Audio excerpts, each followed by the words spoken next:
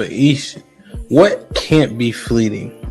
And then you're letting him lead you. It doesn't matter how you feel. Saying he's led by God, but you feel like God is not telling y'all that. Do you still follow him? You said something interesting, Ish. You just said like men don't think the way that women do. So it almost sounds like you don't fully trust their expertise. So how could you successfully be led by So the women? majority of men don't have kids. Y'all are picking wrong. Y'all are literally picking the minority. Every man that's on this panel, y'all have more kids than all of us women. 51% of black men are single and childless. Excuses for the statistics. The statistics don't bode well in your favor. So you say things like, okay, are they shooting blanks? Or they because men, I don't feel like men are overall passive aggressive. The majority of men. Do you think that silence is that passive aggressive? Because we will do that. Yeah, because there's niggas that'll use that as a way to trigger a woman. Like, because a lot of time a woman will tell you, like, when you're silent, it makes me feel like I'm ignored. So a nigga will do that intentionally. Yeah, no, I'm just because I didn't agree with the passive aggressive part until Mary said that. I'm like, okay, I can see men and be like, you know what? I ain't saying nothing else. Will unsubscribing from the Democratic Party help fix Black America? Let's just unsubscribe. No, you got to know why. I don't think so. That's the only thing that get black people together. You know what I'm saying? Like that's shit like that. Shit like that. Shit like Wow. that. What I think will fix is if black people truly understood politics. Because for a guy, because listen, it's so many different reasons for a man to want to hang out with his friends. Adrian, I'm not gonna let that slide. I heard you. Why do you think that it's older single women who share that opinion? Sometimes that's the case. There has to be Explain balance. what White History Month is. It's honoring the achievements of the greatest ethnic group in human history. Wow. I think all of that shit deserves a put them in the bathroom. Would you rather have a whore of a daughter or a gay son? Let's see here. bruh. Because if she's a hoe, that ain't my problem. Hell, she just be a hoe. Shit. That's the whore. Definitely. Like, yeah, is going to college a waste of time? Absolutely. I wouldn't think for biology. It's ridiculous. And can I just piggyback on that? Read this for me, Q. Okay, $5 super chat from Omega Green. Depends. Go for STEM, medical or law. However, if you go for BS degrees like communications, is that supposed to be policies or poli-sci, political science? Poli-sci, okay. Yeah. Or criminal justice, it's wasted time. Final thought. When you take a man's time, it's like taking his money. When you take a man's money, it's like taking his time. Simply put, we want something for it. If you're not interested, don't go out. Sis, hit me up. Let's clear your coochie balance. Do women, should they still be covered by men? Do women need to understand what it takes for men to feel like they should be covered by men? Yeah, absolutely. Like, women don't value men anymore, and it's evident. For women to admit that they're not equal to their men, women have to come to that conclusion that you are not equal to your man. Are you for spanking? Let's go around the room, yes or no. Q, you for spanking? Absolutely. Age. Mm-hmm. Okay, so big kids don't get spankings? You gotta fight them niggas. There's no difference between divorced women and single mothers. The man will, in both circumstances, suffer comparably with no benefit to himself. The benefits don't outweigh the cost. But it's still better to go with someone who hasn't gone through that. It's still better to not choose them. Have men been getting over on household duties all this time? Listen, but I don't touch a trash bag to save my life. So let me ask you, could you and your wife switch roles in what you do versus what for that person hold y'all back or let y'all go? Physically, can't nobody hold me back. Ain't no such thing as a fair fight. But Ish, what can't be fleeting?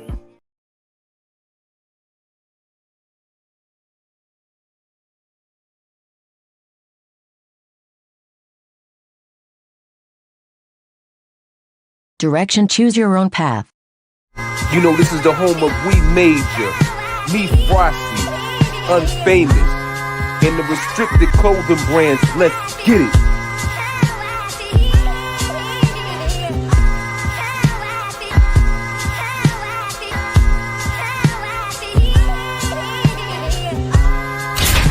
The message is always in the cloth, the colors, the designs, the fit. Basic. Pay attention. Stay alert. And remember, choose your own. Direction, choose your own path. Don't just wear anything. Wear garments that mean something. We got hats. We got sweatshirts. We got jackets.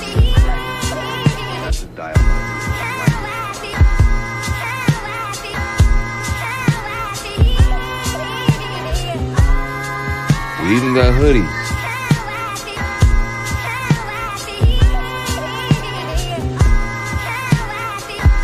Let's not forget our classic tees. Direction, choose your own path.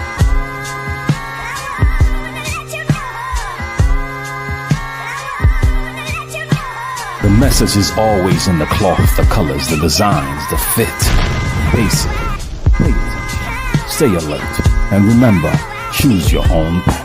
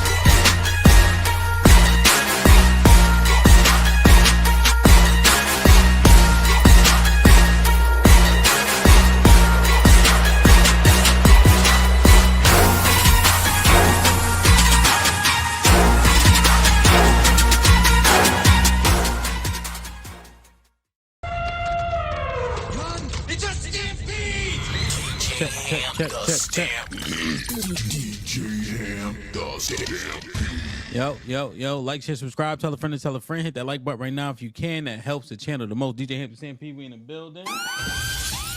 What's poppin'? Mr. Fantastic, what up? Brother. Perfect. Oh, what up? How you? Everything golden? Hey, man, everything good, man? Damn, what's up with the outfit? You feel like you about to catch a body or what? Of course. All black. Feel me? All right. Shit like that. Sean, what's good? Yeah, man, just multitasking, man. What's good with y'all? Grinding, man, doing the right thing. How was the weekend and all that? Oh shit, it was good, man. It was good. Busy as hell. Indeed. Good busy or just shit happening? Oh, good busy for sure. Yeah. Yeah. Oh man, those be the ones. Was I busy this weekend? Not really. Kinda. That's what's up though. Healthy and living, man. Tone, aka TD was popping. Perfect. You on mute? Put him in the fucking bed. You on mute? Put him in the. Yeah, I said nothing much, healthy and living. I'll borrow that from you. I like that. Indeed. No complaints.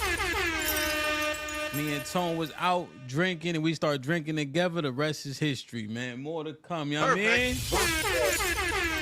Tone down here with me in Texas and he moved from the same place I moved in, you know what I'm saying? That's why I don't believe in free will, man. Everything happened because it's supposed to. You know what I mean? Aaron will be here in just a second and we got a special guest, another special guest for y'all as well. She just taking forever, man. Well, I don't know. Y'all will determine if she's special or not. But yeah, man. The weekend was good. We talked about the big, beautiful bill before, right? But, well, sorry. Mr. Fantastic and Aaron and I in a group chat was talking about it, but then we did another topic instead. You know, so I feel like, and I'm saying feel, that we slightly overdue to talk about these here politics. So as y'all know, when I need edification on politics, I go to Mr. Fantastic, Big Aaron, and of course Sean. You know what I'm saying? So I said, okay, we need to circle back and do it, especially with what just happened in Iran. So let me ask y'all first and foremost. Well, how do I want to start this?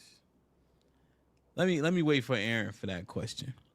Did y'all get a chance though to look up the big beautiful bill at all? Yeah. Yeah, absolutely. Okay. I got a video here I'm gonna play because it's like I think this guy does a decent breakdown, even though I was kind of speeding through it to see exactly what I think the biggest points are for what people are most concerned about. Let me see you in the chat real quick and we get it popping, man. Hit the like button, man. Hit the like button. We got 100 people in the building. We have 40 likes. Let's make sure the likes match the viewership.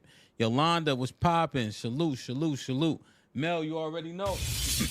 My brother D Majesty in the building was popping. E-Dub in the building. Rebecca was goody. I got Mel already. Mr. JTK was popping. I ain't seen you in a couple days. Hope all is well. Almond Naj was good. Good to see you. Hope you had a good weekend. The Cynical One salute. Clout House was popping. CJ was shaking. Miss Bell's in the building, of course. AC was good. My brother James in the building. Always holding down the Discord. Missy T was popping. Ezekiel in the building.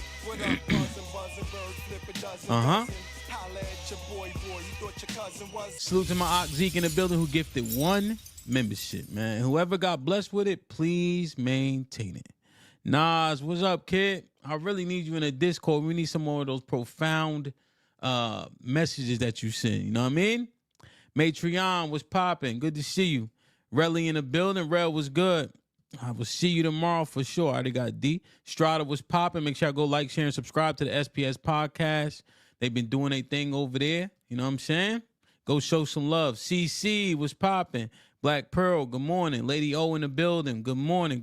Black King, salute to you. Curtis was popping. Black America, what up, though? Bino in the building. I like it. Quincy in the building. Miss Jilly in the chat. Say what's up to Miss Jilly in the chat, please. Tommy was popping. Cali Bev putting in work. I like it. Homeboy, Shalawam was good. Like, share, subscribe, man. Royce in the building. Cloud House been a member for 7 months. Mr. Fantastic knows Iran is no threat. There's been a lot of mixed messaging regarding that. That's for sure, man. King was popping. I ain't seen you in a minute. Hope everything is everything. Daily. Shit like that. With the $2 super chat says, shit like that. This might be risky. Patches on sale. Patches? What you mean? I don't know what he mean. JT was good. Big Lee in the building. Salute. Drabo, of course. Melly Mel, of course. Dallas was goody. Good to see you, man. Like, share, subscribe. Tell a friend to tell a friend. Hit that like button right now if you can. That helps the channel the most. Tiff, what up, though? Perfect. Shit like that. What's good? You on mute? Put him in the fucking bedroom. Get him out of here. Hey, good? Hey, how are you? Good, man. I'm doing the right thing. How about you? Oh, damn. Everybody got black on. What's it? Okay, everybody got the same agenda today, huh? Dirtfeld, church bells, and slow songs. Okay, I like it, man. Mr. Fantastic. Hey, Tiff, when I told Mr. Fantastic you was coming up here, he sucked his teeth. What you think that mean? He ready to get that spank. He done had him loose too long. He done been loose too long. You talking shit, Tiff? That doctor didn't survive that slapped me at birth. He in the casket right now. I'm not the doctor though.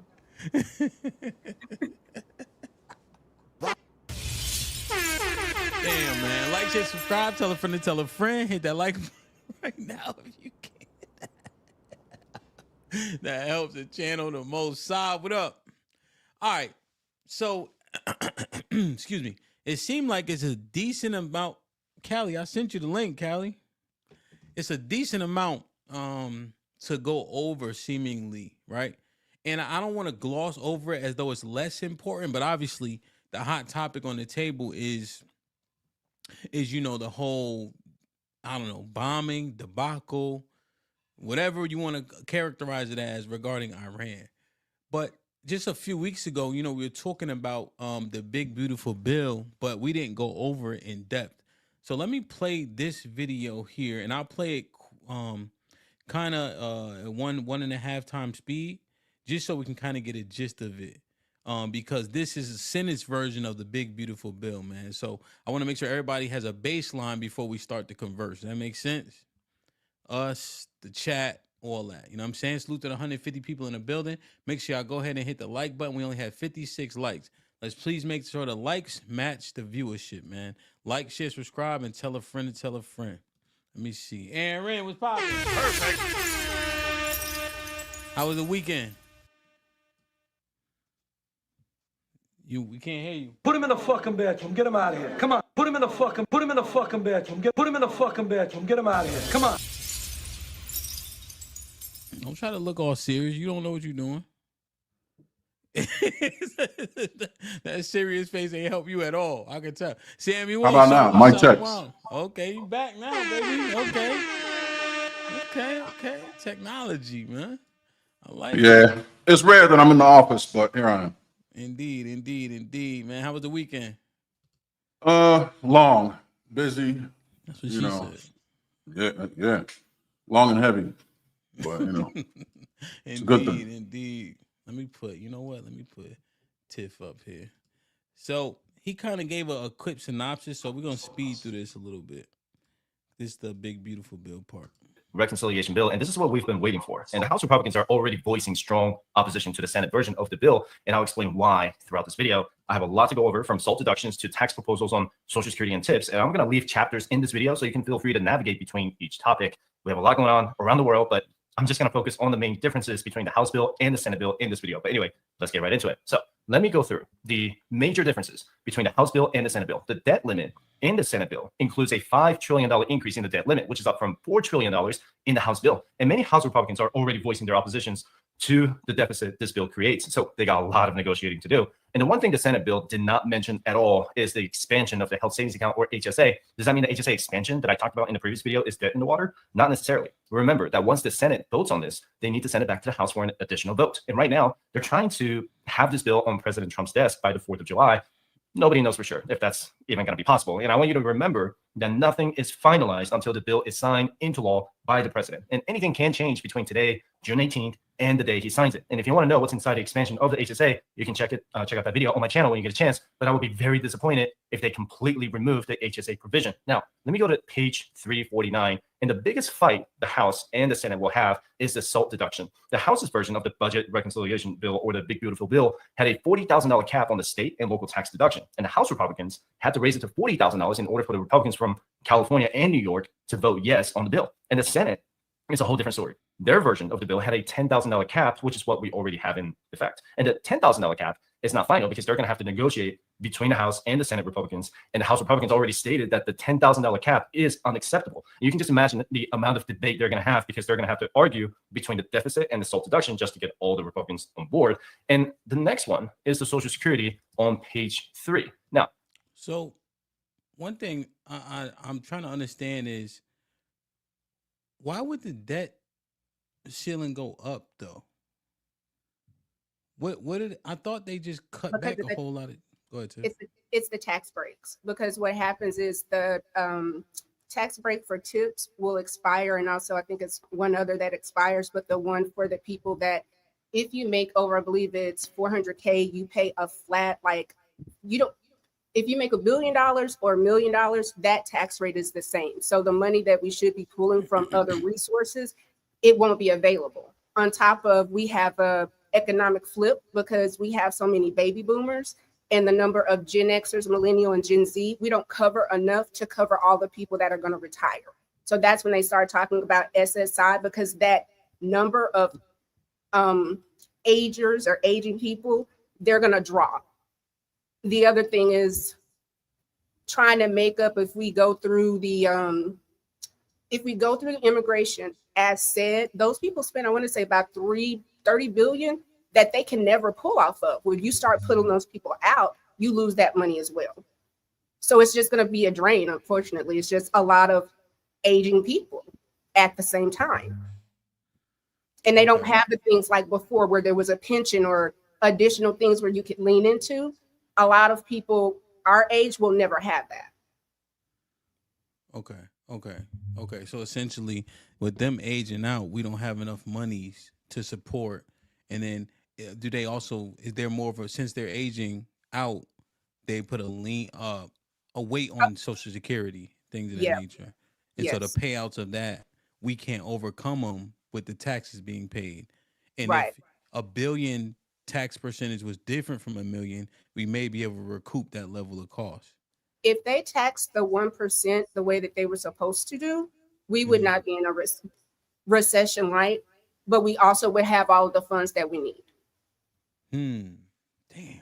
And that's why you have people fighting against that tax code, because we understand the tax cuts that he did in 2016, they weren't permanent, they're expiring. So since they're expiring, that's why you see this push to try to get this big, beautiful bill passed, because he went in there with an agenda, and I'm sure he has some people that this is what he ran on. Ms. Fentap, you want to say something? Nah, so she's mostly right. Is that those people, that's who the Social Security was meant for, right? So these are literally the people that were the first payers into it. So, and you had less people in the population, you had less people in the workforce, and they didn't plan for people living this long. So it's not just that. And so like I'm saying, I'm not saying she's wrong, but it's just like little nuances and things that are carrying heavier burdens, right? So you have the older people living longer, right? And they aren't working. And now you got a whole new generation of kids that don't want to work and people that don't want to work at all. So what's happening is it's been dead in the water for so long. They've been saying, I think they projected by 2060 or something like that. Don't kill me on the date. But somewhere around that time, they said the SSI is going to be Social Security is going to be completely totally bankrupt. So basically what they're trying to do is kick the can down the road with this one, being honestly, instead of just abolishing the program and being like, hey, we need to create something new, because that's going to take way too long. Go ahead, Sean and Tiff. If they abolish it, do I get my money back? Because I've been working since I was 16. Like at some point, and my issue with us when we have the SSI conversation is a lot of times, let's take Elon Musk, where he tried to sell that SSI was like this benefit. We pay into the system. If you've been working, you've paid into the system. And it's like, if I was paying into something, you'd be like, oh yeah, you were giving me money, and I know I promised you your money, but yeah, and I ain't got it. Like, nah, it's a whole bunch of people. You're gonna have to answer to that. Well, no, you're right. I'm not disagreeing with that. But that's what I'm saying. You paying into it, you're literally just wasting money. Is where either way it goes. So either way it goes, you're gonna lose. So if we still got SSI, and by the time you get to that age, there's gonna be no money there. So what's happening is, like you're saying, so instead of everybody to keep taking that L and money to keep taking that's not going to end up being anywhere anyway. You know what I'm saying, the net of it is a better loss to just cut all your losses now and try to do something where, like, people like you and myself, that's the older people that are paying into it most, you get a flat fee payout versus absolutely nothing at all, but you're not gonna be taken care of, you know what I'm saying, indefinitely in your whatever. What's retirement age now? 66 and a half or something? No, they're 67. Yeah, like 67 or something. So yeah, that's what I'm saying. 72 though, and I hear you. I think that this is, again, something we can come back, because this is not an SSI type of conversation. I think, again, we're just talking about policy and what's going on. So we can proceed. We can have an SSI fight if you want to, Mr. Fantastic. I ain't had a conversation with you in a year. I see you've been up here with these stats, running amok. I saw you Friday, sir. Running amok. Go ahead. Yeah. So for the record, you asked about the debt ceiling, right? Yeah, the debt ceiling really is really just discussing like how much we're allowed to borrow, the U.S. pretty much. And one of the biggest points of contention is that the Republicans have always been about the debt and the deficit and talking about how it's been getting out of control. The tricky thing with that, especially right now, is the debt went up a lot under Trump. Now, a lot of it was necessary in terms of injecting liquidity into the market and things like that. But, it did go up. And then now, some of these things that we don't talk about, they're going to adversely impact the debt again, which means the debt ceiling would have to, be risen again. And so, that's why it's important. And so they try to just, some people want to abolish the debt ceiling, and some people want to say like it should be there just to rein us in to make sure that we don't do too much. So that's what the debt ceiling is about. Okay.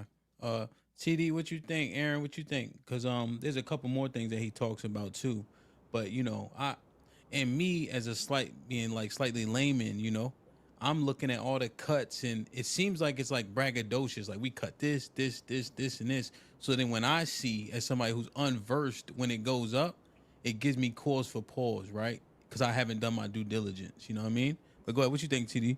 Yeah, I mean, for me, it's more of a, you put a lot in these bills. Republicans, myself financially probably would aim more towards a Republican, but some of the policies and things they do towards, our race and just people in general, the wealth gap. I think that's one of the huge problems that we got as a nation. The wealth gap. You got folks who are not used to be. You build a middle class, so you have more taxpayers, but now it's more so punish the middle class, and you're keeping the poor folks from even entering the middle class. But the rich is continuing to get richer, and you're giving them tax cuts, which contributes to the deficit that we're talking about. That we're not generating that type of money as a country because the rich are just keeping it and finding ways to keep it.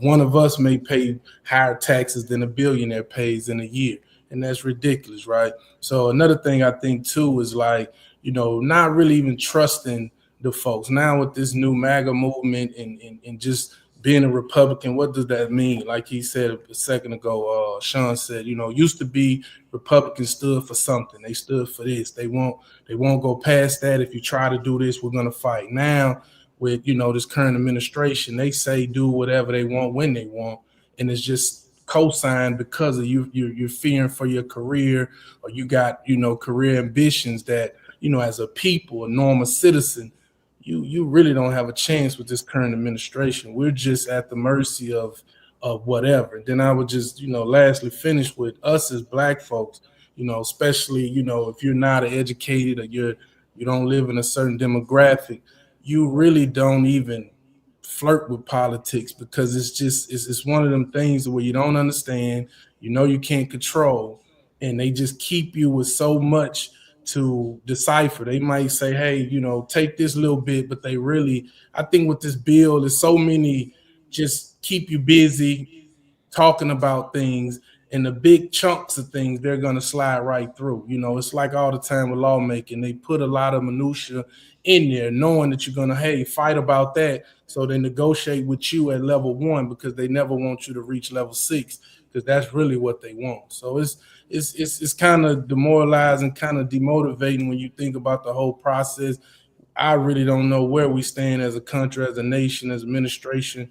It used to be you could pick a side. You can't even pick a side no more, because if you pick one, it's going to continually move conveniently how they see fit. So, I mean, it's frustrating to say the least.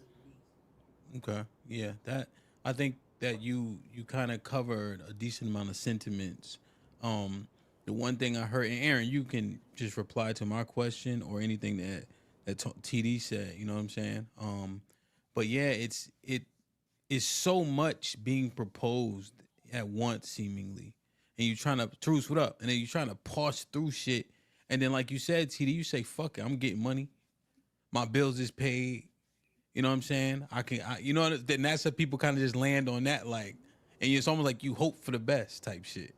And I mean, I wouldn't say that's the mentality. I just think that's all you can do, because even us right now, we can become activists and fight until we blue in the face, and nothing changes. And I think they play the game of introducing 1,000 things and get you fighting over 10, but the back 10 is with the ones they never want you to touch. So it's a lot of it's a lot of stuff going on that we can't see from this level.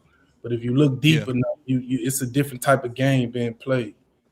Yeah, but that's all bills, man. So I think you're speaking to something that it's not just Black people, it's Americans in general. I'm looking at this bill right now, and it's 47 pages long. Okay, nobody's gonna go through that.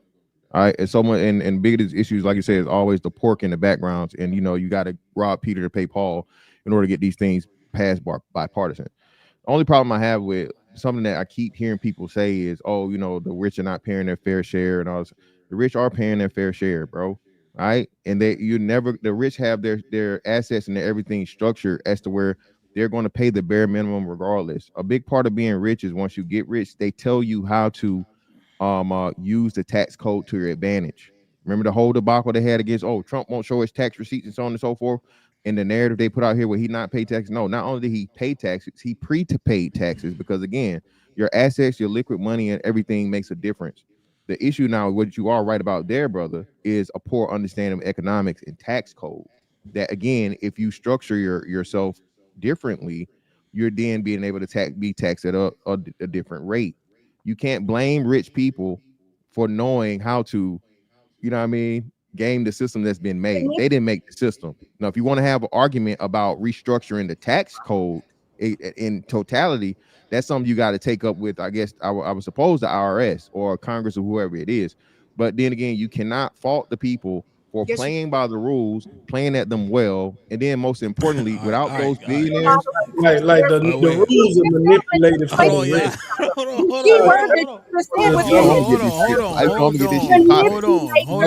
You know I'm gonna set it off. Yeah. Hey, all right, hold on. Everybody, hold on. Tiff. Come on. I don't want to start this early yet. I want to laugh too, but let me get a little bit more water intake in so I can laugh. You know what I'm saying? I ain't even get to it. So let me just show y'all this before y'all start going. Look at TD. Look at TD. Look at Tarus. He looked disgusted. I ain't never heard a dude so wrong in my life, bro. Aaron ain't even talk yet. Yo, y'all gotta chill. All right, so just let me show y'all this. I ain't even get through 3 minutes of the video.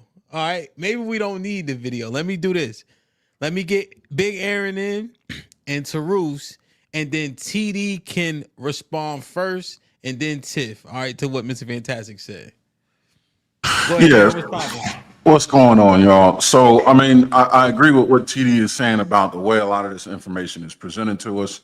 They are hiding a lot of the pertinent details in the minutia that they give to us, expecting not with any expectation, but with the hopes that we don't see what actually matters. Yeah, they 100% do this.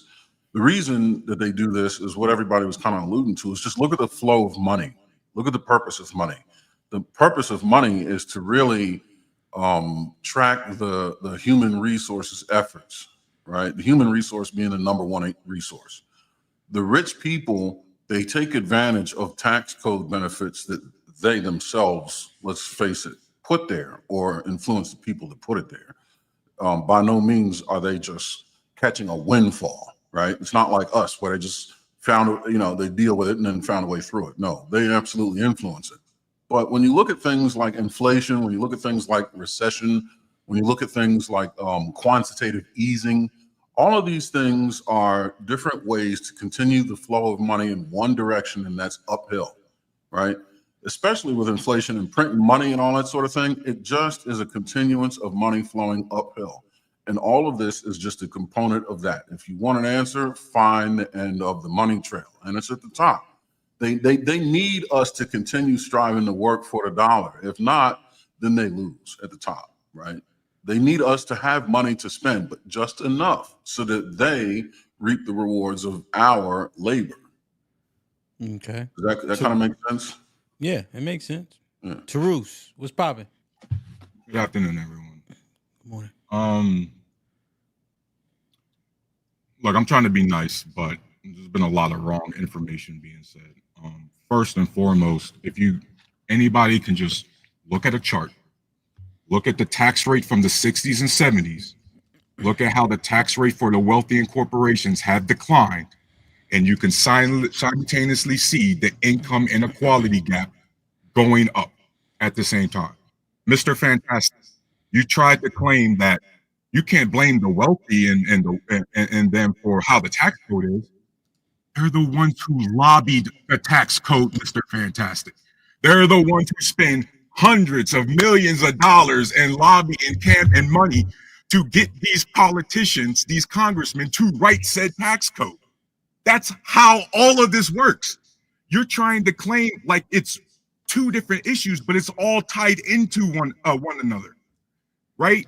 Look at, and you can tell that the tax rate and the tax code and the tariffs are all related because, look how pissed off all the wealthy people, the old white money, not rich white money, old white money got at Trump when he started the trade war. Not because of the stock market, which they all can manipulate. You know what they can't manipulate? U.S. Treasury bonds. When foreign countries start offloading bonds, they can't manipulate that, and it's a damn shit show. That's why everybody started jumping down Trump's neck. So you guys got to understand, the wealthy, the corporations are the ones who created the tax code. It's one and the same. All right, my bad, man. No, hold on, Tiff. That's a good stopping point, right? So that makes sense to me, right? I want to get TD and Tiff in. TD, you remember what you wanted to respond to what Mr. Fantastic said? I'm riding with the warlock. Nothing need to be said. So Tiff, I was Tiff and Aaron, Tiff and Aaron, but listen to me real quick, right? So I'm listening. That makes a lot of sense, Truth, right? It's like one and the same, right? Essentially, I'm not saying Mr. Fantastic agrees, but now here's where I put myself in it, right? So I'm married, right? My wife, like, she helps with the business, you know. She was thinking about going back to actual work, using her PhD and all that shit, right? But generally she doesn't work, you know. So my taxes, when we file jointly, are predicated on her income. So even though if I make whatever, but we get taxed at like a, 10-12% rate because she not bringing in the income. So you know what I mean? Is that wrong of me to do? Because I should be getting taxed upwards of, I don't want to talk, but you do understand that married filed jointly, we get a higher tax break anyway. Right. We get a higher tax break because it's 2, but also we get taxed on her tax rate though. So like they're going to tax whoever has the highest income. The income is based by marginal tax rates. Yeah. No, 100%. So I get taxed, right? But so and we looked at this, the benefits of marriage, right? True, because we were literally like, what the hell are the benefits? We get to default to her tax rate though. You see, although they do tax whatever money there is. Yeah. I'm not for. Yeah, 100%. This is like one of the things me, Aaron, and Mr. Fantastic looked it up because we were saying, how can we help men see marriage is good? Right. So this is like one of the things. So now I'm supposed to get taxed upwards of 20-30%, but instead I'm getting taxed at 12 because we can predicate it off of hers. Am I wrong for doing that? No, because that's, first off, that's how the tax rate is structured. Okay. Secondly, that's how the tax rate has always been structured. Real quick, y'all know that's how when you file your taxes, when they have like the general returns, like I think it's the minimum is like 24% or something like that. If you fall under that tax bracket, you automatically get put in there, HAMP. And HAMP, that's been like that for decades. He's head of household too, though. Wouldn't it be different? Because it sounds like. Remember, head of household only really applies if she's the only one making income. Okay. Yeah, you can't file head of household, or you separated. If you're separated for over, I want to say 3 years, living in different what's the name, then you took both parties and file head of household. Exactly. But it's like extenuating circumstances. Married couple, you don't file head of household. Well, HAMP, I wasn't going to I wasn't trying to move the needle. What I was going to say when Torres talked about the U.S. notes being sold, the greatest gag was Canada was the one that started selling those treasuries because we had really pushed them to a brink. So because they're our ally, once Canada started to sell, all other countries didn't have to get into it. But essentially, that's when you saw him walk back the tariffs because Canada, I think we did not realize how much their money is infused into our economy. Tiff, did you see that once Canada started unloading the U.S. treasuries, Japan unloaded the most out of every country? Japan unloaded the most U.S. treasuries, started making everything. It was scary. It was scary. It was. Can I say it was scary, Howard? All right, so first and foremost, all right. Real quick, final response. Aaron, did you get to go? No, I just kind of wanted to agree with what Warlock was saying about Is it a reiterating? It was a continuation, but no, go ahead. Let's Okay, because I want to kind of keep going down the rabbit hole. Let's do it. Okay, So the go ahead, tech, Mr. Fantastic. so yeah, of course, rich people do everything, bro. What are we saying? They do the same thing for the food industry. They do the same thing for the dairy industry. They lied to us and had us drinking fucking milk with that shitty ass pizza in what's the name? Okay, milk is horrible for you. Cow's milk is horrible for you. You don't have to Damn, kill Tiff, it. I didn't cut you off. Hold on, I didn't cut Mr. you off not one Fantastic. time. Let me baseline it. Hey, as much as possible, right? I know the interjections are right at the tip of our tongue. Pause. Right, but it would behoove us in this type of conversation where I am saying that the majority of people are in the same boat I'm in, where they kind of work, try to do their best, provide for their family, buy shit they like, buy the assets we understand. But I think you guys have done more due diligence than most people. So in order for us to get the most out of the conversation, we have to be turn based almost. Go ahead, Mr. Fantastic. And then I want to move on and just hear what else he says. Because Tiff, he's about to talk about the Social Security, and then the tip tax is coming up right next. Yeah, so all industries and all things, rich people move the thing everywhere, whether it be here in a democracy or in other places where you got oligarchs, right? Rich people move, so I don't even know why we're talking about something that's the rule. Like Hamp said, you can take advantage of it too. If you set yourself up and you open an LLC or S corp, you open a business, you can take advantage too. It's just the fact of the matter that most niggas don't. Okay, they don't do it. So if you do not take advantage to the motherfucking shit that's out here and available to you to use, that's your fault. Stop throwing rocks at the rich people and stop being mad at the rich people for being rich. Y'all are really starting to get this communist Marxist feel out here, bro. As to where, hey, the rich people are the bad people. When again, the rich people create the jobs and create the businesses and the things that you want to buy, and the same to all the shit you spend your money on. Did Epstein create something you wanted to buy, Mr. Fantastic? Did Trump create something you wanted to buy, like Trump steaks or anything like that? Well, not me, but he has plenty of. No, well, those were bankrupt, so clearly nobody else wanted to buy it either. Well, he had a line of hotels. I don't know how long, and a lot of different other products that were. It's just kind of, Mr. Fantastic, it's kind of crazy you bring up Trump, who, if you did your research on Trump, you know banks actually have him on an allowance because Trump is one of the rare people where it costs banks too much money to take his stuff. You understand that? Like they have to put Trump on an allowance because it would cost too much money to foreclose. To fight him in court. That's a sign of somebody who's not good. And by the way, Mr. Fantastic, that's the whole point of government regulations, so that we stop bad actors from trying to manipulate the tax code. For example, Mr. Fantastic, here in Cleveland, Ohio, make it concise, all right? Make it concise. I live in the Rust Belt state. The wealthy people are the ones who made the argument to the American people, hey, you lower our taxes, we're gonna save you money overseas. Mr. Fantastic, they closed all the factories legally and sent them jobs overseas. The government job is to prevent that from happening with protectionist policies, to prevent that from happening. So yes, we can blame wealthy people. And I'm gonna end it there. Just one real quick. And what was the point of the tariffs, Tarus? Now tell everybody what the point of the tariffs were.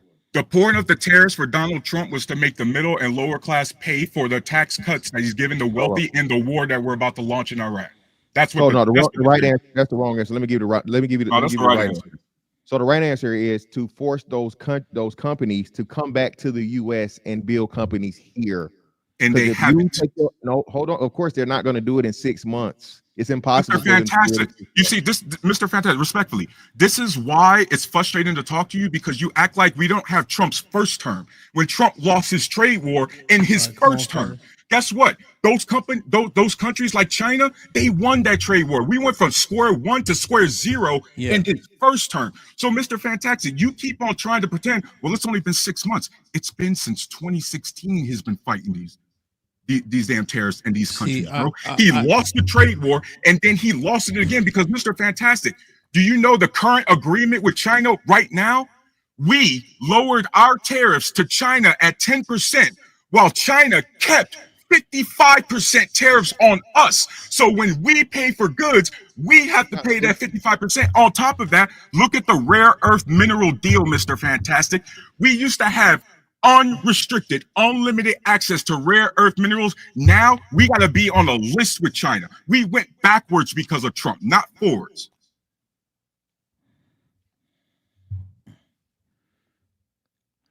All right, so see, this is interesting to me, and I'm trying to I'm trying to find a happy medium between going on and letting y'all kind of parse through it. You know what I mean? So let me read these couple. Ezekiel with the $2 says, hit the like button. That's a fact though. HQ was popping with the $2 says, here goes Mr. Fantastic with the gaslight. Fat Boy for Life with the $5 says, salute to the panel, great topic. Fat Boy, salute, man. I'm glad the baby came out safe. Fat Boy had a baby, 6 pounds, 8 ounces, just got married. He doing the right thing, man. Gloria with the $5 says, majority of black people lean left, socialist. Thanks MLK who introduced communism mixed with the civil rights movement. Like, share, subscribe, tell a friend to tell a friend. Hit that like button right now if you can. That helps the channel the most.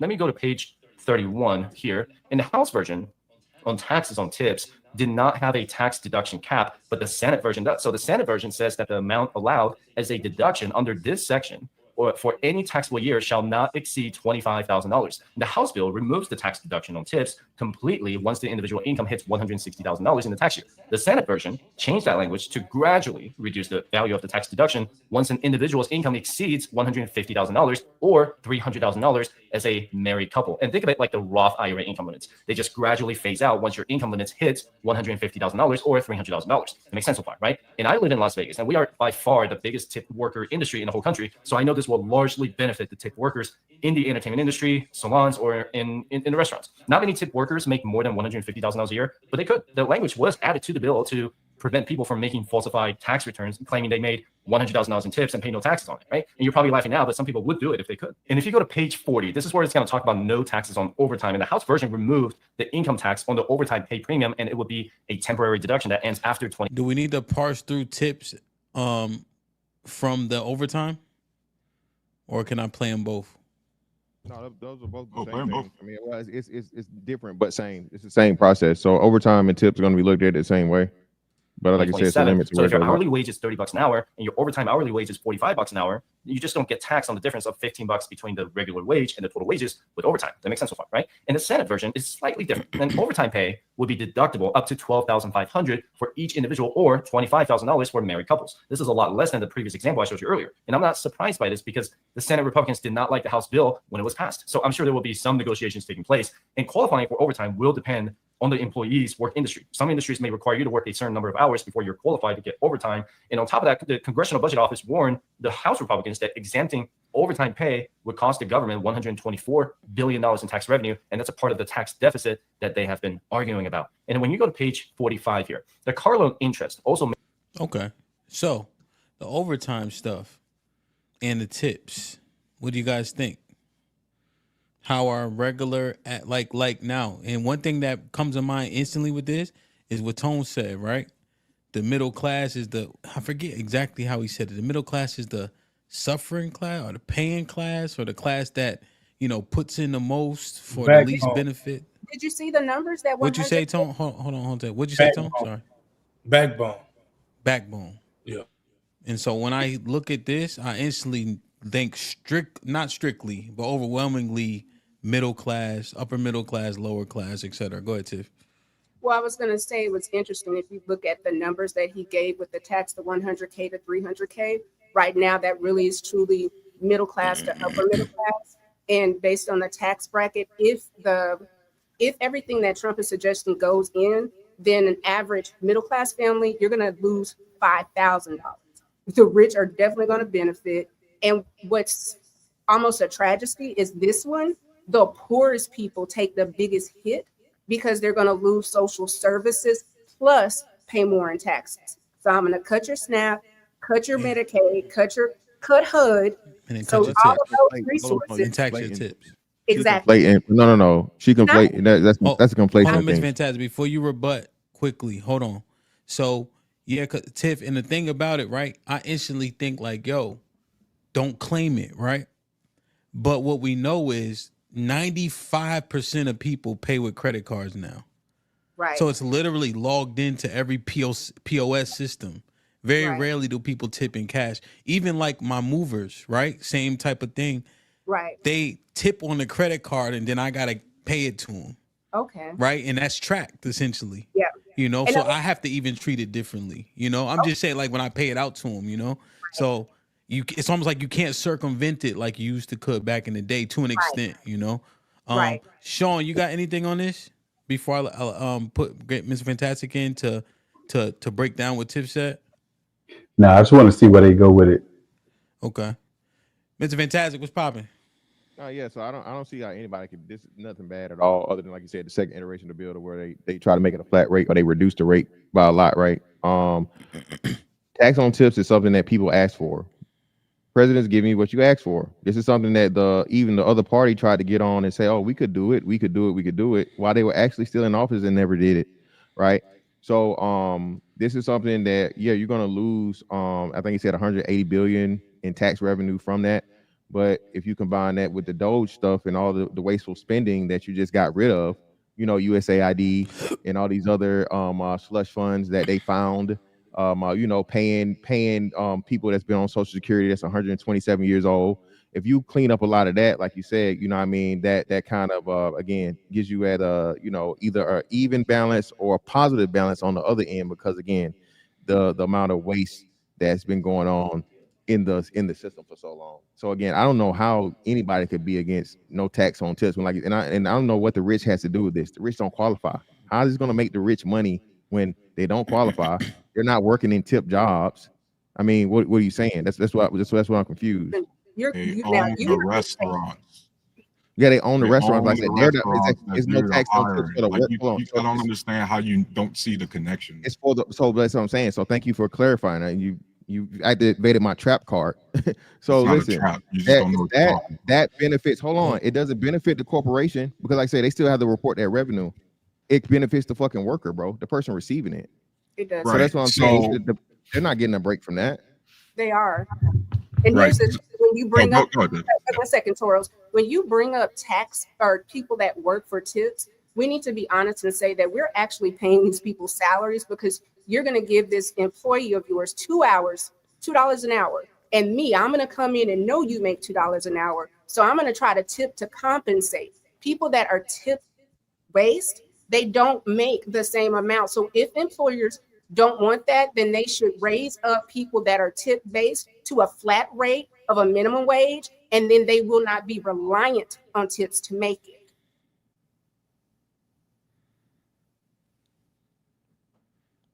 I don't know. What we have where people just refuse to be honest with is, I don't think wages have gone up since maybe the 2000s. It's 2025. Everything else costs more. The only thing that hasn't gone up is people's salary. And when you look at everything that's happening and you're trying to tax people more on a salary that's not even there, but we continue to line the pockets of the 1% because there's this ridiculous dream, as in fantastic, well, you could beat the tax system too. Nothing from nothing leaves nothing. So if I don't have anything, I can't manipulate the system. Manipulation is not honest. That's a lie. Then you said you can also, the government gives you what you want. Do they really? Because on top of you taking my money, I didn't ask for this war that we're in. In fact, I thought we voted for him because he was going to stop the wars and fix the taxes. We're not in a war. And secondly, again, we had this saying when I was in the Navy. It said, choose your rate, choose your fate, right? You chose that job. If you chose to motherfucking be a waitress or a waiter at motherfucking Applebee's, hey, that's your fault. All right. I don't want to hear you complain about you working for less than minimum wage and then having to depend upon people tipping you. Tipping is not a mandatory. Okay. It's discretionary. And that's a problem. And if you've ever been anywhere outside of the United States, that shit is like almost exclusively a United States thing. It is. So I'm gonna say it again. So I feel I have no sympathy for a person that wants to take their ass and work a job where they have to depend on somebody else's generosity. Okay. That's their Well, fault. then why do you care about this topic? Hold on, then? Terus, Like, this doesn't do, make any sense. Let me do man. a little bit in order though. Let me get TD, Sean, then Terus. Yeah, I would say, Mr. Fantastic, you know, folks like you is dangerous. You know, just to hear you speak, like you don't care to even attempt to understand and see the other side. Like I can use myself as an example. I stay in a $2 million house. I drive a $150,000 car. Me personally, the policies, I've never been on food stamps, none of that. But the policies that I probably align with is more Republican. But when it comes to people and what's right and wrong, it forces me to go a different way. I hope you a billionaire. Are you a billionaire? Are you a 1%er because you show champion and cheer for them like you are? Because folks are out here starving, and that same $2 a person that's working is the same person you go in the restaurant and want your food hot, you want your tea with no ice, you want extra cheese on your eggs. Them same folks that you're telling it to are the folks that's doing the job. So somebody has to do it. Everybody can't go to college. Everybody didn't have it laid out for them. So it's folks out there struggling and not by choice. So you sound like you sit on this high horse and you just look down and you just spewing out nothing but negativity. If you're broke, it's your fault. If this happened to you, that's on you. Like you, I don't know you. This is my first time on the show, first time on the podcast, period. But just hearing your tone, it's like you don't even debate to understand. You just got one. It's no talking. There's no reaching you. Like you with the nigga and the motherfuckers and your cussing and the gangsters. So you got the gangster, the sophistication, the education. You got it all in one package, and that shit flawed to the bone. You know, I don't know. You never seen. You don't. But that shit sound flawed. You know, you dangerous. Folks like you is real dangerous. Like we gotta be. If you talk to most 1%ers, they agree they should be taxed higher. It's only a certain few that control the narrative that continues to get the codes and the breaks. But the most of them, they're gonna use it because it's there to use. Their accountant's gonna make it happen. But they agree they're not paying enough. They agree the deficit is becoming too much. They agree the gap is becoming too wide. So this is folks who, if you really look on both sides, you will see everybody don't agree with let us continue to get rich and continue to let the poor get poor, because you know it's gonna come to a head sooner or later. All right, you done, brother? All right, great. So yeah, I do cuss. I'm a sailor by trade, brother. I'm a grown ass man. Marine, so I don't give a damn about no sailor. Again, brother. Okay, all right then. So I don't give a fuck either, right? So I don't know why you trying to, you know what I mean? Get that box. Now, brother, I didn't cut you off not one time. I didn't cut you off not one time, fam. So like I said, brother, thank you for humble bragging about your $1.2 million house and your $150,000 car. Agree, yeah. Shout out, brother. Congratulations, brother. Congratulations. Now, what I'm gonna ask you is, how much do you overpay in taxes just out of the kindness of your heart every year? I can answer that for you. $0 fucking dollars. So you're a fucking hypocrite doing the same exact shit that you say, oh, I wish. You're not motherfucking going around here and fucking giving up all that wealth and all that fucking extra money out of the fucking kindness of your heart. You're the exact person I'm talking about, brother. You're the 1%er. You're the 1%er, okay? That takes advantage of the same shit the way you say, oh, I can see and I understand, not this and not that. Well, brother, unless you out here like Oprah, you get a car, brother, you are the person I'm talking about. So you're welcome.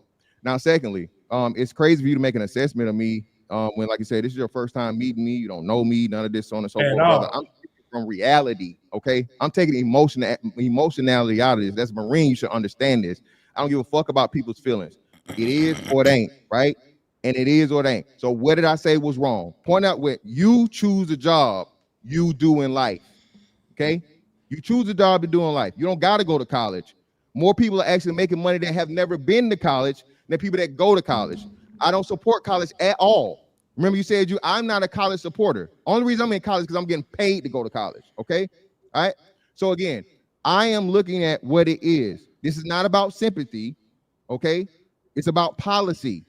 The policy says this, and as a person that I promise you, the way you're talking about the people you promise, I promise you, the people that are getting taxed on their tips, they're 1,000% for this part of the bill. They don't want to hear shit else.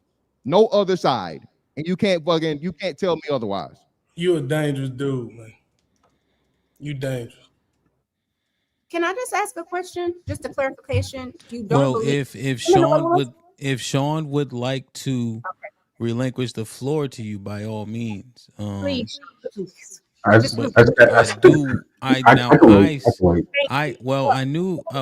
selfishly do want to hear Sean and Tarus speak, Tiff. So what I would ask is that I know y'all all got all black on, so I'm treading lightly with y'all. I don't want no smoke. I just want to know how you go to college. Let me finish, Tiff, please. If this ain't Dead Presidents, I know you got the audition right after this. But if you wouldn't mind just keeping it concise, I appreciate it. Go ahead, Tim. How do you say you do not believe in college, but you're going because you're getting paid? You did just say that. I don't believe in the college thing, but I'm going because I'm getting paid to go. Is that What? a real hard concept for y'all to understand? I just answered. So let me answer Hey, you. Tarus, you got to go put on a black shirt, Tarus. Well, let me answer the question. Let me answer the question. You ask me the question. Let me answer it. So for you low IQ motherfuckers that can't understand, if it's something that I get paid to do and it's easy to do, even though I don't want to do it, who's not gonna do it? Do you? If I fucking paid you, hold on. If I paid you thousands of dollars, Tiff, hold on. Let's just walk this down. Tiff, we are. So hold on. I'm getting paid to do something that other people pay hundreds of thousands of dollars to do. I'm getting paid to do it. Why would I not do it? So what you're saying is you do see value in a degree, and what you also have to No, I see no value in it for real at all. I don't need it. I don't even need it. That also has helped many of people. So how you go to college, if you go on a scholarship, there are several ways that a person gets education. That's the minority of people. Hold up, this might be risky. You're the minority. You're the minority. This might be risky. You're an anomaly. Hold on. You are an anomaly.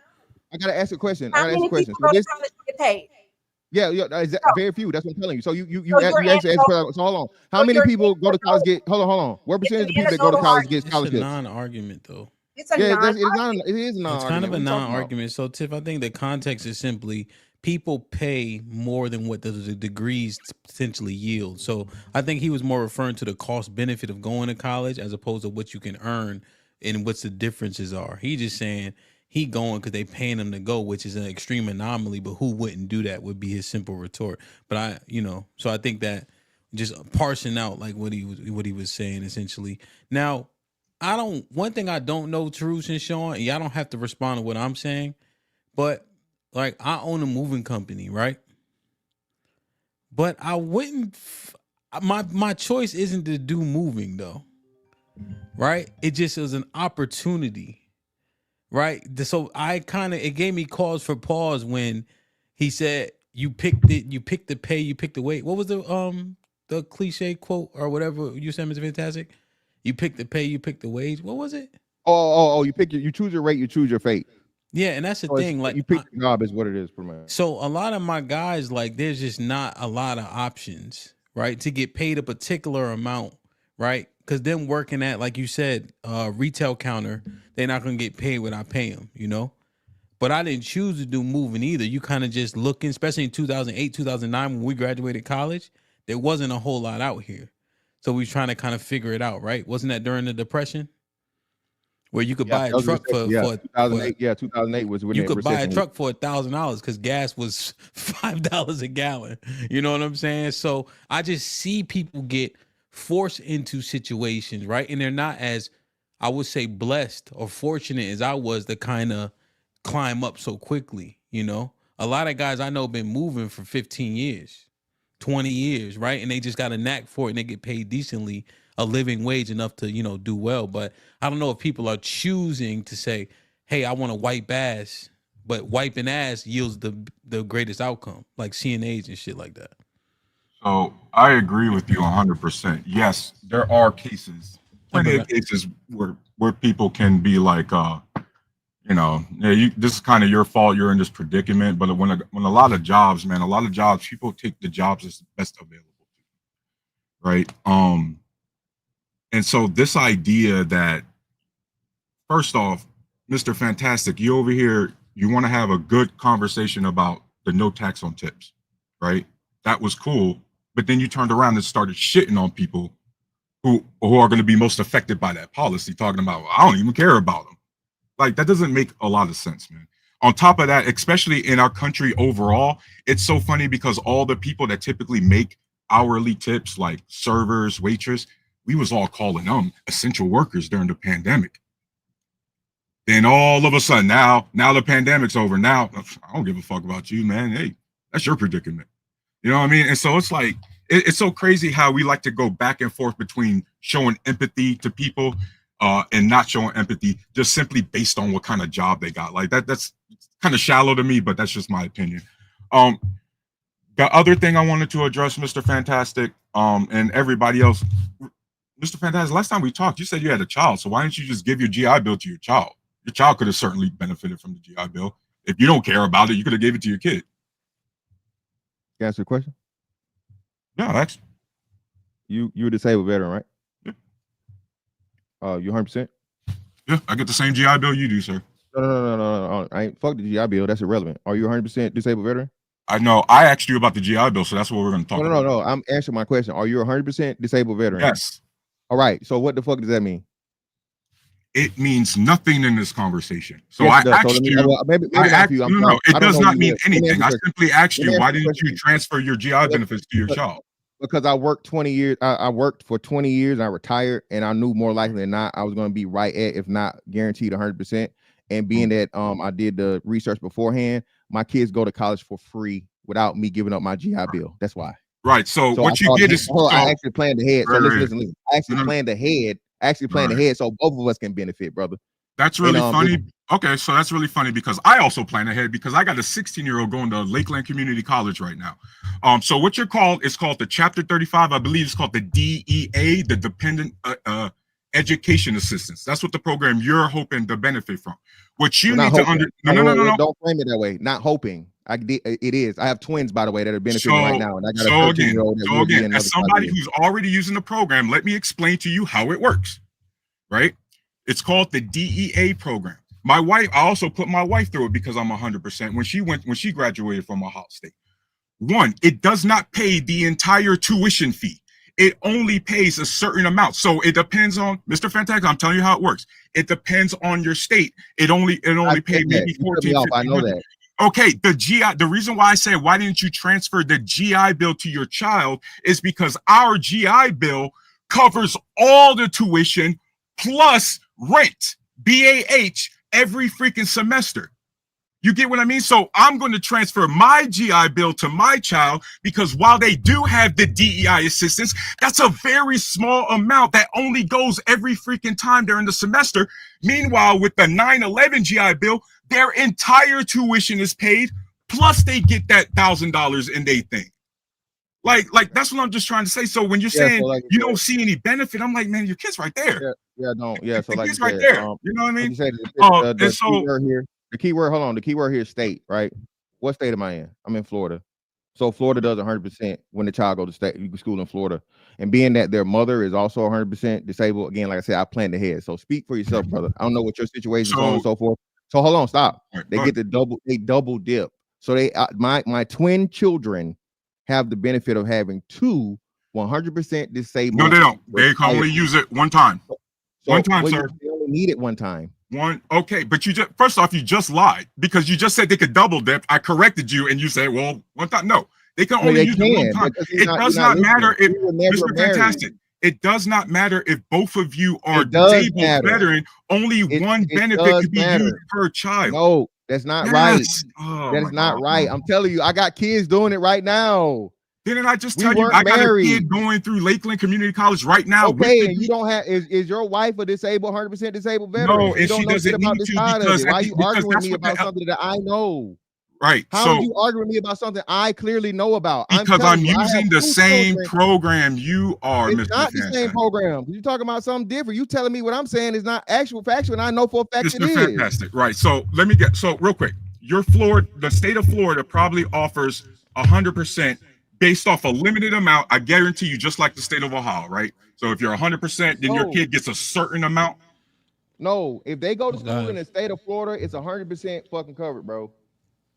I thought it was only Texas that did that. When I'm looking at it right now, and it says there's a cap. Yeah, so this seems more exact to you guys' situation. I don't know if most people can benefit from the conversation you guys are having unless they are in that particular circumstance. But I know we want to make sure we share the right information for those who can.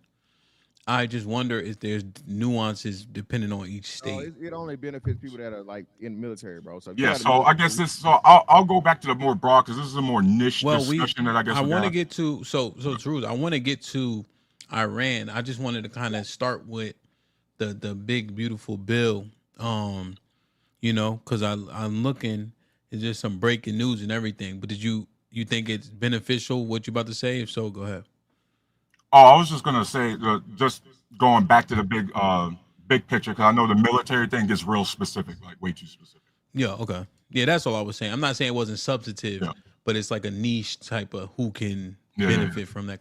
So, Sean with the $5 says, Warlock, why did Biden keep the same tariffs from Trump first term then? Too easy, Sean. Here's real easy.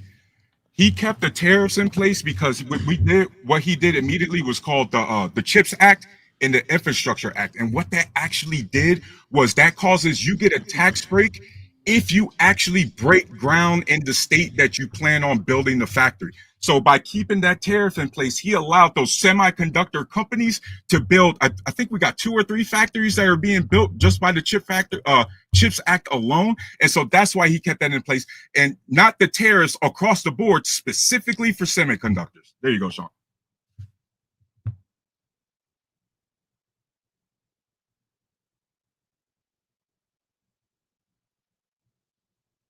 Did everybody see the update that Kuwait and Qatar just got hit? That's just saying. Hold on 1 second. Shout out to HQ Reacts for the $4.99. The bald dude is right. Taxes going up for us to pay for the rich people tax cut in this war. Trump just effed up the rollout. Shout out to HQ Reacts again. BB had Orange Thug on board for war even before election. I don't know what that means. Netanyahu had Trump on board. Who's BB? Who? Netanyahu. Oh, okay. Okay. I got you. Dodgeball found 60 million in fraud, not worth the cost. Well, if you multiply 60 million per year, add that up. Okay. Stop it. Yeah. In regards we talking about this. That's literally what it is. But okay. Sean Brewer again for $2. Thank you, brother. You can tell who runs businesses and who don't. Shout out to Granville. What's going on, bro? Didn't this motherfucker just say a $2 million house with a 150K car stunting talking about fantastic? Hey, man. Hey, shout out to him, man. Shout out to CJ Spar matches for the 2. I'm 1,000% for no tax on tips bill. Like I said, shout out to CJ. Like I said, in Vegas, one of those people that are benefiting from this. I don't think anybody's gonna argue. Like I said, fantastic, right? Shout out to Sean Brewer for the 20 ball. The 1% pays. The 1% pays the most taxes in America. People let me read, nigga. You don't got no inflection or nothing, nigga. Sean Brewer with the 20 ball. What's poppin'? Sean says the 1% pay the most in taxes. And American people not real in America, people not real NBA players pay almost half of their income in taxes. So please stop saying that the rich folks not paying taxes. Elon paid billions in taxes. You paying pennies in tax to rich people.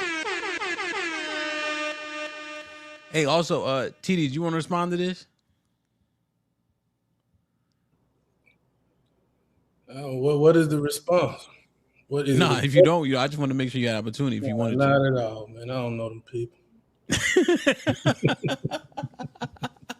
Hey, yeah, I think when you said it, I simply heard you saying, "Hey, I'm subject to the people who benefit from not having to pay the weight of it." But I understand the implications. It's just really the empathy to folks who are lesser than you. Like, I'm not that's going. What I heard. I didn't hear some you things gonna benefit me, and it's still not right, so I'm still not gonna co-sign it. So that's all. It's nothing to stun on. Everybody getting worked hard. Folks in the military got businesses doing their thing. So it ain't.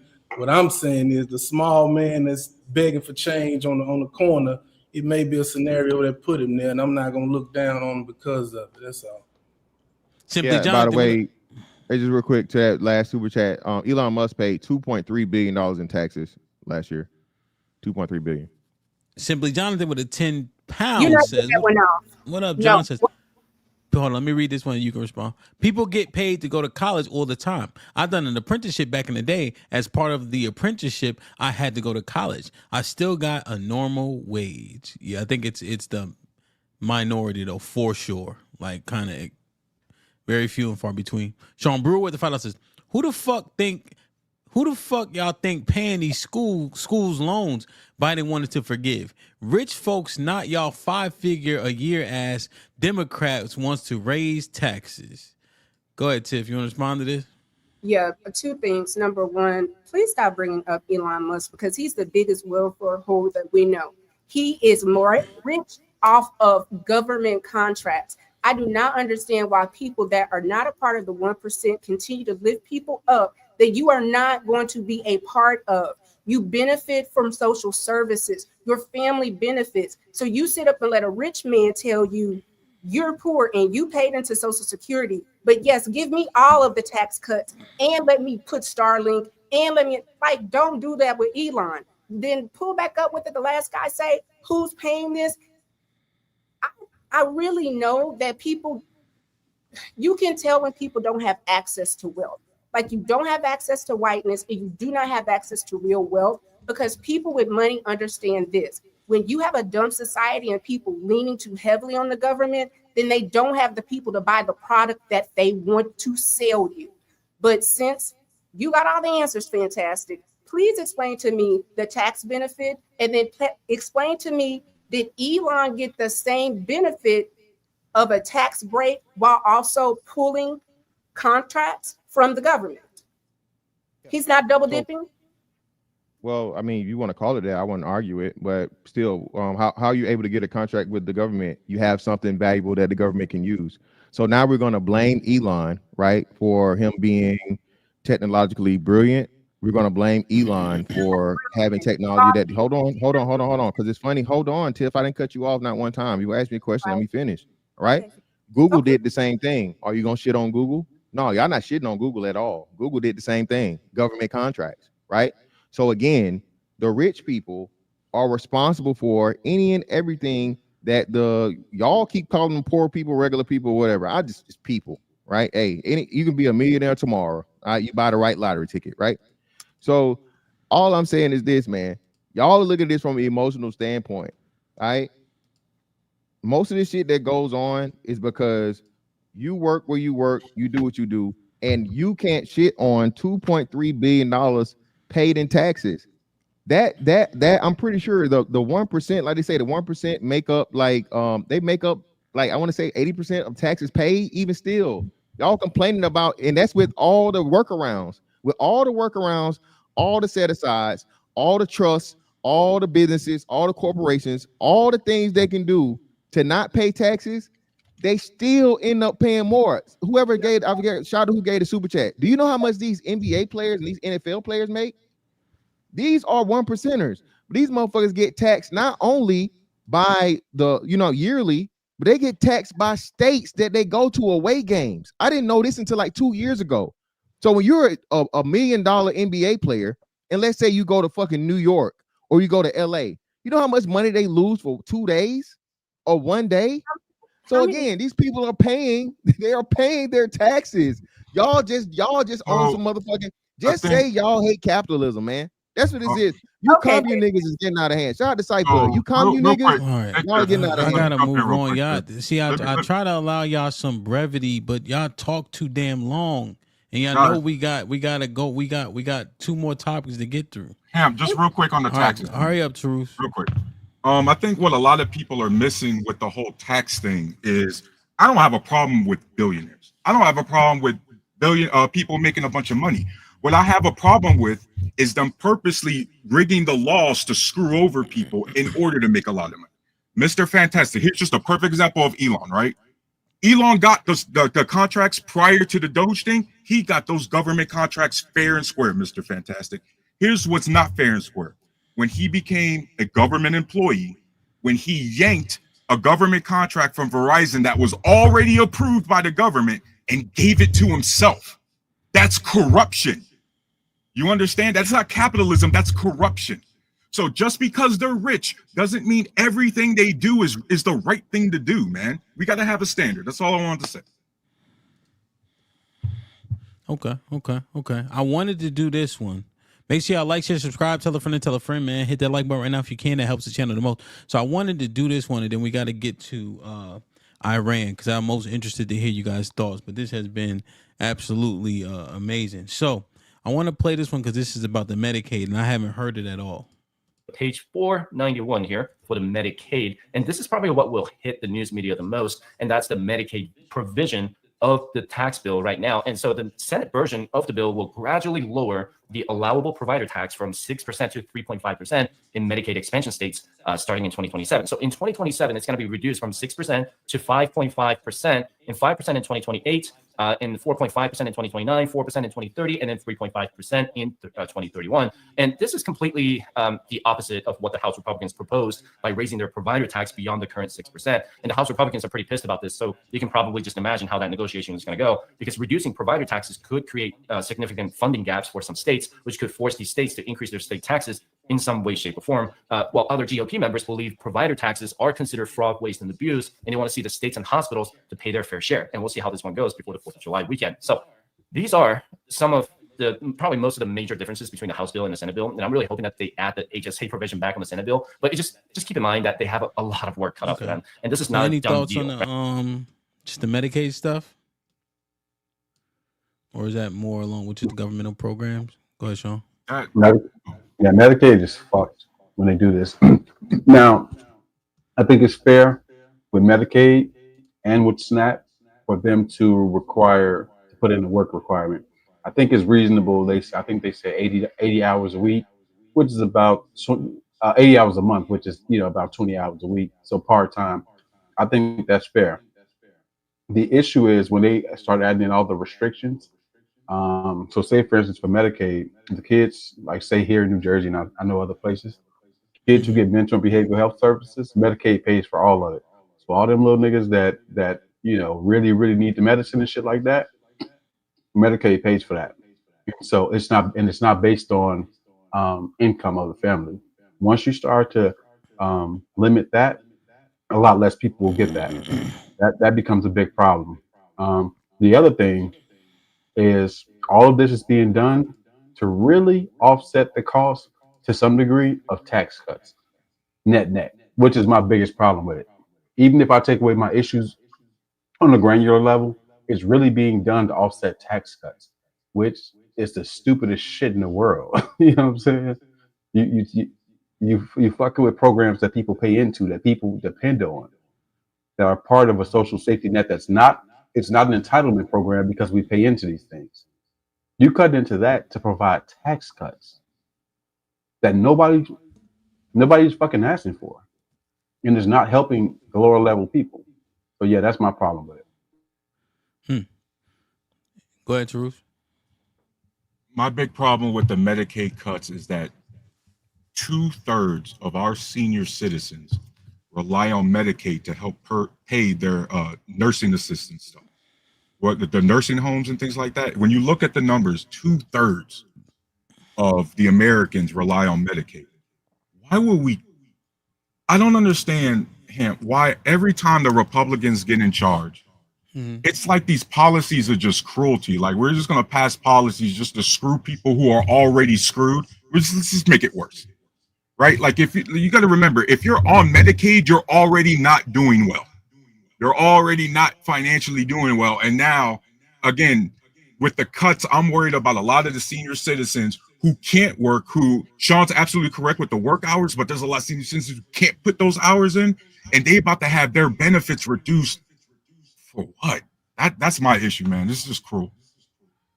What is the cost savings? Like, is it that substantial? It's not. And what's sad is like even the cuts on Social Security are not worth it. And I wanted to circle back because Fantastic said something about USAID. We already know that there are several children in Africa that have died because they're no longer being able to get their medication and or the food that we were giving to them. A lot of what people don't understand is America has a lot of soft power. One of the reasons that we can usher the way we do is we help a lot of poor countries. And because we're helping them, they don't revolt against us. And the cuts that they did with the Doge, which he was technically a government employee, which is why he had to leave because he can only have that role for 120 days without needing to be permanently there. So they've, again, manipulation. But to say all of this, the tax system, the Doge system, Taros is right. The level of corruption that we have is ridiculous, all the way up to now this war that we're in that didn't go through Congress. But hey, Yeah, Tiff, specifically on the Medicaid though. with the when you think about Medicaid, Medicare, it's either for poor people or kids. So what are seniors going to do? What do children get to do? Because the people that suffer are what the Bible would say is what the least of these. Aren't we called to take care of the kids, the lame and the sick? Is that not like that's biblical? And look at who you're taking from. Everybody's not going to be able, and I appreciate what Sean is saying, but there are some people that are not going to be able to fulfill those 80 hours. And they are, it said able-bodied. It said able-bodied. It said able-bodied. And I hear Thank you, you. but So Sean, please if stop talking about the it seniors. wasn't a Trump, I need to know what they say is able-bodied. I don't trust this administration to do anything that's people-centric. I feel like they're going to do whatever they can to get the maximum amount of people that are either going to disqualify, be kicked off. They're not doing this for kindness. It's to me, it's evil. It's evil. And that's no motion. And Real that's quick, point of order, guys. We got to make sure we know the difference also between Medicaid, Medicare. Medicare does more of like supplement for like medication prescriptions. Medicaid does more of like the doctor appointments. Old, well, either old, care for the old, aid the poor, right? Anyway, so and then if you old, you get both. So anyway, shout out to Sean for pointing that out. Medicaid is that this predicated to able-bodied people. Now, Tiff, you're still right. The children are going to suffer partially, right? But the children are still going to be covered when the parents aren't, right? So the old people not going to lose anything. People that are what you're legally disabled, they're not going to lose anything. So basically, this is to stop people from abusing the system and being complacent in having the government take care of them. Again, a very difficult conversation nobody wants to have. And this ain't even this don't even affect us the most, because who's the poorest people in the country? White people. Okay, it's more poor white people than anybody else.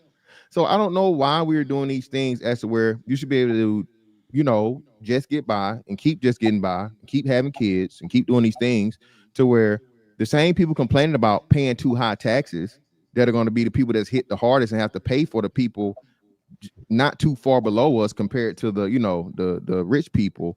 I don't understand why you defend these things so much when, again, the underlying point of this is to get people back into working for things. 80 hours is nothing. Jesus Christ, that's it. That you 80 hours, shit, you can work 20 hours a week. What is that? What's that? 2.5 days? So you can work 2.5 days a week, work 2.5 days a week, and then still apply? Come on, man. What are we talking about, bro? Stop it. Y'all just want to, I don't even know. So I really need to speak facts here, because everybody's talking emotions, but there seems to be only a couple people using facts. HAMP, when it comes to Medicaid, here's why. If the cuts to Medicaid are going to have a severe effect potentially on nursing assistants. Do you know how much it costs for a senior citizen to be in a nursing home? Yes. My niche for my moving company is seniors. Yep. So I'm guessing yours is at least 4,500 maybe? Oh yeah, independent living. Independent living, at least. Yeah, right? 4,000 easy.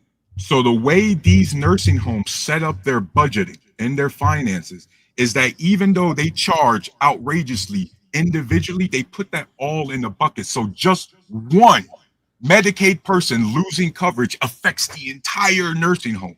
No. Hold on, Mr. Fantastic. I already know what you're about to say. It affects their structure because they need that funding, or their facilities don't have enough adequate resources, and it closes. That's what happens every single time Medicaid gets touched in a negative way. There's crossover in funding, Mr. Fantastic. It impacts the staff. It impacts the cost. Remember, you got to remember, it also will make the residents there. It might increase their coverage because now they have to compensate for that. Yes. Well, Mr. Fantastic, one thing, and you can respond. One thing I know is, especially for, in the facilities differ, right? There's nuance to them, but the occupancy rate really affects all the other residents. Right, because the staffing and things of that nature. So if they don't have a high occupancy, they are like pushing to get people in any way, shape, or form, because all that money is pooled because the nurse is on the clock. Yeah. So I do see that. Go ahead. And real quick, before Mr. Fantastic, before you go, because I'm sorry, man, but I see this. My wife's a travel nurse. and here in Ohio, we've had a lot of problem with the nursing homes, HAMP. What that ends up happening is it causes a lot of more seniors to go to the emergency department and start flooding the hospitals even more because they don't have the adequate quick care at the nursing facilities. Yeah. Go ahead, Mr. Fantastic. Last time I checked, people don't just volunteer to stay at a fucking nursing home. You need to stay there. You're legally disabled to stay there. What did the bill say? Shout out to Sean again. Okay, able-bodied. I promise you, 99% of people at a fucking nursing home are not able-bodied.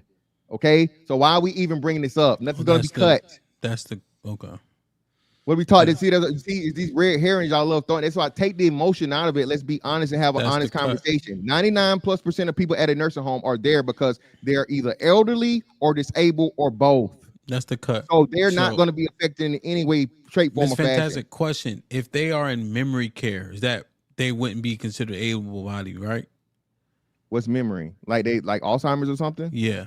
Yeah, of course not. Yeah, you can't. You're not. If you are deemed to where you're not able to stay on your own by the state and you receive those funds, then you're not able-bodied. Yeah, you're not able-bodied. Okay. Yeah. So that's extremely important to introduce.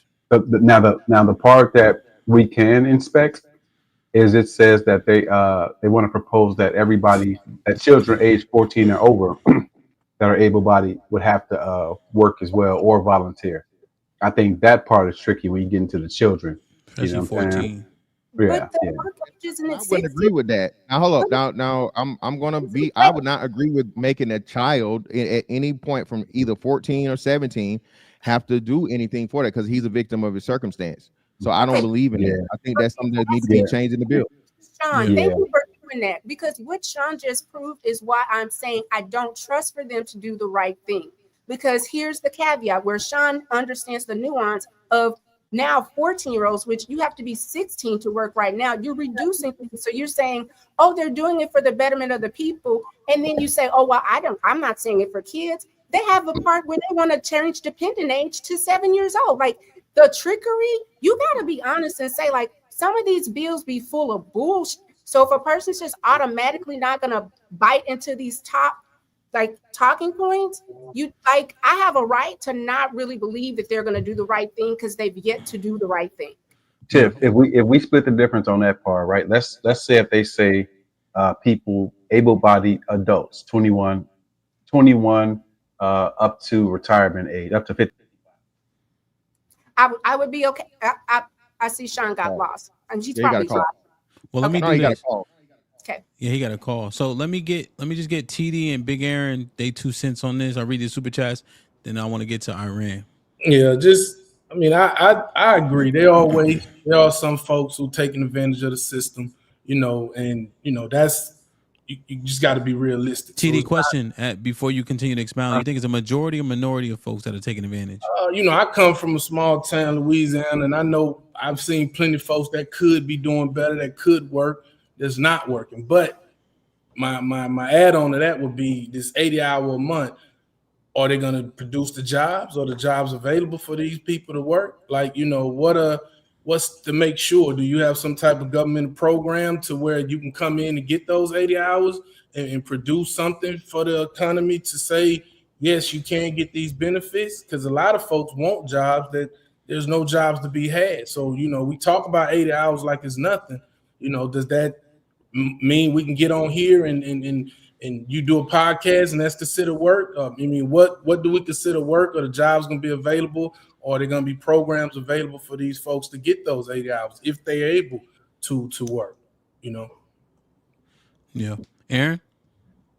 Yeah, like I say, I always follow the money trail. Everybody takes advantage of tax loopholes from the bottom to the top, right? Even poor people will sit there and say, man, let me put your kids, use your kids so I can get a bigger return and we'll split the difference and all that kind of thing, all the way to the top, right? And guys like, the way HAMP, structured his income taxes to follow his wife's income.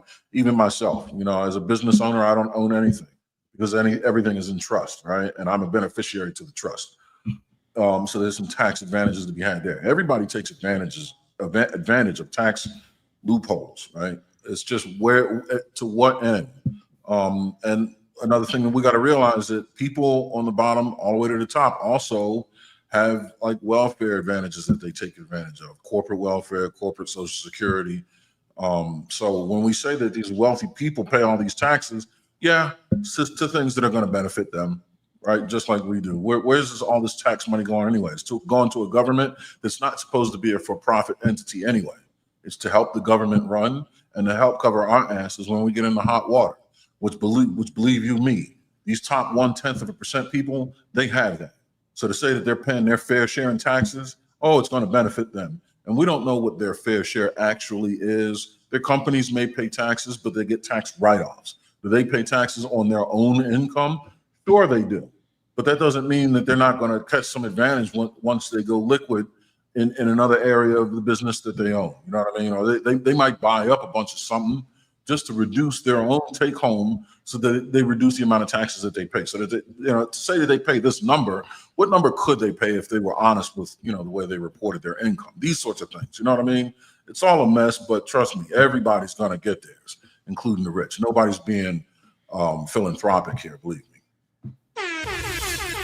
Like, share, subscribe, tell a friend, and tell a friend. Hit that like button right now if you can. That helps the channel the most. Did I rate this one? Yeah. Sean with the $5 says, this lady have no clue. I swear this is the reason why women shouldn't be in power. ! Follow and be quiet. You want to respond to this, Tiff? God bless you. Sean with the $2. Elon was never a government employee! ! Aaron with the $2 says, people love celebrities until it comes to taxes. Trey with the $2. This shit fire. Great convo. Each one teach one type shit. Gun with the $5 says, Tiff, it's not a war. It was a military action that was ordered by the commander-in-chief of the armed forces. He didn't declare war.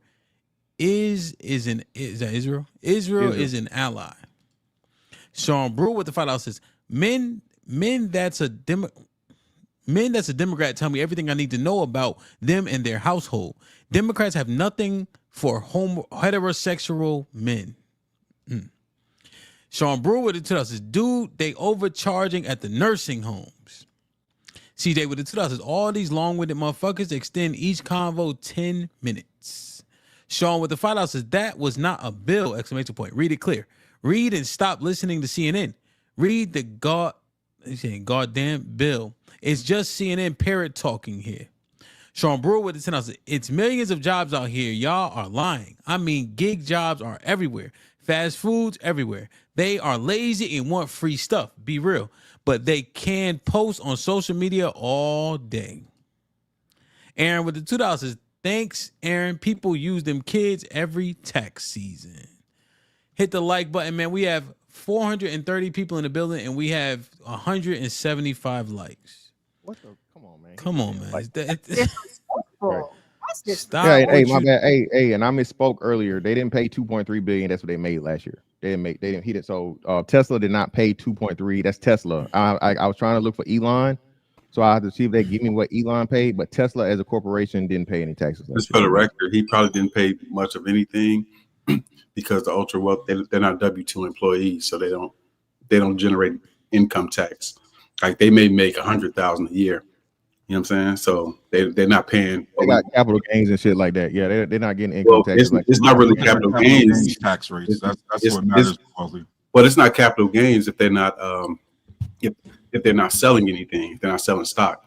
But that's why Elon has, like, he's always whining about his stock price and the Tesla stock price and everything like that. Because they borrow against their assets. Yeah, because they do the stock buyback. So no, I think it's not even that. They do like security-based lines of credit and margin loans, which is not a taxable event. So there's nothing that they're doing that's generating a taxable event. So it's not.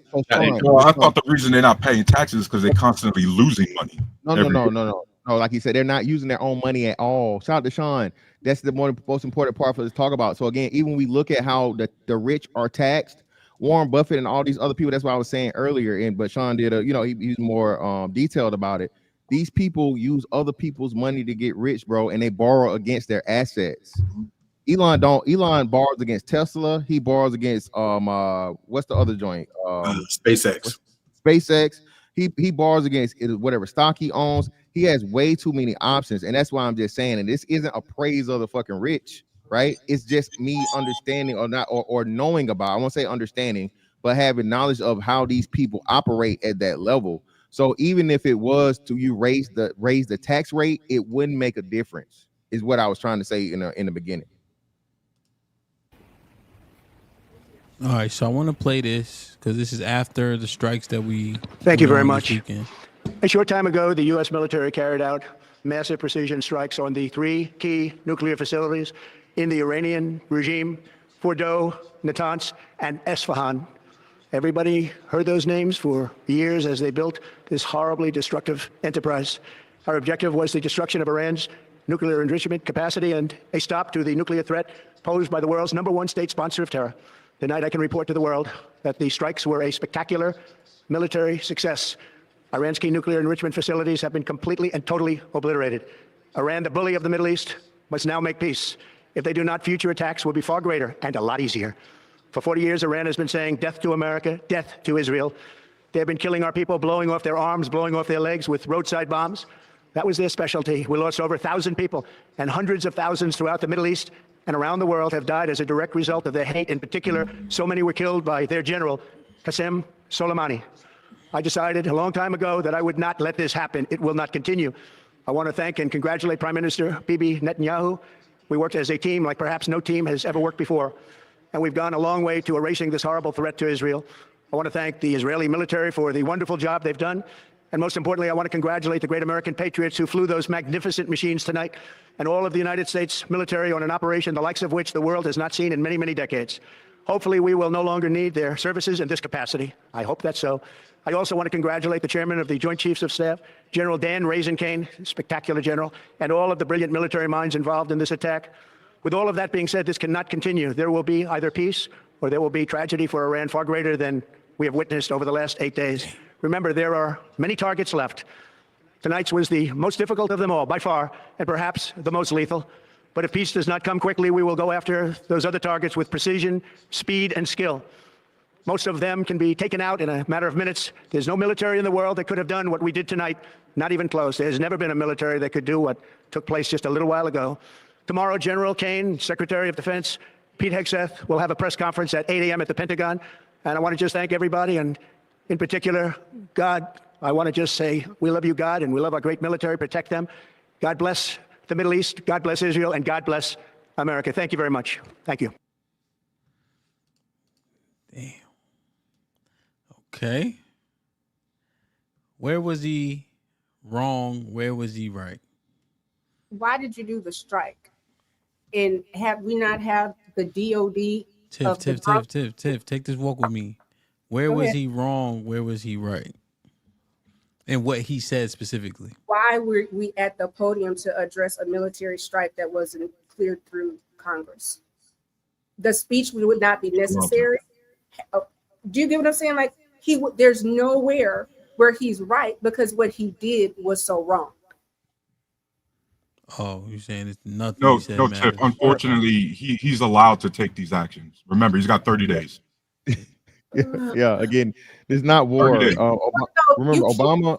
Well, Tiff, let us. I mean, you got 1, 2, 3, 4. You have 4 military veterans up here, so I mean, you might want to. You know what I'm saying? I'm not saying I'm the best person to say it. Fantastic. Are you going? Or do you want me to go?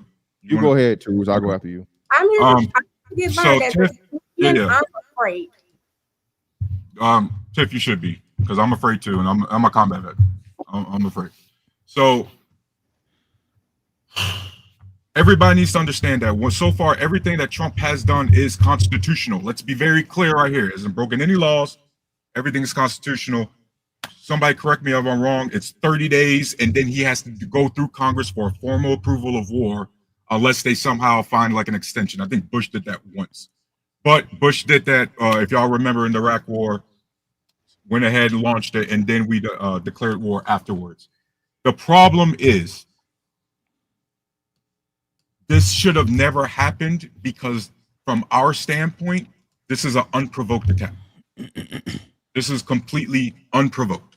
First and foremost, let's everybody needs to be reminded that Obama solved this problem in 2016. 32 countries and HAMP, including our greatest adversary in the world, Russia, signed off on the Iranian nuclear deal. You want to know the only country that didn't sign off on it? Israel. Yep. So we had this thing completely solved. And then in 2017, Trump yanked us right out of the Iran nuclear deal because he's been trying to start a war with Iran since his first term. Again, this isn't all brand new. We got his whole first term to go off of this crap. And then so what did we have him? Not even a few weeks ago. Iran needs to come to a deal. Iran needs to come to a deal. Well, him, who took us out of the deal in the first place? Based on what you said, it sounds like Trump did. Right? And the UN, the inspectors, everybody was going to Iran, inspecting their nuclear facilities. They were in compliance, and Trump yanked us out anyway. So now Trump is demanding Iran make a deal that was already created. And then on top of that, guys, I know we're not all like scientists and like rocket scientists and all this other crap, but do you understand how long it takes to enrich uranium? It takes an ungodly amount to enrich uranium, and never mind to enrich it to weapons grade. They don't even have their uranium enriched for a nuclear facility, just for some nuclear energy. They ain't even got it to that level yet, never mind a nuclear weapon. Then on top of that, we have to deal with this something else, Hamp. They are a sovereign country. Iran is allowed to pursue whatever the hell they want.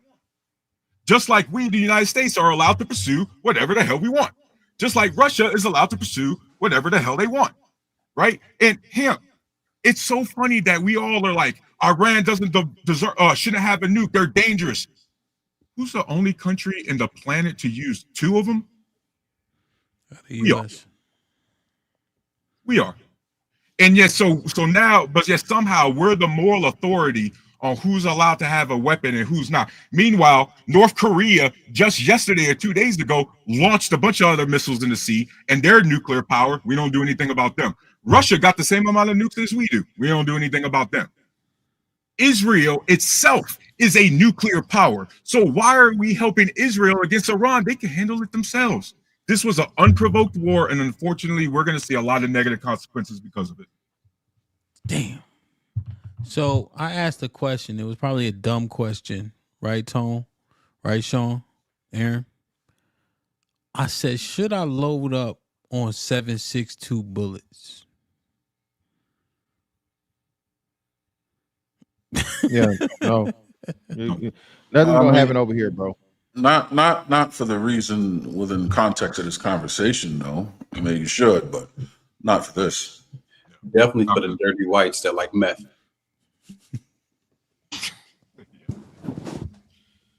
Them, yeah, some wild hogs, but I hear they like to steal those. Might need them more than just wild hog. Yeah, you need it more for your neighbor next door you don't know than some. Yeah, that's what happens here. Yeah, they're not coming. Yeah. Okay. Yeah. Okay. So Go I ahead. don't know if you was showing the thing or you was starting the thing about them Yeah, I was attacking. showing, you can talk about it. Yeah. Yeah. So listen, man. A lot of people talk shit about the military. A lot of people have assumptions about the military. A lot of people, you know what I'm saying, don't know absolute shit about the military, right? So even though they had these attacks in the base in Qatar, there was not one successful hit. Okay, we have some of the best anti-defense land base and ship So base. this right here, nothing got hit? Yeah, I'm looking at it right now. Iran attacks U.S. military base. You have to read the what's name. They're not going to tell you that. Everything was intercepted. Nothing got hit, bro. Wow. So on the boat, we got this thing called a Sea Whiz, right?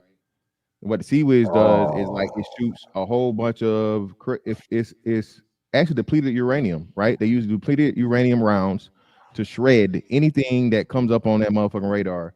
You know what I'm saying? Within, so many feet or whatever within the thing, bro. So everybody talking about going to war, and I think it's a fun thing going on TikTok right now. That's something you do you know how far it is and how many bases we have set up between here and even the Atlantic Ocean and then the East Coast of America, to where you would never have to worry about something coming from the Middle East and touching ground in the United States. I would even dare to say even a nuke, right?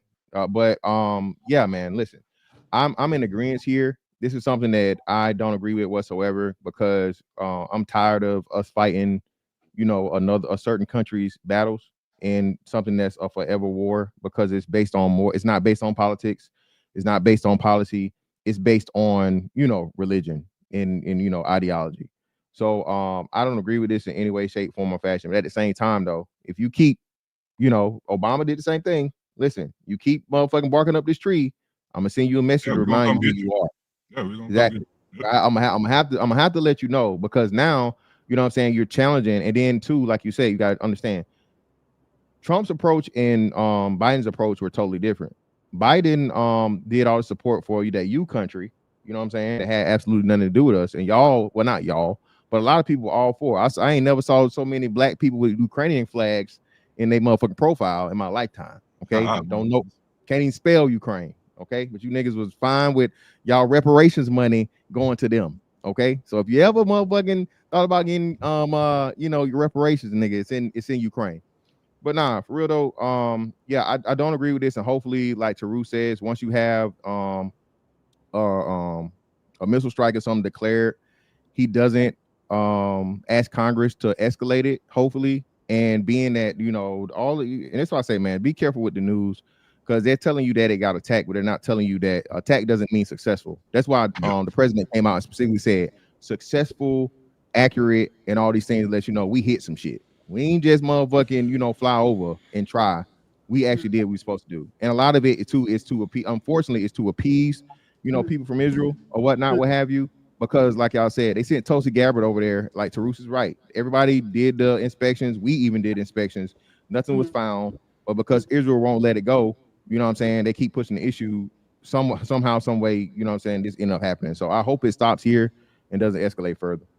But thank you for the clarification. Can I ask one question?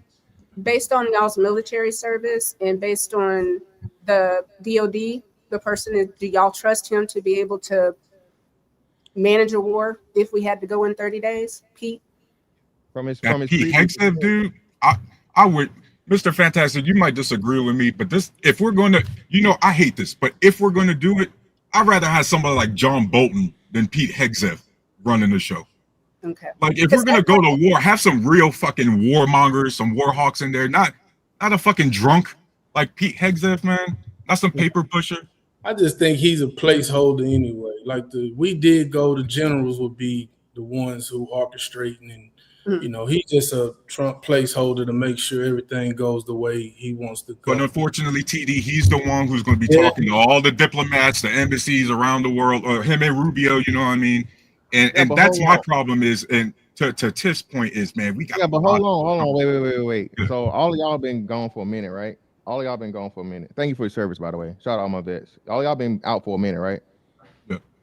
All right, great. So the last literal nigga, okay, the last Secretary of Defense, I forget what his name was, the black dude, right? That piece of shit, yeah, him. That piece of shit forced people to put shit in their body without a choice. That shit tried to literally kick people out of the military because they fought for their right, which was proven by I forget what court or whatever to prove that is what it was. Tonight have to fucking put some shit in their body, and you gave them an ultimatum. That don't have nothing to do with us going to war. Mr. Fantastic, I'm talking about war right now. You telling me you've had Hegseth over Austin? Let him finish the point, and y'all can respond in totality. Wars? We fight wars with the troops, right? So if we fight wars with the troops, and you don't give a fuck about the troops enough to let them motherfucking have autonomy over their bodies, and you're forcing them to be guinea pigs for the fucking United States government, I would much rather have fucking Pete Hegseth, who my understanding was, I thought he was special forces.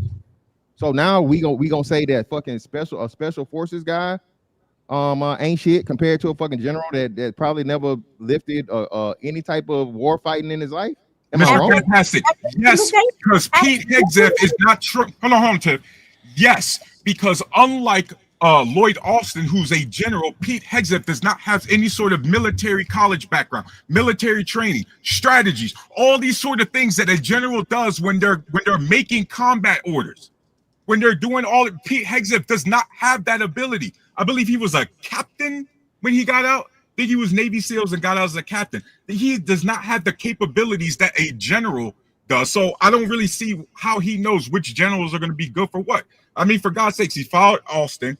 He fired somebody else. And guess what, man? No offense, but the COVID thing, even if I agree with you, this has nothing to do with war. At the end of the day, I'd rather have Austin or a Bush, Dick Cheney war hawk than Pete Hegseth, bro. I don't know what's controversial about that. It has everything to do with war. I'm gonna say it to you again because it involves the people and the people that are fighting the war. So if you don't give a fuck about the people that are fighting the war, right? And I can tell you for a fact they don't. Okay, I know for a fact they don't. All right. That is the most important critical part because those are the people that's got to be away from their families. Those are people that have to put I their lives on the disagree. line. I disagree. So hold on, you can disagree, and I didn't interrupt, but brother, I didn't interrupt nobody today at all. But you're just it's crazy as when I get talking, everybody start talking. All right. So and furthermore, bro, I'm telling you, from this situation right here, they got us involved in the Ukraine shit. I got caught out there on the fucking boat, my nigga, headed home. Okay, headed home. We done went. Hey, and then the fucking admiral come over and be like, hey, shipmates, sorry to inform you, okay? Because of motherfucking Lloyd Austin. On top of the fact of the matter that I wasn't able to get off the fucking boat for 3 months because I refused to get a booster shot that wasn't fucking required by the military or by any of the countries we were going to. So I'm telling you from what I know, firsthand knowledge, okay? Not what I think. Them motherfuckers didn't give a fuck about the people out here motherfucking actually putting the work in and putting the pain in, bro. And that's the most important. That's the most important part. Mr. Fantastic, I deployed to Iraq twice. You got what, 2-3 deployments just like I do? Something like that? Right. So that means you know that I know for a fact that you know we all had to take a bunch of shots way before COVID that we had no idea what the hell they were. So the fact that you want to harp on one specific COVID vaccine, despite the fact that every single time we got to deploy, we got to take like 7-8 different shots and we don't even know the names of. But somehow, just because Austin was for one COVID vaccine, that's the entire thing. And so you're wrong. And then you're on top of that, you're also wrong on Ukraine because we had an agreement, a military agreement with Ukraine, and I believe you could fact check this on me, 1991, 1992, or 1993, that said Ukraine was going to give up the nuclear arsenal that was parked from the old Soviet Union as long as the United States came to the defense of Ukraine if Russia ever invaded. That was a policy made in the 90s, and Mr. Fantastic is mad that America kept our word. Holy shit. Think about that, Hamp. Mr. Fantastic is mad that we actually came to the defense of a country that's actually trying to keep their sovereignty while he's not too upset and trying to make excuses for a general for a war we're about to go into unprovoked. It doesn't make any sense. Okay. Make sure you're done. All right, so first and foremost, man, I love how you do this fucking like sleight of hand shit. But the problem is I see both your hands. So now tell those people, Tarus, out of all those things we had to put in our body, except one, there's only one other one before this, right? Yeah. We know what shot that is. I'll let you tell the people what it was. But before that, all the rest of those shots went through their clinical trials, brother. They went through the requirements to be approved, and they were actual medications by the FDA. That's not what happened with the COVID shot. COVID shot was never, ever approved by the FDA, brother. And like I said, I agree with you. I agree with you. No, Mr. Fantastic. So hold on, brother. I didn't cut you off. So again, you're telling not even half of the story. All of that I think it's like Tiger's flu or whatever the fuck it was. All that weird shit you gotta take before you fucking deploy, bro. Those things went through the actual trials, and they were actual medications that have been approved to be given to people, individuals. Okay, you know everything about it. There was no up in the air part about it. That's why it's not the same as the COVID-19 shot. Then secondly, the shit you talking about with Ukraine, yes, you're right, but why? Who violated the reason as to why Russia started to move? When Trump was in, hold on. No, yeah, why? But now tell them why. When Trump was in, there were no talks, and actually when people brought it up, Trump was killing any talks about Ukraine joining NATO. Nope, not gonna happen. Nope, blah, blah, blah. Hey, there's a treaty. We're gonna agree with the treaty. And then as soon as Trump get out, what does motherfucking Biden do? Oh, well, yeah, we want to definitely bring Ukraine into the NATO and all these different things. So if you say that, what am I gonna do as Vladimir Putin And now I'm dealing with somebody that's done tried to convince the whole world for the last 2 years. I mean, 2 terms would have been 8 years that I was involved in meddling in their elections, and I'm just a big bad wolf for the whole fucking country. And now you're talking about you're going to bring the country that used to be a part of me and bordered to me and put NATO right at my door. Of course, I'm going to fucking push into the shit, pause, and not allow you to do that. And speaking of those generals, what those generals would have said and would have told you is like, hey man, just give it up. Give that up, create the buffer again, make it even. Y'all gonna lose the war anyway. There's no way you're gonna lose this thing. And if we do this, it's just gonna be unnecessary lives. That's what Trump kept saying the same things. Too many lives being lost, too many lives being lost. And the media lied to people and told people that, Ukraine, yeah, they're putting up a good fight. They're doing this, they're doing that. And we know good and hell well they never had a chance to stand on. This happened because the United States on the fucking treaty, and they started talking about adding motherfucking Ukraine to NATO, bro. If we gonna tell the whole story. Okay, so I'm gonna tell the whole story again because clearly you didn't listen. Because clearly, if you run back the tape, I told you, you're mad at Austin for one thing, one specific vaccine that again, go back to the tape. I agree with you, but that's not the reason for why he needs to be fired out when it comes to conflicts like this. That's all I said. So everything you just said about vaccine, bro, I literally just said I agree with you with that one specific thing because that was unique, right? We was in a global pandemic.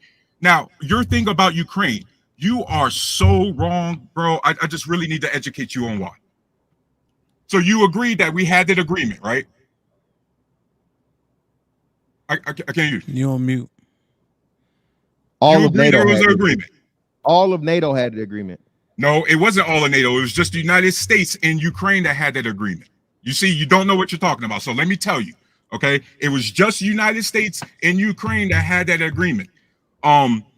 What ended up happening was Ukraine wanted, like a sovereign country, Ukraine has a right to try to join whatever organization they want. They have a right to try to join NATO. They have a right to try to join EU. Mr. Fantastic.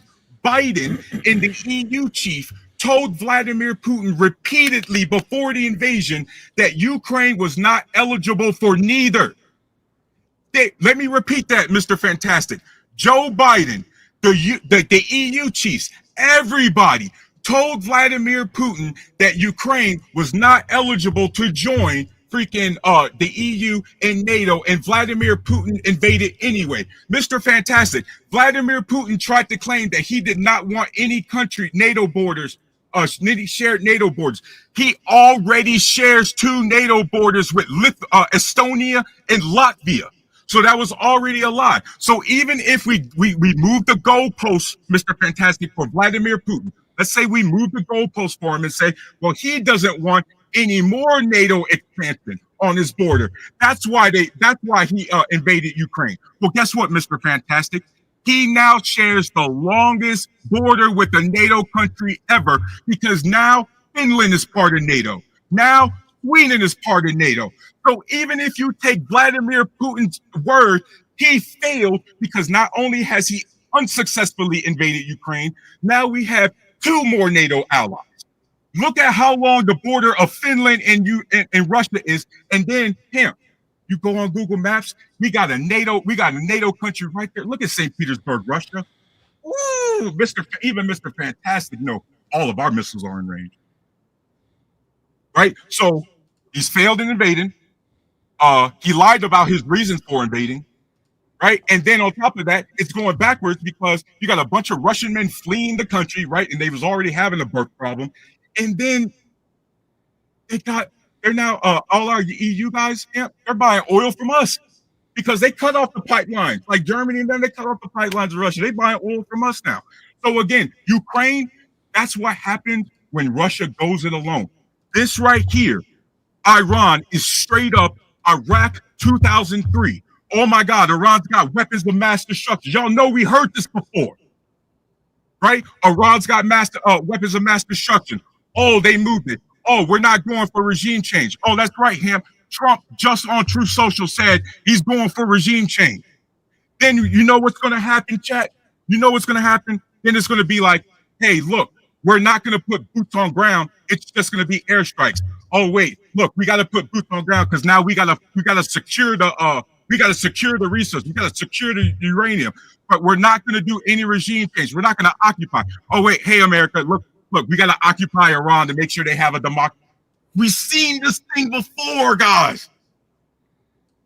Like, oh, I'm sorry, and like Hamp and Chant, I'm so passionate and angry because unfortunately, when I saw this news, I smelt the desert again. I smelt the desert, and it pissed me off, man. And like, I don't want us to be in the Middle East for another 20 years. You know what's it? Well, first, let me just make sure that lands right. Like, share, subscribe, tell a friend, and tell a friend. Hit that like button right now if you can. It helps the channel the most. TD, I'm gonna read these 5 super chats, and you can get in.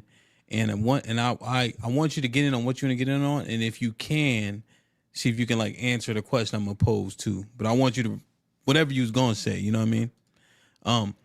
Sean with the 10 says Hillary says she would. However, in 2008 interview, she said that if she was president, the United States could totally obliterate Iran in response to potential nuclear attack on Israel. Sean with the $5 says, you want to read this, Tarush? You want to respond to this? Bald head dude sounds so pussy saying you scared, bro. I'm human in America. Hey man, look, I'm gonna say this once. Y'all been making fun of my hairline, all this shit, and I take it funny. Or I mean, I take it like in stride, and I typically like the jokes, man. But bro, I'm a pissed off combat vet, bro. Please give me a reason. Please give me a reason. All right, I can give you my address. You can come find me, bro. Like, give me a reason. Like, just because I have empathy don't make me a pussy, bro. Sean with the $2 says, I bet you won't move to Iran. Iran hate America. Fat Boy with the $5 says, I need more information on being a beneficiary to a trust for my business. So Fat Boy, send me a message and then jump in the Discord. Love C runs a lot of that on Sundays.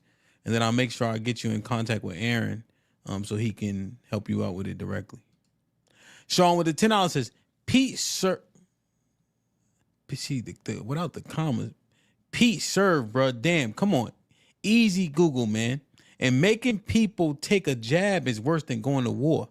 War they can handle, but taking something you don't know what can happen to you is insane. Sean is spending his money just saying super wrong things. Like, Pete Hegseth is not a general. He does not have any sort of military training or any of this crap. Brother. He said he served. Well, yeah, hold on, bro. I served too. That doesn't make me qualified to be Secretary of Defense, Hamp. Okay, I served too. That doesn't make me qualified to be a 4-star general, Mr. Fantastic.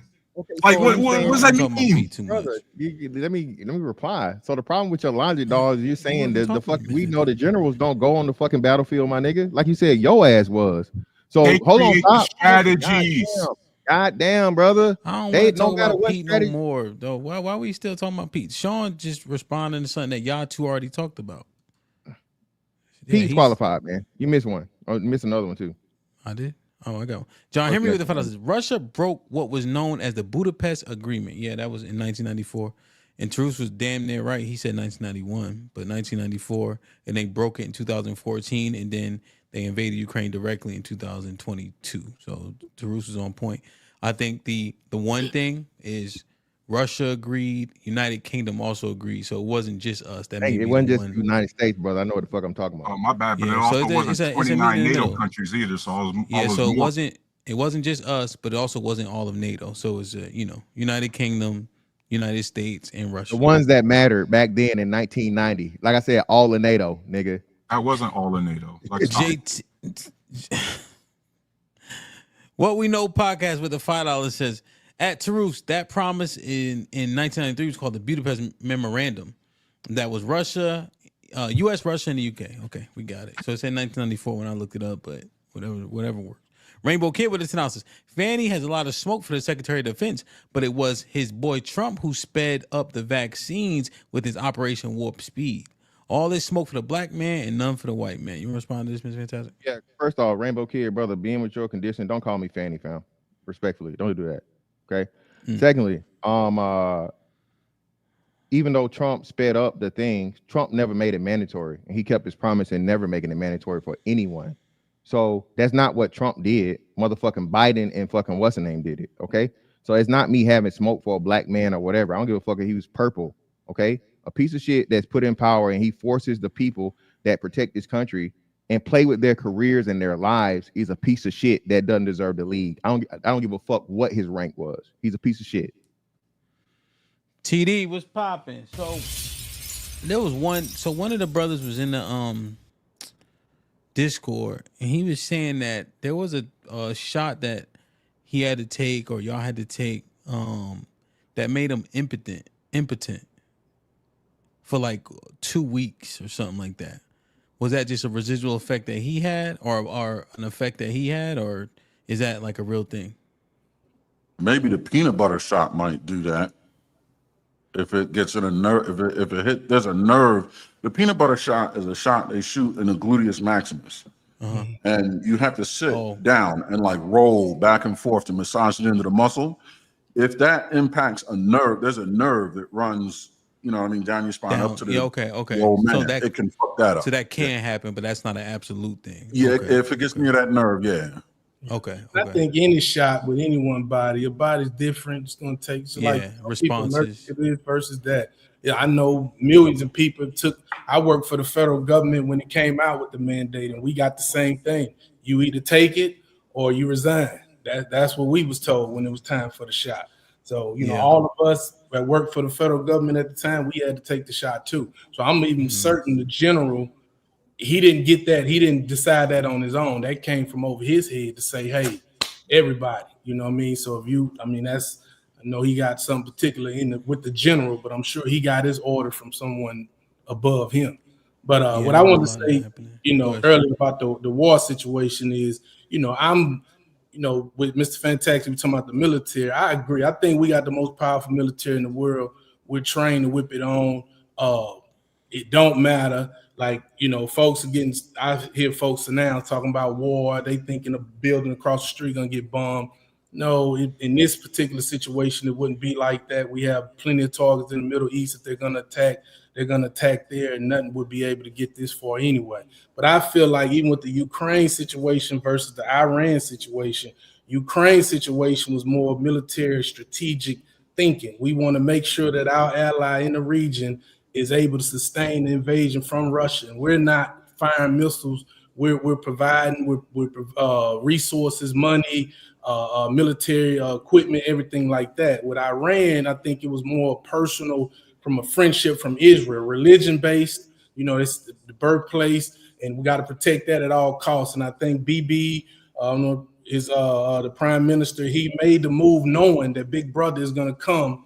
That's why I'm gonna fire this missile. That's why he hadn't been firing them, but now he has someone that's a friend that he knows is gonna go with him. So he's firing in Iran, and now that causes us to go. And the biggest risk to me is you activate the extremists. You know, we don't know how many is here, how many is there, and we do. When we say us, every American that serves every citizen around the globe, we have to consider us. So while we may not be immediate target here on homeland, there's many targets abroad that we still have to be worried about and responsible for. So that's my input. I think one was strategic, one was emotional, saying, hey, we're going because of religious reasons and it's my friend.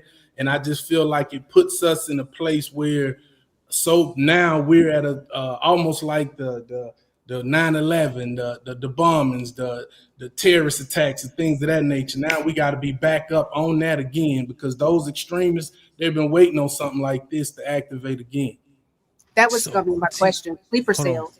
So you can go to. I just want to see that shit. That's the shit that, right? Like I was kind of, you know, I put it in just saying the 762, right? But like just thinking about stuff like that and things happening, right? But you guys know more than me, you know.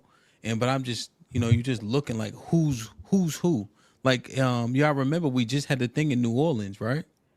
Mm-hmm. Yeah. Right. And, you know, and people don't know enough. So now we correlate everything together. Oh, maybe that was Iran. You know how people talk. Like they was all on Facebook talking about, Oh yeah, all y'all old. See, I still got Facebook. They was Wow. all on Facebook talking about get out of the big city. Like, huh? You know what I mean? Just because of. So I guess my question is, well, that was me just going on a diatribe. I apologize. But TD, one thing I see different, and maybe I just don't know enough, is Iran already responding though. Even though they didn't land, they already fighting back, literally attacking those targets. I don't remember it the same way in 9/11. I was only 15 though, 14 years old. So that's one thing I see that is a little bit more alarming. What you think? Yeah, I mean, with America, we're strong, and everyone knows if you're gonna hit us, it's gonna have to be some sneak, some underground, something unknown. So I feel like even with the situation down in New Orleans, that's unprovoked. Nothing really was happening. We're just going as business as usual. Now with this, you give anybody who even had a small amount of motivation to get something started to do it. Yeah. You know, they may not even be faithful or to Iran. They just hate America. So yeah, it's a reason for them to activate. And then the thing is, too, I wanted to finish with this, is, you know, when you think about the government cuts into our intelligence community, we talking about how many people was fired and let go. If you had difference of opinions, you was let go. Now that makes it even scarier to say, hey, now is the time we need the most, you know, as far as terror. I think they put a 21, 22-year-old over the international with the I forgot what it's called, but anyway, it's a scenario where our intelligence community is probably weakened because of the cuts and things of that nature when we may need them the most at a time like this. Yeah, there's a lot of residual effects to every action has a equal opposite reaction, right? You know, in some way, shape, or form. Equal and or opposite. And one more thing, Hemp, I want to say this. Like when we're talking about the Iran bombing. We you know, whether Congress it was constitutional for the president to do it or not, but there's so many times where we can't stick to that one issue. You know, I do appreciate Mr. Fantastic saying he do not agree with it, but so many times we get off path. So you talk about what Trump did a few days ago, instantly we go back to what Biden did, what Clinton did, what you know. It's like we don't judge the situation for what it is unto itself. And you know, it's always something. And when you think about everything he's doing policy wise, it's always that slippery slope. Oh, he's doing this, but you know, this here happening, but it's always that. So we rarely ever hold someone accountable for what their action is, because we always can add something to it to mitigate the impact. I think that's everything though. I mean that's a part of it. So if you set precedents for something, if you set precedents, you can't then therefore say, oh, what Trump did was this, and this, and then Obama still had the most strikes of any president in history in America. So Obama was striking motherfuckers for anything and nothing at all. Okay. Innocent people, children were and Americans were killed in his things. So what I'm saying is, again, yeah, you have, because this is no matter how you want to say it, it's a political argument, debate, or opinion, right? So it's going to be a dichotomy. You got the Republicans and the people or the people that like Trump, and then you got people that don't like Trump, and it usually goes within party lines. So all the Democrats are going to say, not saying you guys are Democrats, right? But all the Democrats are going to say, and the people that hate Trump is, oh, well, he bombed them, and this, well, yeah, he bombed them, and like I said, it was a facility that no one was. My bad. But yeah, what I'm saying is, I get all that, but what I'm saying is, if we're speaking specifically on whether or not it was justified or right, or our opinion on what Trump did, we don't always have to say Trump did this, but someone else did that. Let's just speak as far as how do we feel about what actually happened now, and don't bring Obama in it to say Obama did this. No, if you feel like what he did was justified, that's your opinion. That's your right. If I don't, that's my opinion. That's my right. So I don't have to keep grabbing stuff from the past, talking about what someone else done. We just talking specifically about, do we feel he was justified in what he done? Do we feel the ramifications is going to be worth it? Do we feel, was it an Israel thing or United States? Put America first. Is this putting America first, or is this putting Israel first? these are things we could talk about now and not say, oh, it's okay. I don't agree with what he did, but hey, somebody else did it, so that makes it okay. That's all I'm saying. So one thing I have, I just want to understand. I just because I'm just trying to. So TD, there's one thing I've seen, right, where people slow down when you make something common or relatable to something they agree with. So as an example, right, I was talking to like my brothers or something, you know, and I'm like, you know, they talking about people getting deported and and etc. And I'm like, you know, they used to call President Obama deporter in chief, right? Something like that. And they like, really? Because they fuck with Obama, you see? So then when I made the correlation for them, it's like they came down off that like fuck Trump shit, right? Does that make sense? Like, cause I'm like, oh, look at this. And they're like, go ahead. Sometimes it ain't what you do, Hemp, is how you do it. You know, and I didn't have a dog in the fight either. I was just kind of we just talking. But I'm just saying that the optics of it is, you know, it's bad, right? You know, you talking about, and again, I get it. You know, there's some folks out there that their sole mission is to make Trump look as worse as he can look. Anything he do, they're gonna go against it. But we know that there are some folks out there that no matter what he does, they're gonna co-sign it. They're gonna make it right. They're gonna spin it the way it looks a certain way. Like, and that's really the biggest fear for me, whether you're Democrat or Republican or independent, is what is true, what is real. Now, things happen. We used to have faith in the government to say, at least if she say X, it's gonna be X. Right now, they'll tell you it's X, and you get there and it's Y, and they'll tell you, no, I told you it was Y. Like it's just, and it's just ongoing. So that's the difference to me, whether you're a Republican, Democrat, or independent. Like, how much trust and faith do we have in this current administration to actually govern the entire country? These, you know, I don't want to get off tangent, but we'll talk about that later. But yeah, that's my piece. I think we gotta remember too. If we're gonna do, I had stopped. I apologize. I had stopped Tiff earlier. I just want to make sure she talk her shit. Go ahead, Tiff. Just based off of what he just said, and yes, Obama was named as the deporter in chief, but he also never stumped on due process. So he was taking people like a thief in the night. There's a way to do things appropriately without compromising standards. My concern. Okay. So even what you said last week about, again, people being too casual. I'm glad that you have military people up here. You know, I have a love for politics. My fear is that we have someone in office that is not informed enough to go to war. And he doesn't have the people around him, his cabinet, if they were a little bit more balanced, I would feel okay, because Trump 1 had a better cabinet. Trump 2.0, they're a bunch of sycophants. I don't know. Last time I checked, even though you got the you have the Secretary of Defense, you still had a Joint Chiefs of Staff, right? No, and there's this thing. Staff, you know, Rubio's not. I didn't cut you off, Jeff. Were you not done?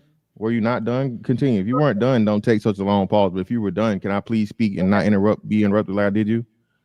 So again, it isn't just fucking. He still lays on the suggestion and the advice of several people in the Department of Defense. Okay, so and again, when he did this, he didn't just start and just say, "Oh, I'm just gonna drop some bombs." Guess who he had to confer with to find out? He had to get the positioning from the same intelligence y'all say or is somehow depleted.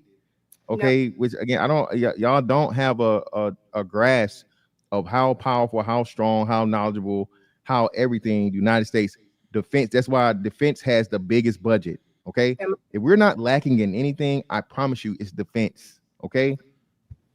I that's something I promise you. Can I so respond? and it's not. It's never one level. It's never one level of failure in the military. Everything is based on redundancy, from the tanks to the airplanes.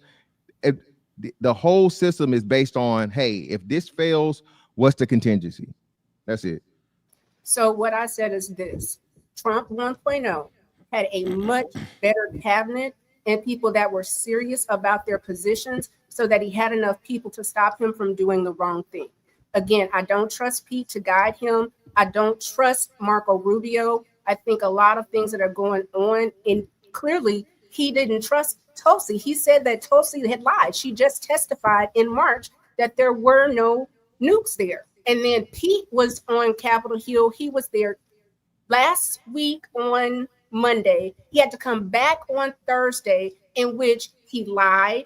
He went against policy. He is a sycophant. If you were in the military and you were the leader of the DOD, I need to trust that you will stop the president from doing the worst. You are going to stand by the Constitution and you are going to do the job for the American people, not because I put you in a role and you are a Trumper.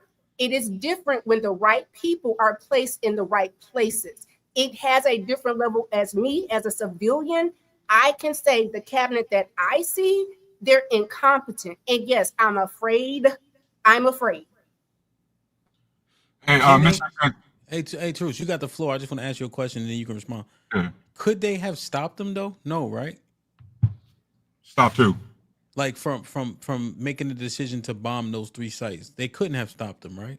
Not Trump. If he was hell bent on ordering the That's strike, what I'm saying. He has that and then 30 days, he got to figure out what. Okay, all right. Just want to understand. So, okay. Mr. Fantastic, what Tiff is trying to say, or Tiff, I don't want to put words in your mouth, but Mr. Fantastic, you remember when we first went to war in Iraq and Afghanistan? We had Condoleezza Rice, Colin Powell, Donald Rumsfeld. We had a squad of the best war hawks imaginable, right? Guys that, again, they absolutely lied about weapons of mass destruction, but I agree with you. The military, they was competent. Whatever strike we was going to do was going to work, right? It was going to be a mission success as far as the operation. What Tiff is saying is that the current crop of Trump, of people surrounded by Trump, are not competent like them, right? They're not going to do their research, right? Pete Hegseth already. He's in a congressional hearing. He don't even know about his own budget, bro. They're asking him questions about things he's specifically supposed to know about his job, and he don't know it. Like that's a problem, Mr. Fantastic. And so now to the overall point, for everybody worried about retaliation, when you had mentioned earlier the 6-2, yes, from a military stamp, you don't have to worry about any military invading us. Sleeper cells, them kind of craps, guys, if y'all remember the early mid-2000s, them shits was heavy. And unfortunately, guys, I have to remind you, look how much money we spent bombing a nuclear facility. How much money do you think it cost them Saudis to do 9/11? I guarantee you it wasn't anywhere close to what we just spent. What about some of these terrorists, the bombings that go on, or some of these shootings, right? You're talking about a couple $1,000s of organization compared to millions, billions of dollars of long-term strategy. Even though we know the terrorists from the 2000s, they absolutely changed the way we operated. We still ain't get rid of the Patriot Act. Right? So those sort of things we got to be worried about. But even then, I really don't know how loading up on ammo is going to do, because loading up on ammo is only something like, again, if you got little small militia forces or something like that attacking. We're talking terrorists. Think about all the terrorist activity that goes on, guys. It's typically lone wolf. Yes, they might be sponsored by somebody, but it's typically lone wolf or maybe 1 to 3 people max. Again, by the time you even get your weapon out, shit's already done.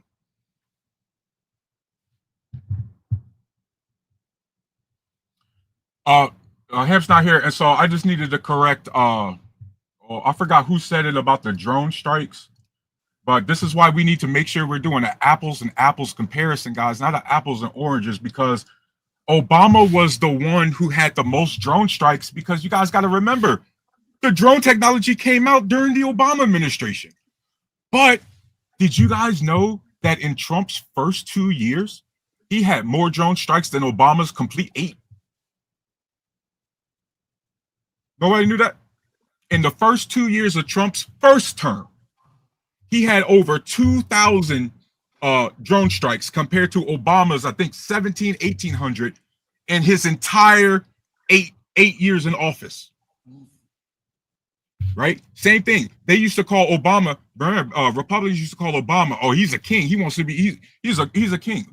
Trump has now signed the most executive orders in U.S. history. By the way, he did that in his first term. He beat Obama. And now he's already on track to do it, to beat his own record.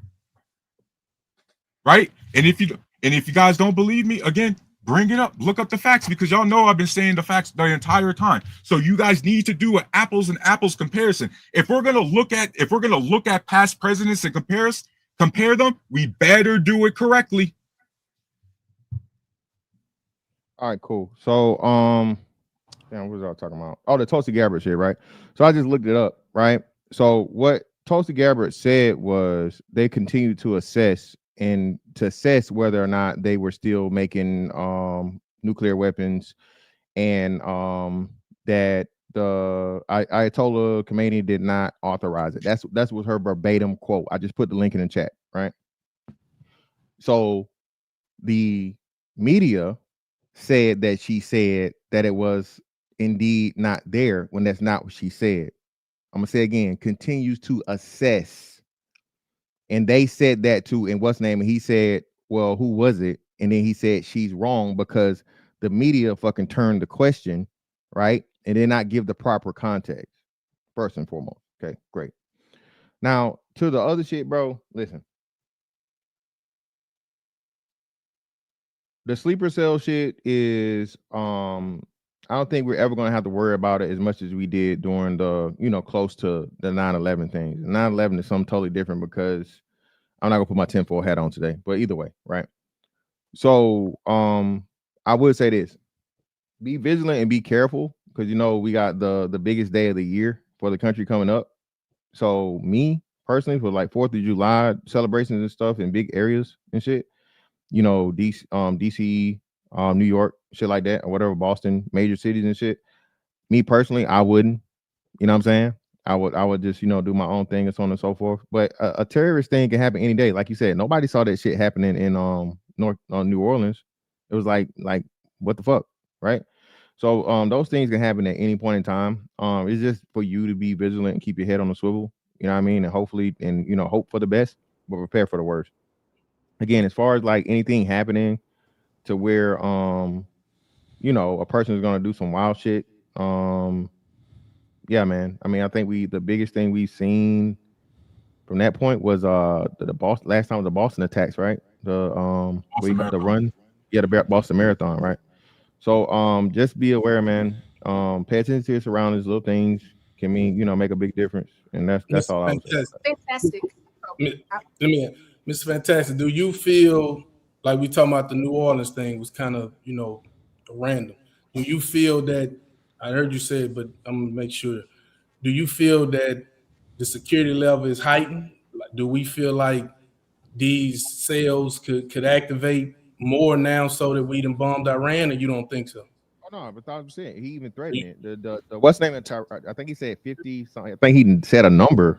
Don't quote me, but he said specifically. So I know right now we're at a heightened threat level of something happening. He threatened it, and being that again now, I mean, y'all don't want to talk about it, but we had a record number of illegal military age men get leaked into the country from all over, not just Central America. There were people from fucking China. There were people from these Middle Eastern countries, right, that are able to come here pretty much, unassessed. I mean, who knows? So that's why I say, be careful. You see a motherfucker, with that beard and that turban. Well, that's what I was going to ask you, with them having another major round of protests, because they had the No Kings. Now they're going to do it again on 4th of July. Do you think that they will advise that those protests need to maybe not be that day, just because we're at a higher alert? And then if you can answer that, go ahead. Well, no, I wouldn't say they wouldn't. They can't violate your thing regardless, right? You have the right to assemble and protest. Just a suggestion. Would you? Well, no. Go ahead. Well, this is what I say for sure. They're gonna screen people, and it's gonna be a lot of things they may not allow, but it's gonna be heavy security like a motherfucker. I can promise you that. Especially after this, and like you said, the president themselves. I mean, not the president, but the Ayatollah saying that they're going to do these things or whatever. You have to take that for, take that as reality, not just a threat, and operate that way. Right. Hemp, before we end, can you let me have time for just one conspiracy theory? Not now, because I don't want to detract, but And I didn't even say nothing. What you mean? Like, you mean before the day is done? yeah, I don't want to detract, but to me, I feel like this war was started before a different reason. And I don't think it has to do with Israel.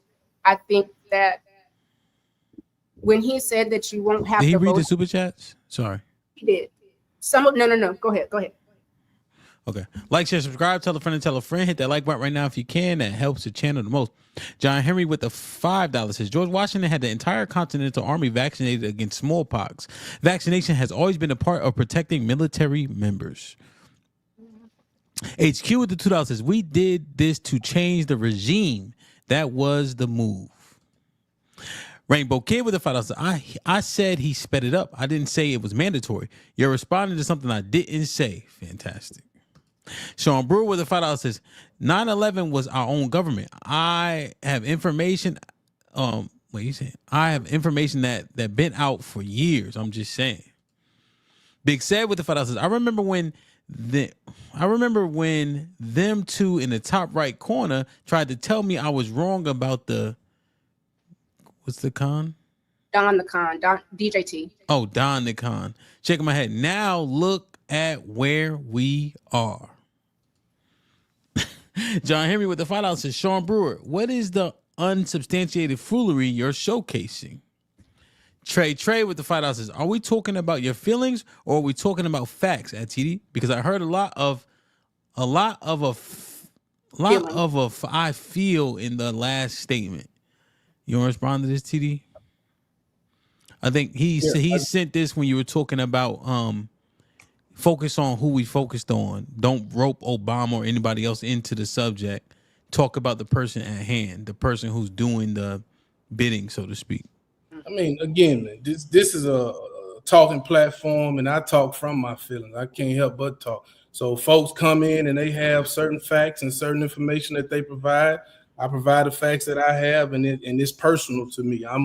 I got kids in this world. I've been in the military. My wife been in the military. Like I'm with the military. I love my country. So yeah, it's personal to me. So you're gonna hear my feelings. Oh, Gun with the $5 says, Tarus, if you're a PO combat vet, get some counseling. Anger will take years off your life. Don't go crash out over what people say on this application. You respond to this, Tarus? Even though I'm already getting help, man. I'm functional now. You know what I mean? You should have seen me without the meds, dog. Oof. Thank you for your I appreciate it, man. He actually said that the other day too on last Monday, right? Wasn't that true? Was it last Monday when we had the mental health convo, or 2 Mondays ago? Outside of sleeper cells, which may be a reach, quote unquote, low level cyber attacks are Iran's best bet, and they know it for retaliation. Banks, power grids, dam controls, etc. are all targets. Great show, ladies and gents. Lady and gent. Bravo Tech in the building. Salute, my G. Salute to the OG Bravo Tech in the building. The AP. What's up, AP? With the $5 says, salute, HAMP, and panel. What's popping? TD, I hear your point. It's a good point. But we have to remember the historical context. How we got here is important. Yeah. Go ahead. I agree with that. And again, it's just too many times. At some point, we have to live in the current and judge what's happening now. But I get that. I can't dispute that. But it's too many times people use something else to justify that what is wrong today. Oh, somebody did something 20 years ago, and don't deal with what the current issue is. That's all. Yeah. But I can't fight that. John Henry with the 20 ball says 75% of people Trump 75% of the people Trump relies on are, quote, lost their independent election bids. Most national positions because voters felt they weren't informed enough. Trump put all those individuals in his cabinet for their support, not knowledge. That is an interesting point. That's all I've been saying. What is he saying? But what is he's saying? Like, those people essentially lost their run at election, and then he nominated them to be in his cabinet. It's like Rubio lost, and now he in the cabinet, as an example. Or Mr. Fantastic. Remember, he had Kerry Lake from Arizona who kept losing elections nonstop, working for him for his campaign and stuff. He gets a whole bunch of people who keep losing the elections to go to work for him. That's just interesting. Loyalty over competency. Yeah. That part. So Sean Brewer with the $5 says, I bet Tiff can't name 5 people in his cabinet without Google. CNN talk. Patel, Christy Nome, Pam Bondi, Pete. What's the wrestling name? McMahon. WWE. She's over the Secretary of Education. His wife, yeah. Linda McMahon. Linda McMahon. There's my 5, and I can name the position. Go ahead, baby, and log off because you're doing this for sport, and I do this for real. And I'd also like to. You talked about the 37 points. This is how I know people didn't read because here's 2, 3, 4, 5, 6. This is Project 2025. Print it out. Stay in the cheap seats, baby. Stay down there. Shit like that. I love it, man. Research. Hell yeah. Hell yeah. L Nix with the $5 says, shout out to all my fellow vets! Exclamation point. What up? L Nix was popping. Let's be honest. You're asking for a level of leadership that's not for the weak or cleanest of hands, no matter the leader. Hink was popping with the $5 says, oh, thank you for that Woodford too, man. That shit came in handy one week and I forgot to go to the liquor store. Hink with the $5 says, Jesus wasn't the only thing who rose from the grave. Looks like... You want to respond to this, Tiff? Hink always bothering you. Praise the Lord and amen. Vet Life with the 20 ball. What up, Vet? He says, salute Hamp, fellas, and Tiff. What's popping? Question for Teruse. And thank you for your service. How do we know if Hegseth and the following are competent if they were never put to the test? Don't you think we should see first before labeling? So, Vet Life 81, that is an absolutely fair and understanding point. When it comes to guys like Hegseth, here's why I have specific issues with this. I am for, just by the way, Vet, I am for, I guess what you call DEI hire. Hey, look, maybe this guy doesn't have the direct qualifications, but if he's qualified, we believe in him. Maybe he's got some talent potential. We see those kind of hires all around industries all the time. And even in a situation like this, Vet, I would be, in general, okay. But Vet, we got a defense secretary, not even a month into his job, bro. He's leaking OPSEC, leaking classified information on an app. Vet, I had a secret security clearance when I was in the military. Do you know what would happen to me if I did the same shit Pete Hegseth did? I'd be in vacation in Fort Leavenworth right now. You know what I mean? I'd be in prison right now for what Hegseth did. So this man can't even be competent, Vet, when things aren't even going on. I'm supposed to expect him to be competent when things are? That's a tough ask. Sean Brewer with the $5 says, look up Rachel Levine! Exclamation point. Once you see that, this will tell you whose cabinet is better. Talking Trump cabinet. Biden had a transgender secretary of health. See, but now this kind of highlights what TD was saying. It doesn't make his cabinet any more or less competent. It's a comparison, but what's the benefit of the comparison? Those people are gone, right? So you still assess Trump's cabinet for what it is, even if Biden's was worse, because they're not in power anymore. So I get it, but if you comparing bad to worse, what's the difference? Sean Brewer with the $2 says, you name 4 and ask for help. LOL, goddamn. She didn't get the 5? I did. Sean Brewer with the $5 says, Project 2025, who organized it? Same people that did it under Obama. No, what he no, because the Project 2025 has a legacy, and this is going to be my biggest gripe, and this is why I'm an independent.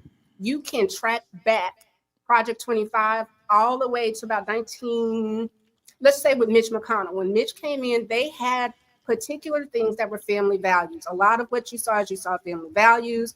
Then you saw it kind of turn into like the Tea Party. Some of those people attached themselves, and it turned into Heritage America.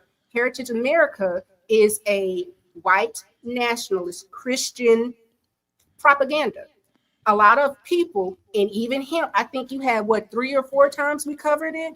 Jalen came up here. So Black people were very informed, and we understood what was at risk. What happened is a lot of people were told that Project 25 was not on his agenda. But if you go and walk through those steps, he is literally walking through Project 2025. If you don't have a copy, you can have it printed out, or you need to download it, because the only way we're going to be able to fix things is to reverse engineer. But all of this is a part of the plan. All of it. Even this unprovoked war. Because if we're at war, you know what he can do? Cancel midterms.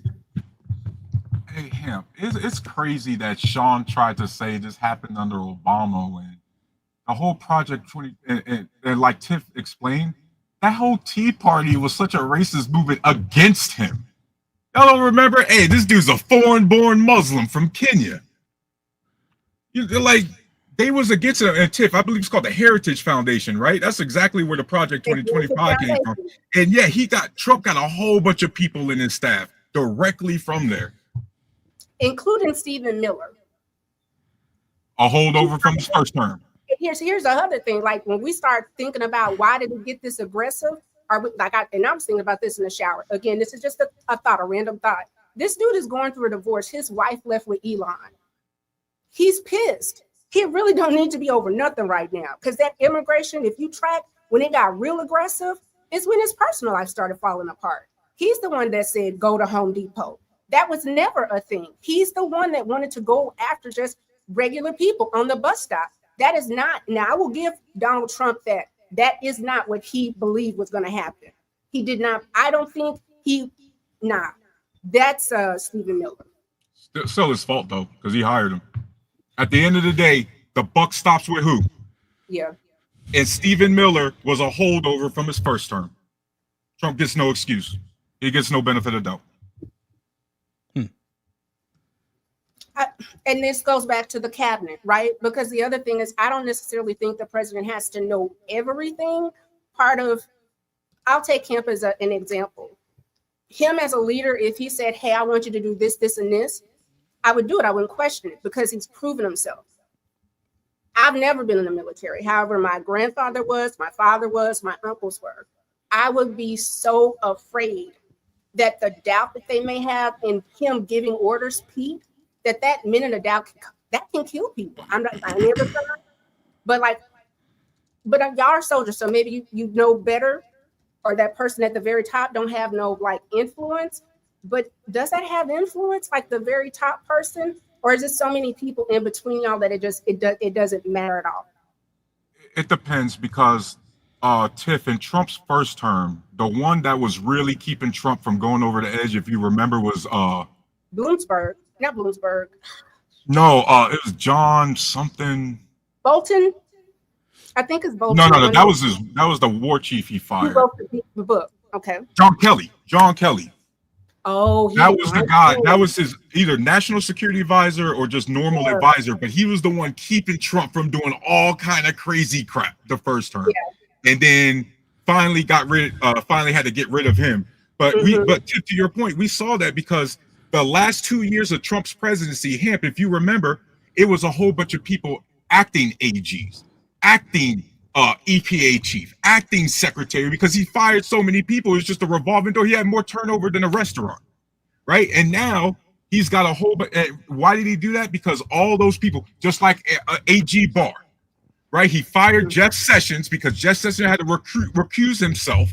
And then he got Barr, who he thought was more loyal to him, until the Jan 6 shit popped off, right? He keeps firing people who are not loyal to him despite their competencies, despite the fact that they know what they're doing. So now in this term, It's a whole bunch of people. Again, what does the wife of a wrestling organization know about the Department of Education? Linda McMahon. Nothing. Just like him, its EPA chief last term was a guy who hated the EPA. He kept on suing them left and right so he could get away with fines and regulations on his business. You know what I mean? Like, it's just dumb. And the other thing, Terrence, is like the stopgap is you have to remember there still would have been people in places like AGs, that all of the AGs that were Democrats are not there. All of the people that could have stopped Trump and Elon, those are the people that immediately Doge got rid of. So how many people, again, that are the whistleblowers, the people that were competent, the people that would know what to do, because everything is going to shift. It's just, that's deeply concerning. It's deeply concerning.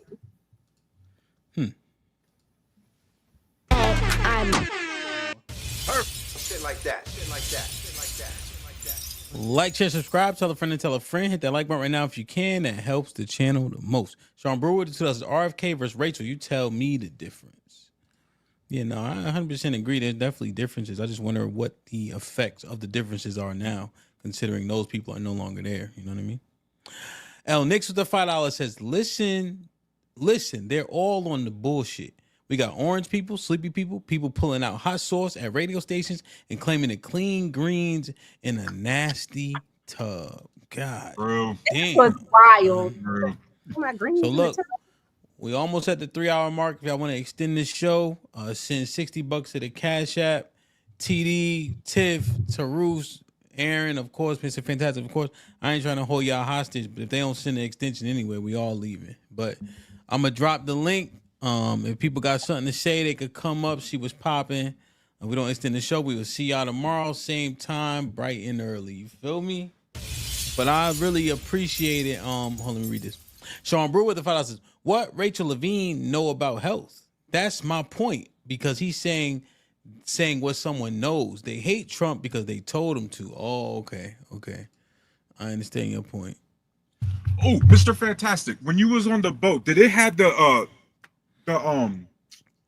anti-missile defense, did it have the same range as the Israel's Iron Dome, or was it longer? I don't know what I'll have to compare the two, but I know it's pretty decent. I think they do about nautical miles, so I'll have to look up and see what it was. But it's somewhere to be somewhere. I was looking at an article that said the boats ones is actually more accurate than what Israel got. Oh no, it is. Yeah, our shit is top of the line. Taz, what's popping, man? What's good with y'all, man? What's up with it? What's goody, man? See you in a month of Sundays. How you? Yeah, I'm good, man. I just be popping in and out, bro. I ain't a mainstay in the area no more. I just be popping in. No doubt, no So doubt, look, no doubt. Go ahead, talk your shit. The direction that the conversation was in, right? So I get that people deflect right to Biden and whatnot in every conversation. But I do want to add, because we talking about incompetence and I'm listening, but do you think the incompetence of Biden on the way out and his inability to run for president a second time, you think that has any role in Trump being elected? Because you failed to be a president in the office that was competent himself. So how can you complain about the next president without understanding that the previous president was incompetent? Not just the head or a cabinet or not. Your president incompetent. Talk to me, fam. I'm listening. So one, Biden was not competent. We definitely, like, competency is probably not the right word, especially with dealing with Trump. So let's not do that. What I will say is this: the DNC made a bad call. The DNC has been making bad calls for years now. They should have already had somebody, because remember, we were told that Biden was supposed to be a stopgap. He was supposed to serve 4, and then somebody else that would have been groomed, that the DNC had entertained and kind of wooed, they would have been there. The Democrat Party has a bunch of old ass folks that refuse to relinquish power. So that is why we ended up with the Kamala, because when he had the first debate, he looked so weak that the Democrats were freaking out. They're like, he's too old. He cannot run against this man. If he does, he's going to get destroyed. So the DNC, they saw him every day. They knew where he was, and they should have understood that, one, if he had COVID, cancel the damn debate. But two, you understand that people are going to look at his Tiff. Go ahead. I just want to reel it in because his question, when I understand what you're articulating, but you're not responding directly to what he asked. No, though. the question that he's asking is a We direct. understand they did a bad, they should have managed it. That's what you kind of articulated. Taz, can you ask one time to make sure it's you get a direct answer to it? So the direct You on mute, answer Taz. is Hold on, I want him to ask it again just because it's been 20 Yeah, seconds or so. because what I'm asking is specific to the reasoning why Kamala was positioned to run for president as opposed to him. The argument was he's not at full capacity. That and some were talking even dementia. Yeah, no, I So I'm understand not- your context. That's why I want just ask the question straight out so she can Oh, answer okay. directly. So Yeah. again, It wasn't Biden, it was the DNC, the Democratic National Convention. The DNC picks who runs for us. They put Biden on the ticket, so the DNC should have had somebody else or had Kamala out on. She only had 90 days. They should have introduced her much sooner in the game if they thought that he was not going to be able to run again. That's a DNC issue. Tiff, I want to slightly disagree with you on this. And Goat, I'm going to say this. Goat, I'm going to say this as somebody who voted for Kamala. Yes, I do think Biden's incompetency led to Trump. Specifically, in his second half of the presidency, primary reason is the child tax credit that was hugely popular. That got, even though you could try to blame Kristen Sinema and Joe Manchin, at the end of the day, who's the guy in charge? Joe Biden. So what happened under his watch? The fact that the Republicans didn't follow through completely with the infrastructure bill, right? That's also a sign of incompetency. I'm glad we pulled out, but some people are going to say the Afghan withdrawal, right? I think that's what got him. That is what got him. Pulling out of an active war zone is never pretty, God. But whatever.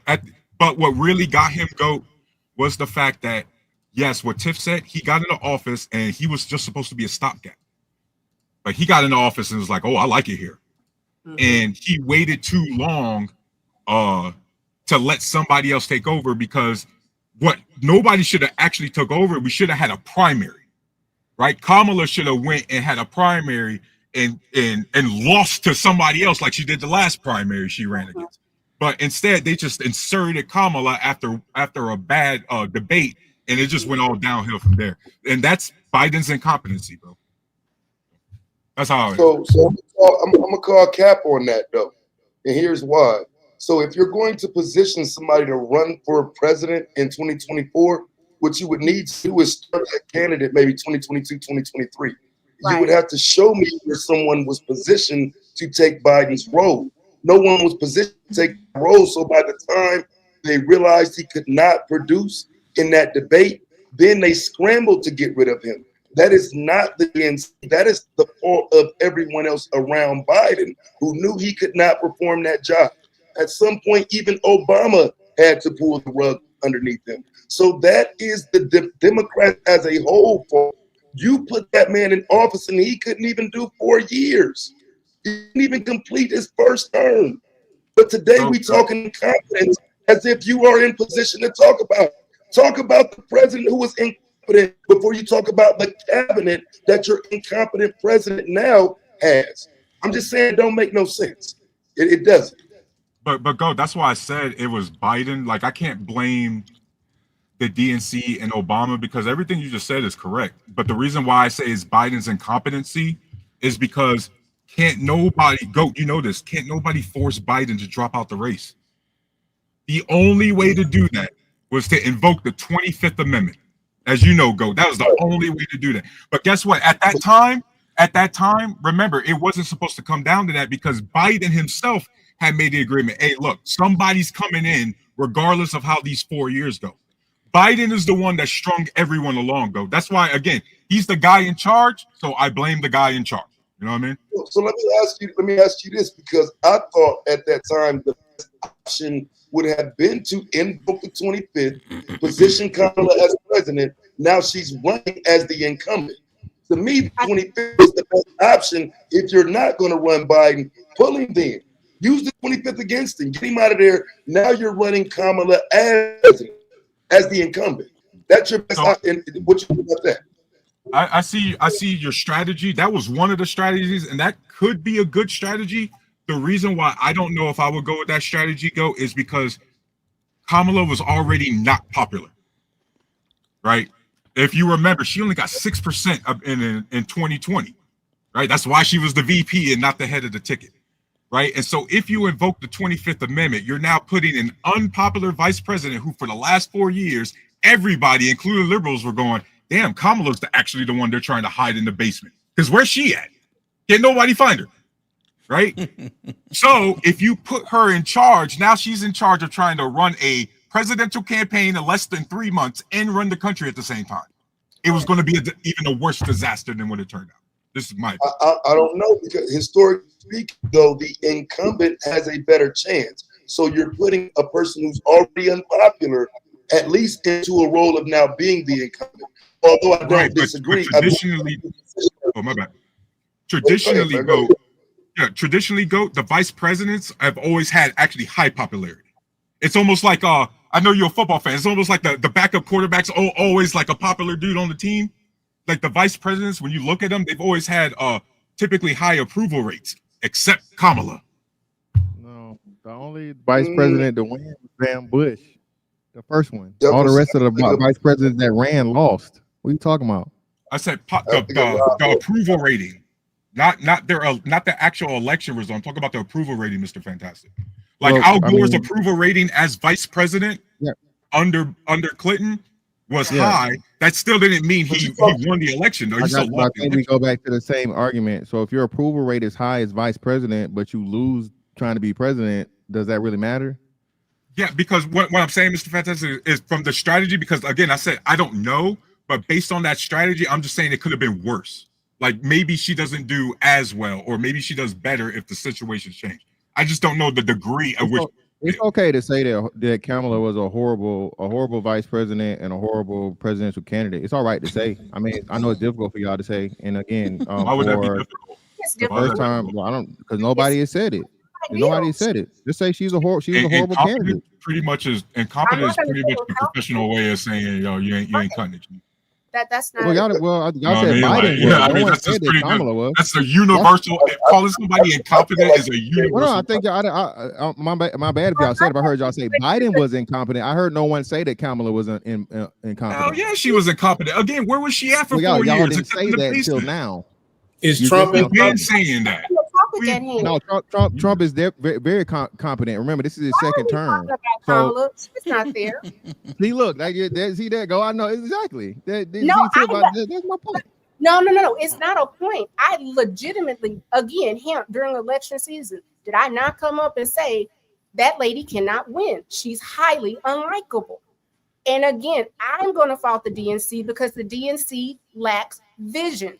The DNC right now needs to tell Chuck Schumer to sit down and shut the hell up.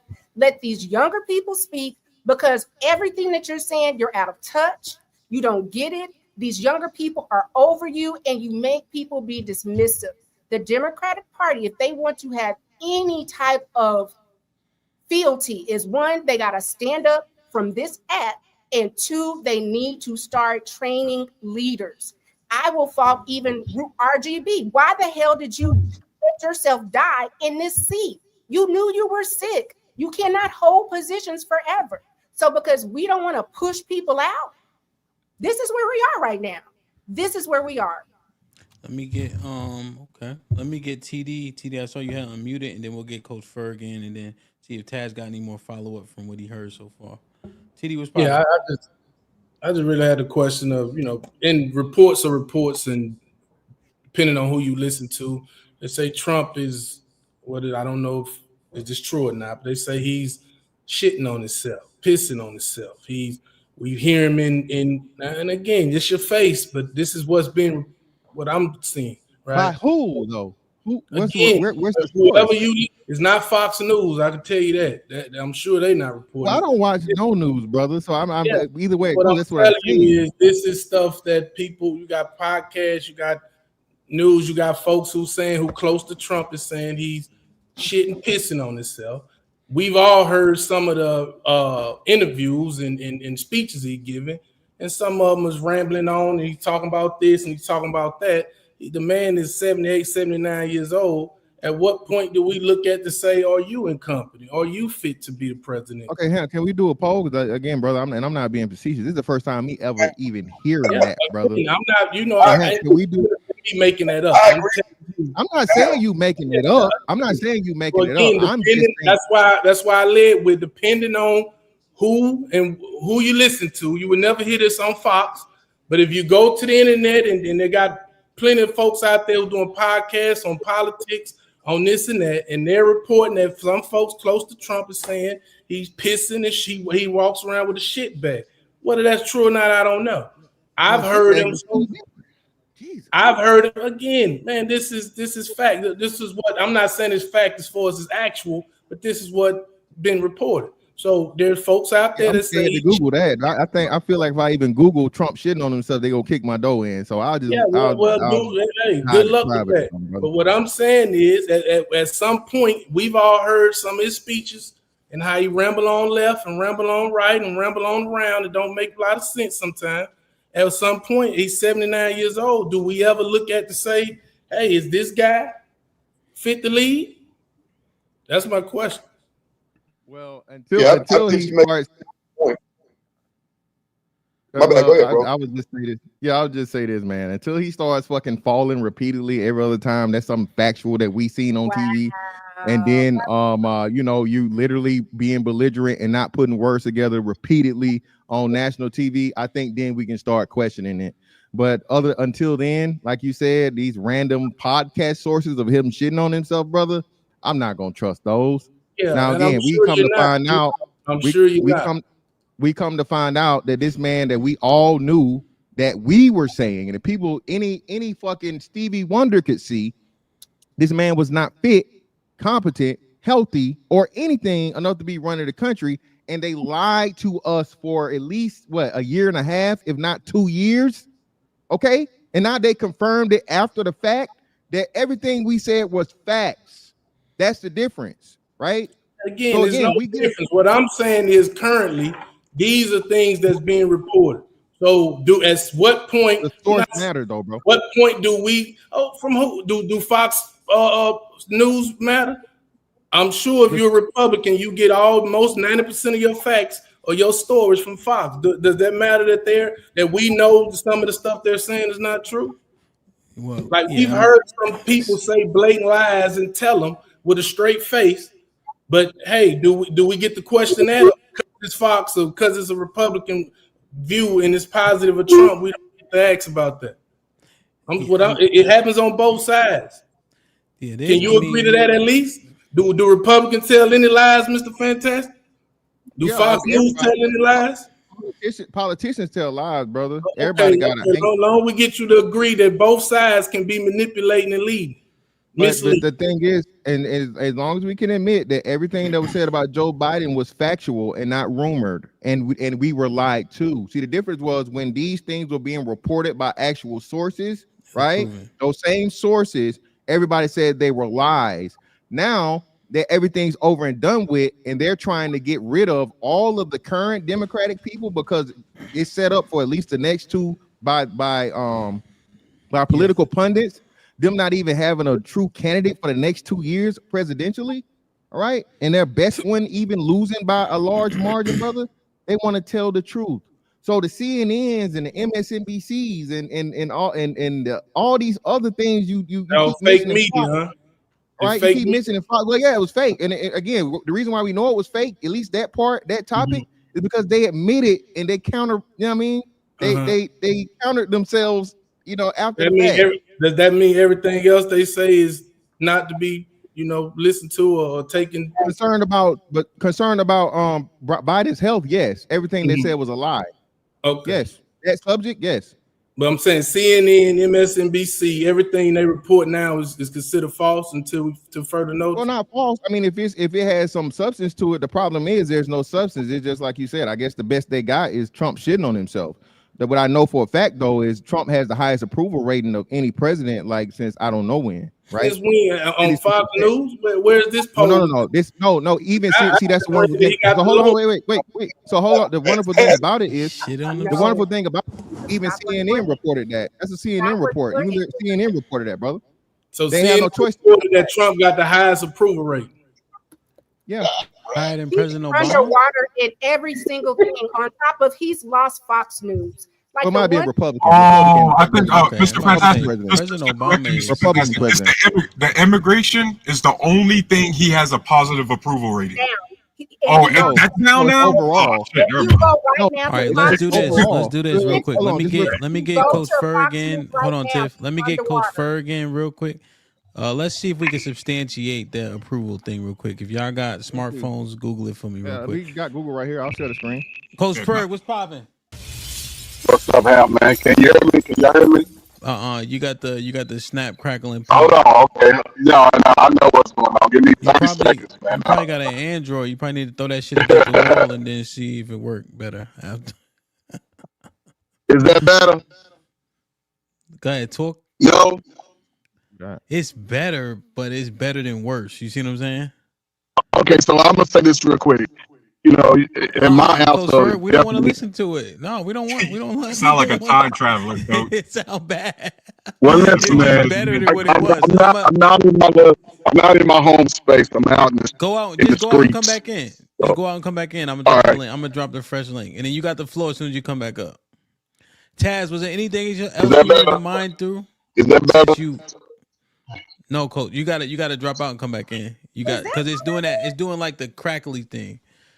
Taz, you was listening. So was there anything else that you wanted to ask question about? No, that was pretty much it. I did want to respond to what TD was saying, because I do somewhat agree with him that when you start talking these 78, 80-year-old men, it is time to look at them and scrutinize them for their competence. And so Trump ain't off the table for that. I'm just saying it's already kind of been determined with Biden. We looking in hindsight. But Trump ain't off the table. He's an old-ass white dude. There's no reason to not look at him for competency issues as well. So I agree with you on that, but there's no reason to look past him. Yeah, I think that's solid. That's a solid take. It makes sense to me. Like like Taz, like my father-in-law, right? He turned 75, right? And so 7 years ago, like him carrying the babies, not an issue. Just 4 or 5 years later, Rocky, she big, she be in trouble. You know what I'm saying? At any point she can hit the ground, you know? Like he be rushing, just going back and forth to the back. It's different. 3 years to make a big difference about, different control and such. So I don't see it as over the top, but I do see it's something that we would need to assess for sure. Coach Ferg, what's going on? You good now? Is that better? No. As good as gonna get. Go ahead, Coach Ferg. Okay, so like I said, my answer may not be popular. Listen, it's unfortunate that we hear, but the days of the handout, free living are over. Every man is going to have to be accounted. If you ain't got a real ID by July 1st, then you might find yourself lagging behind. Get yourselves a real ID first of all. And July 1st, the fiscal year starts over. And we've been under this. Our parents, our grandparents have all been under this welfare mindset.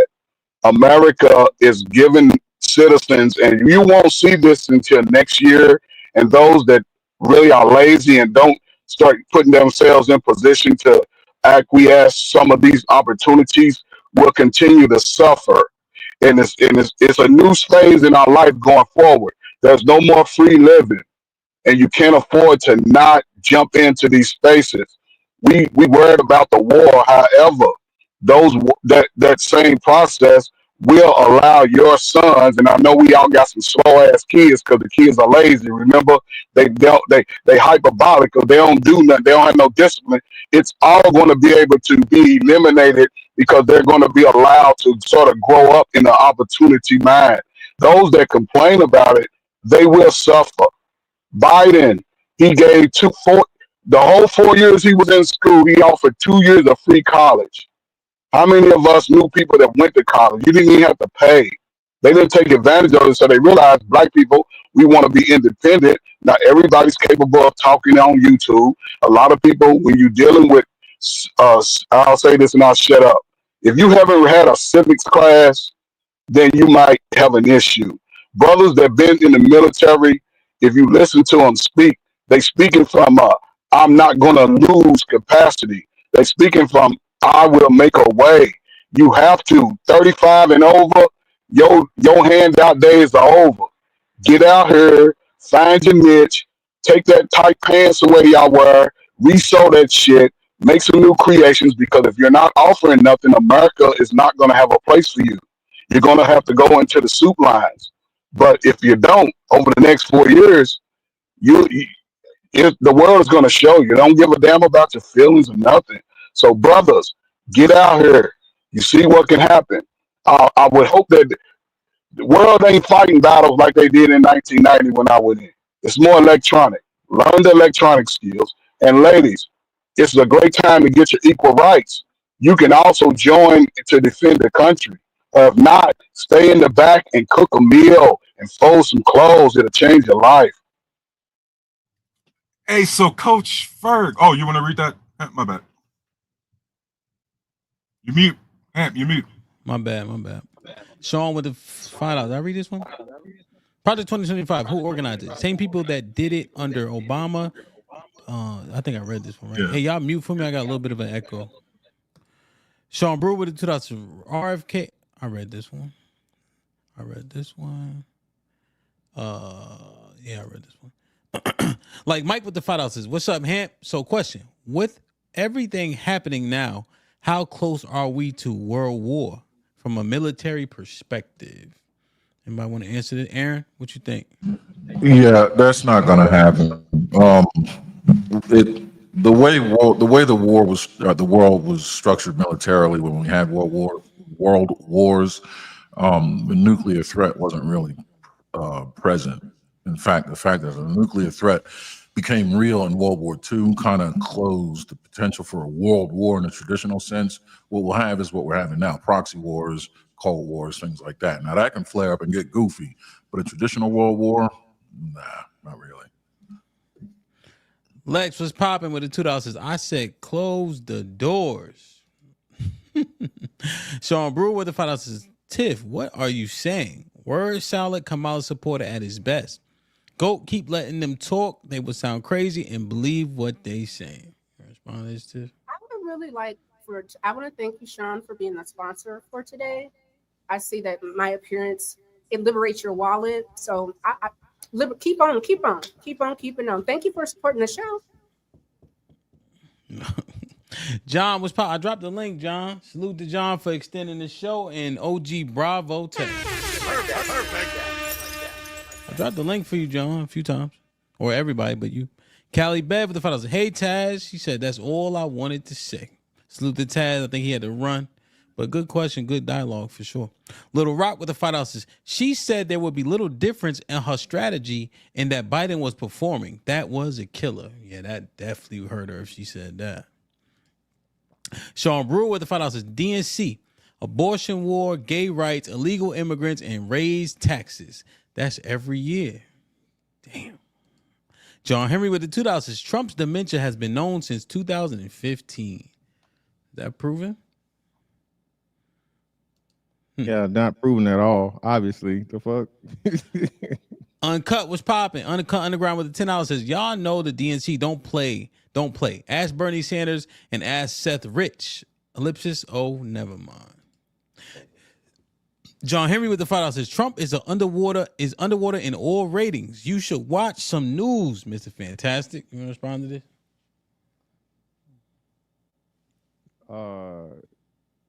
I should watch some news. Nah, well, shit, I heard it from the news. Maybe, like I said, maybe I missed.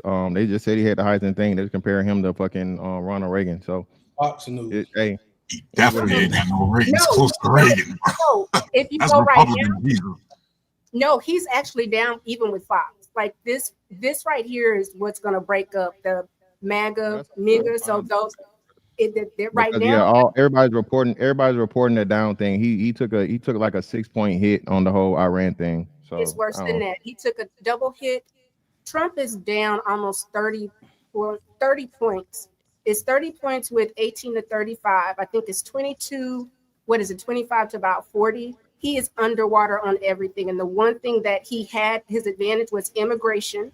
He lost with immigration because of the raids. And then he had the war. And he lost the war because he promised to be a peacetime president, a no more wars. So as soon as he started talking about even going into Iran, the numbers began to drop. He was underwater on Friday, but today, I'm sure he's tanked all the way out. Reaper with the $2 says, Coach Ferg about to sing Computer Love with that phone. Yeah. John Henry with the $5 says, the fiscal year starts the 1st of October. Has been for decades. Man, so I had to walk off that y'all were saying this, unless anybody has something that they wanted to say. So did y'all agree with Mr. Fantastic when he was saying watch your rounds and all that? Be on your dean. If you're from down south, what do y'all say? Be on your P's and Q's, maybe? Head on a swivel. Head on a swivel. What do y'all see in the military? Because they teach us that too. Watch your six. Watch your six. Yeah, like y'all think that's a real thing? Like that should be the advice that we dispense amongst, just regular people moving around every day? Be aware. I mean, it should always be a thing, but in this specific 100%, conversation, yes, you should definitely have your threat level higher, a little bit higher. I was just watching this movie. Go ahead, Tiff. Well, I was gonna say, just especially with ICE, the way that they are not like how right now people are being masked. We're in a different time. We are in a different time. You need to not have your phone. You need to pay attention. You need to look around your surroundings. It's a lot happening. Like, pay attention and be careful. Yeah, one thing that I think somebody had highlighted. Oh, go ahead, Aaron. You want to say something? Well, no, I was just going to say, I mean, when we give the advice, we should watch our six. To what end? Like, what precautions should we be taking? Should we become more armed? Should we be making moves economically? What preparations are we suggesting we take? So, if I could give a crack at that, Tiff, Mr. Fantastic first before, or do you want to go? Anybody? No, you go ahead, bro. One of the precautions from watching your six, let's be clear. Every time we increase our the rate of people being armed in this country, the gun rate only goes up more because, let's be clear, government can never kill us off like we do each other. We are so much effective at that. What I mean, watch your six, right? That means when you walk it, that means something simple. Aaron, you going to Mayors, Kroger's, whatever, just be more vigilant where the exits are at. No, Right? Wait. I have a firm grasp of the definition of watch your six. I'm talking about within the context of Iran being bombed. Like, how? I thought we were talking. No, I thought we was talking about from when you said watch your six. It was responding to HAMP when it comes to us worried about like terrorist activities, right? Yeah. Aaron, because Aaron, you said, what does that mean for the common day citizen? He just responded. He basically answering your question, not saying you don't know. Yeah. Right. No. So I guess I'm missing the context. Like within the context of today's current events, what are the new parameters you would give? Like how is now watching this differ? Oh my God. Okay. Yeah. Now I actually know what he's talking about. First and foremost, cybersecurity, OPSEC. I need everybody, even if you're not the most technological person. Sometimes this shit's annoying. You don't even want to mess with it. Guys, mess around with AI models, AI prompt tool, AI engineering. Get used to that just so at the very minimum, you can identify these new AI scams because they're only getting better and better. And the reason why another reason I need you guys to really dive into this and learn the tools, aka watch your six. That way you have a better understanding. This is an AI image. This is an AI video. Right, I know the kind of format, and at least the outlines. Right now, Aaron, we got a lot of people who are still unaware of some of these scams. So every new scam that comes out, it keeps working because there's too many. Right now, and so we really you gotta echo. That's why I'm muting you. You gotta echo. Yeah. Go ahead, Tariq. Yeah. So watching your six is really cybersecurity. That means every password you guys got app. Anything that needs to have a two-factor authentication, guys. it is becoming way too easy to have your identity stolen. It's way too easy to have your social security stolen. And a lot of the times, especially when we're talking about from the fact of wars like this is what happened. This is how you get a lot of propaganda and a lot of blackmail. For example, Aaron, you'll have terrorist activity, terrorists who will look online and see people who are vulnerable, right? Maybe they're financially vulnerable, they're sexually vulnerable, all of these different things. And they start feeding you with propaganda to get you to start committing, right? First, you'll send a couple of documents, then you'll send maybe a couple of dollars, then they'll ask you to move a package somewhere. This is how they slowly get you. And now they have the capability, just like Russia, it's not even real people anymore. It's AI bots doing these things. So everybody needs to try to just play around with the AI for no other reason to just get familiar with the tech. That's one of the things I'll do. Yeah, you got the proper context now. So I was just talking about, not anything specifically to this, of course, but just certain things, man. Like I said, I would be, pay attention. Like I said, a lot of times, man, we walk around and something's out of place, right? If you're in fucking Times Square or something like that, right? One of the biggest things that like nobody noticed, you had a big ass book bag or box or whatever, but just out of place and nobody, you know what I'm saying? Stuff like that. So, just pay more attention to the small shit, as they say. That's all and that's of course for like, big gatherings if you're in them. Yeah. And I add on to say that, we may talk about it, but make sure your kids know. I have some kids that's 25, 26 that's out active in the world. So make sure that you passing that information along to the young one. Because at this point, I don't fear nothing in the country for myself per se, but I just fear, whether that's police, whether that's anything for my kids. So, just make sure you take that information and pass it down. No, that shit seems sound. It just I was watching this movie. It's called Copycat. It's an older movie. Who the fuck is in it? I just watched it like 5 times. You always fall asleep. I forget who's in it. But anyway, it's about like serial killers. And, the one's in jail, but they keep doing what the other one is doing. You know what I'm saying? Like they use the same methods to try to frame, or, they get like enamored by it, And when you just look at stuff like this, you just wonder who takes advantage of particular situations, in what capacity, right? Clout chasing, all types of shit.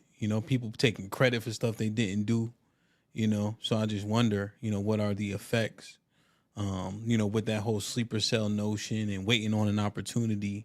And Iran is trying, even if those missiles got intercepted, the fact that they responded, ASAP, that has a different feel to it than what I've seen in the past from what I can remember. So, yeah. And also, again, when you're saying be vigilant, please make sure if somebody comes and they're saying the police, like you gotta be careful. Please be careful, because we saw what happened with the congresswoman, that our system, like our news cycle is so fast, we didn't even really cover where the 2 senators, one got shot, the other, her and her husband passed. Like, it's real out here. People are not in a good way. Some folks politically are just volatile. And we have to be aware. You're not being a fearmonger by saying pay a damn attention. As a person that I used to be walking in the store, head down in the phone, you might have walked up on me and touched me, I've never seen you coming. That's just that those days are done. And even, Tiff, just say piggyback off that is even before we bombed Iran, now we're talking about another sleeper cell issue. But even, a few days ago, we're talking about a white supremacy and other issues that this current climate has heightened, right? So, folks are, you always got to be vigilant, and even before. So again, it's a double-edged sword to where now it's a new player entering the market. They've always been there, but they're definitely going to be more motivated now that we bombed Iran. But it's just not a good time. It's not a good time. I mean, unfortunately, y'all know who we got to worry about that isn't Iran, right? China. Y'all know we've already had issues with some of their little secret police here in America. These kind of things. You also know China's allies with Iran. They got nasty military economic ties. Also, Iran's allies with Russia because they got mercenaries and supply them with drones and everything. And so the reason why I'm saying that is because it's not actual attacks so much we got to worry about. It's the espionage here in America, individuals we got to worry about. Because again, we got a lot of people who believe anything, who are gullible, naive, they vulnerable, and so they looking for anything. It's just so easy to radicalize people nowadays. That's what I'm worried about, is those efforts skyrocketing, TD. So that's what I wanted to. I was wondering when that was going to come into the conversation around the Iran bombing. Is their ties to China and Russia? I don't think anyone really fully understands what the ramifications are in bombing and not bombing Iran as it relates to China and Russia, and what their potential responses are going to be. Like, do we have any ideas to what the economic ties to China are? Does the word Taiwan come into the conversation when we think about Iran? These are the kinds of things that I think people are missing. So when we say we got to cover our six, I think what the most important thing we need to do is defeat compartmentalization. Compartmentalization rules the way our government works, but not only that, the way information is fed to us, and that's what keeps us confused. They make us hyper-focused on one thing today, and tomorrow's another thing, and then another thing. Tiff just alluded to it. The problem is, if you were to connect a lot of these dots, that would be when you'd find your answer to a lot of the things that we're questioning, or a lot of the things that they want to keep from us. They're giving us everything on a plate. They're just putting it in a way where we'll never connect it and put it together, right? So I think that if we're going to watch if we're going to watch our six, look at the news, look at what's being said objectively, but connect dots. Don't leave the news in such a compartmentalized fashion. Yeah, Aaron is really 100% correct. Aaron, if I could just add one thing to what you said.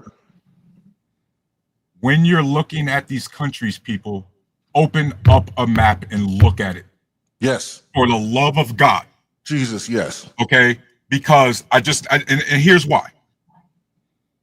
Aaron brought up Taiwan, which China has been eyeing for decades now, trying to wanting to grab that, right? But you guys got to remember, just like Russia and Ukraine, Russia can't use the hypersonic missiles because they're trying to occupy, not destroy. That's what China's going to be trying to do with Taiwan. They can't just launch everything because they actually want the resources. So they have to do a D-Day style operation in Taiwan that will make D-Day look like a training exercise, right? But if you got the US, Israel, NATO focused on the Middle East and Eastern Europe crap, now you got China who can be like, we only got to worry about Taiwan because North Korea is going to help us because Japan is still a defense measure. South Korea still don't want any of that smoke. And unfortunately, I hate to bring this, but Trump just ruined our relationship with Vietnam. So we're losing allies in Southeast Asia. And so when I guess from a national standpoint, what Aaron's saying is, yes, watching our six means we got to watch all the news. And please look at a map. Look at where the lines are drawn. Look at where the bodies of water. For example, Iran just closed the Strait of Hormuz. Hormuz? Hormuz, yeah. Look at how much billions of dollars of assets goes in and out of that every month. So let's just kind of give them a quick outline on what that could look like. 1/5 of the oil that gets traded in and out of the Middle East to the world, more than 1/5, closer to 1/4, comes through there. Not to mention 90% of Iran's oil that they sell is sold to China, but China only gets about 30% of its oil from Iran. What does that mean? If Iran closes that strait, they can export all the oil to China they want, and China's still going to be back on their heels. China's going to be uber dependent on Iran for oil while closing down 1/4 of the rest of the world's ability to trade oil, and that's just oil alone, right? So, but go ahead, go. Just to fortify your point, but you know what I mean. No, that was excellent because those two are tied at the hip. This is why, unfortunately, I hate to bring it up because it might not be related, but when we're talking about world war, it could be India and Pakistan. India and Pakistan has been popping off since I believe 1967. They've been having beef with each other. And the reason why, guys, China would be so interested in that is because they already have skirmishes with India. Why? Because China, above all else, with the oil and gas, they are having a resource problem with fresh water and everything. This is why they're trying to take over and autonomize places like Nepal and Tibet and go into Indonesia and Bangladesh because they want those freshwater resources as well. And so when you got all of these activities going on, it gives other superpowers a way to snake their way into other things. Yeah, I love this. I love this. And Hemp, I gotta jump out, but I wanted to say this. I think we owe it to the audience to come back with this same specific topic in a few weeks, maybe 3-4 weeks, because here we're giving information, advice, facts, or whatever we consider facts. We need to fact check each other at the end. In 4 weeks, we need to go back and have some of these same discussions. So, everyone here has a strong opinion. They're strong opinionated. They're great speakers. So it doesn't necessarily mean it's factual. So let's come back in a few weeks and say, hey, let's see how this plays out. Like we say, we don't believe it's going to do this. Did it do it or not? We don't think this is happening. So I think it's some topics here that we could take and visit later to verify, and they give some context to what the audience is getting. Yeah, no, 100%. That gives it plenty of time. And I think I'm going to do it one more time on an evening panel. That way because there's people who obviously working too, that got some strong opinions as well. Maybe on Wednesday to further expound, but 100% the circle back matters, right? And then TD, to just the sentiment, how you bringing it, it's not even like, nigga, I told you so, but it's rather, based on this development, here's what we have to conclude in just. Yeah, because it's like the LeBron Jordan debate. You're never going to get a right or wrong answer. You're not going to move folks off their line. And, it's my first time, and I appreciate everybody. It's a learning phase. You get the energy, get up, them butterflies spike up a little bit, but I appreciate it. So I want to thank y'all for having me on. Thank you, Hemp. Oh yeah, TD. Nice to meet you. I'm gonna hit you when I get off here too, TD. Hey, TD, good shit, man. Oh yeah, bro. TD did good for his first time. Did John Henry talk yet? Nope. I've just been listening for the last hour and a half or so. Talk your shit, John. Shout out to everybody. The show. What you got? Did you get my 60 for the extension? All right, bet. So just a quick recap. Number one, Russia was the aggressor in Ukraine. It's always been the case. The Budapest Agreement signed in 1993 stated and outlined specifically what the parameters were to be followed. Russia broke that in 2014, plus they broke that when they started the war in 2022, plus claiming that, we're not going to do anything. We're just there to help our citizens. All right, push that to the side. Second thing, we talk about information, something that you spoke of the other night, Hamp, misinformation. Whatever we are discussing on this panel right now doesn't mean shit. Forgive my language, because of the fact that if you are not willing to accept information that is reality, then there's nothing that we can discuss. The biggest problem that I have with my conservative brothers, not you guys specifically, because again, everybody up here is family for the most part. What family gets in arguments. The biggest problem that I have is the failure for the Conservative Party to recognize that in the mid 1960s, both of parties changed. Mm-hmm. The ideology is different. Mm-hmm. The Republicans are not the Republicans of Abraham Lincoln. The Democrats are not the racist and slavery folks they were back then. When that changed the dynamics of what we discuss, or it should have changed. So anytime we talk about information that we need to talk about accuracy and what we discuss, and we need to come back and circle around, we can't do that because we have black people in this chat right now who think that Kamala Harris is not a black woman. There's simple things like that's the most ignorant thing that you can have a discussion of. We forget about Jane Kennedy. We forget about Shirley Belafonte Harper. We forget about all the blacks who've come before who no one has had an issue with, but all of a sudden they themselves will not be considered black. Right. We have folks who literally cannot agree on just one basic fact. Therefore, we tell them, do your own research. Well, if you don't know how to research, you don't know what you're looking for, you don't know how to look for it, what do you think your information is going to come up as? Or worse yet, will tell folks, I don't watch news. But that you always will have an opinion. That's not directed at Fantastic, because he's not the only one. The other issue we have, I call black Trojan horses. That would be Dennis Sperling. That would be Candace Owens. Information that they bring forward that white folks would not put forward, but because they have a black face singing the same praises, that makes it easier. So therefore, that information is injected into the black dialogue. And once that's done, now we've got this issue of trying to fight basic common facts before we can discuss the perspective of what everyone has. So when we look at this war as it stands right now, the perspective is going to be based upon where you get your information from. And I believe TD had made that statement prior to him leaving. So one of the things that I think folks seem to miss, back in 1984, there was a Russian defector named Bezmenov. Yuri Bezmenov. Yep. And Bezmenov said that there are 4 stages of taking over a country, beginning with demoralization, destabilization, then you have crisis, followed by normalization. So he said that Americans were fat, lazy, stupid, and he also called us schmucks, but this was back in the interview back in 1984. So the first stage is demoralization, where you take away a nation's ability to believe what is true versus what is not true. You get a person to a point to where they will never believe that something in front of you, which is fact, is believable. Kamala Harris is not a black woman. All right. You get that put into place where people will argue. You will take them to her birth spot. You will show them her black grandmother when the white guy was her great-great-grandfather. Her great-grandfather was half black, half white, who married a black woman, who then was her mother that was birthed, that married her Jamaican father, which, her Jamaican grandfather, which birthed her black father. But again, you walk that down, you have people who won't believe that. The other aspect of demoralization is that you will make sure that the next generation, which is our kids, not that I have any, but for you, for have kids, everybody knows my child died in miscarriage 30-something years ago, so he never made it. But for you guys who do have children, who've been lucky enough to have kids and raise them, the next stage of that is telling lies to whereas the next generation, K through 12, they grew up in this misinformation. And upon growing up in that misinformation, they've already been bred to accept the lie.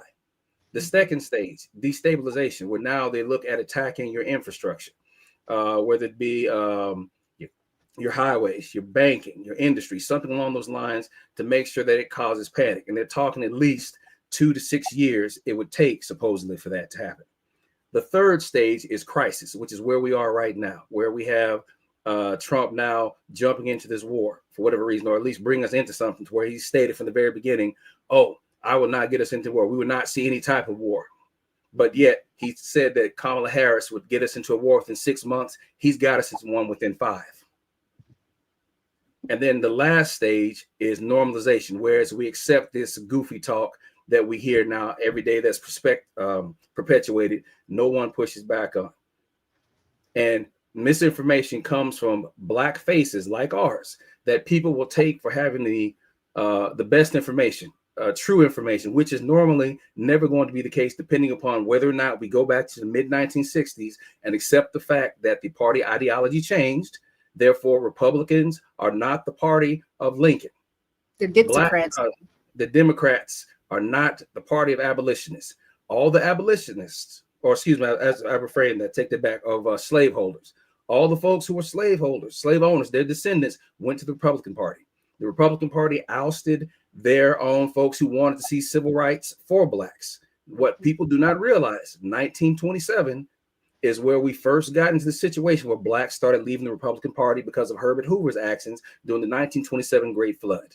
But let me go ahead and land it there right now because I've gone on a little bit too long. I want folks to have a chance to respond. Hey, Aaron, Mr. Fantastic, you guys think I should have used the word vigilant instead of watching or 6? It probably would have been more accurate. Both, they work. Yeah, sometimes I just want to be clear for people, you know what I mean? Yeah, now you did. Well, it's a great word, though. But neither one are wrong. Does anybody want to respond to what John Henry just? Yeah, of course I do. Listen, man.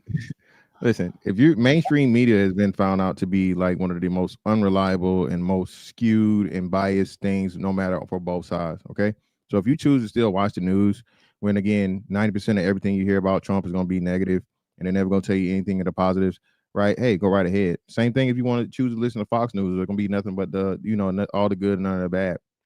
Listen, I stopped watching TV altogether outside of live sports, bro, all of but 7 years now. Guess what happened? My knowledge base expanded exponentially, bro, like crazy, because I wasn't just listening to the bullshit being fed to me and distracting me from what's really going on here. I've learned things about, like you said, Yuri Brezmanov. That's something you would never even see on mainstream. That's something that we had to pick up outside of that, right? Because why? And it's funny that you use that as an example when, again, he talked about that's a communist mindset, right? And we're seeing the reverberations of that right now, of America being played with all these communist ideologies. Hate the rich, you know what I mean? People want shit for free.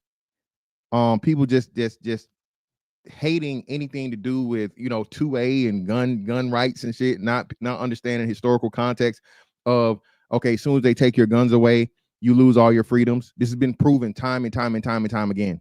Okay, don't take my word for it. Look it up. Communism has killed more people, okay, than any act in history of humankind. That's more than the Crusades. That's more than 2 atomic bomb drops in Japan. Okay, that's than any war. All right. Not act, you mean governments as a whole. The commie governments as a whole. Yes, communism as a whole. Okay, and so again, once you start letting these things seep into your democratic republic system, right? All right. A lot of people don't even know that. No, it's not a democratic. It's a democratic republic. Okay. A lot of people, like I said, civics is all but gone. Nationalism has been turned into racism. No, everybody's a nationalist. Nationalism is a great thing, but once you associate it with Donald Trump and then you put white in front of it, now nobody wants to be proud of being American and be in that country no more. Yet live here and reap all the benefits. I don't give a damn about no damn illegal immigrants. I don't care. Okay, they're not supposed to be here. I take my ass over to Brazil, to Japan, to fucking UK, wherever. If my ass stay there long enough I'm supposed to stay there, they're gonna lock me up and throw me the fuck out. They're not gonna fight to keep me there and give me free money from their taxpayers and all this other shit. And this is the problem with free speech, right? People get to say stupid shit, and stupid people get to listen and start repeating it. That's the only problem with free speech. Dummies get to talk now. And now that we all got these fucking cell phones and a lot of people got microphones and cameras and shit, people say dumb shit all day, right? Now again, I'm not accusing. That's not what I'm saying by any means. No disrespect, John Henry. Hey, we have a political difference. I want to make that clear. The brother's very well knowledge. Hey, serve his country, all these different things, life experience. Okay, and that's not a diss, John Henry. Just want to make sure, brother. That's not what I'm saying. Okay, but what I'm saying is, right, there are such things as wrong opinions, right? Wrong opinions do exist. Right opinions do exist. All right. When you can back up your opinion with fact-based things, okay, and come to somewhat of a conclusion, all right, or not a conclusion, I guess an educated guess, a more accepted guess, that's what it is. The problem is people don't want to do any research beyond what they're being told. So, hey, you can get out here and the world, again, is literally in your hand. We ain't got to go to libraries no more. You ain't got to drive nowhere. You ain't got to do that. All you got to do is pick this motherfucker up right here. You ain't even got to type. You can talk. You hit a button and say, hey, Google, whatever, right? Or Siri or fucking Chat GBT. You don't even got to type no more. And that's one of the major problems and issues in the world. We just, like, you know, motherfuckers got too lazy to learn shit, man. But that's my take on it. I appreciate it. So to respond back here, so what we're talking about is the misappropriation deflection we just went on. So Fantastic spoke of information that is worthwhile, is fitting, but it does not surmise what I stated, which I go back to my point. I'm not saying that we have pushed communism. No one is saying anything that communism has infiltrated the country, because had that been the case, then we would have seen more from the Conservative Party had communism taken place here. No, that is not the case. What happened? What we're talking about is that the ideology has been changed, the thought process of where we should have been as a country. Yes, we can see that we have watched our children, for example, think that affirmative action, Operation Push, Rainbow Coalition, anything that has to do with the fight that was done for civil rights is a bad thing, or it doesn't even exist. They don't even care. Anyone who says that, oh, we were better off during Jim Crow era, that is the foolishness I'm speaking of, to whereas our mindset, and this wasn't Yuri Brezmanov, this was our own blacks who are saying these things. We were better off during Jim Crow, which is not a lie. Jim Crow, we were more together because the fear of death was more imminent on a day-to-day basis, if you look at that. So that's prominent. So before we talk about our cell phones or the way that technology is running nowadays, what people need to understand is that the internet is nothing more than a system of computers. And because it is a system of computers, you are either given access, you're denied access, or if there is access that others have, you may not have it.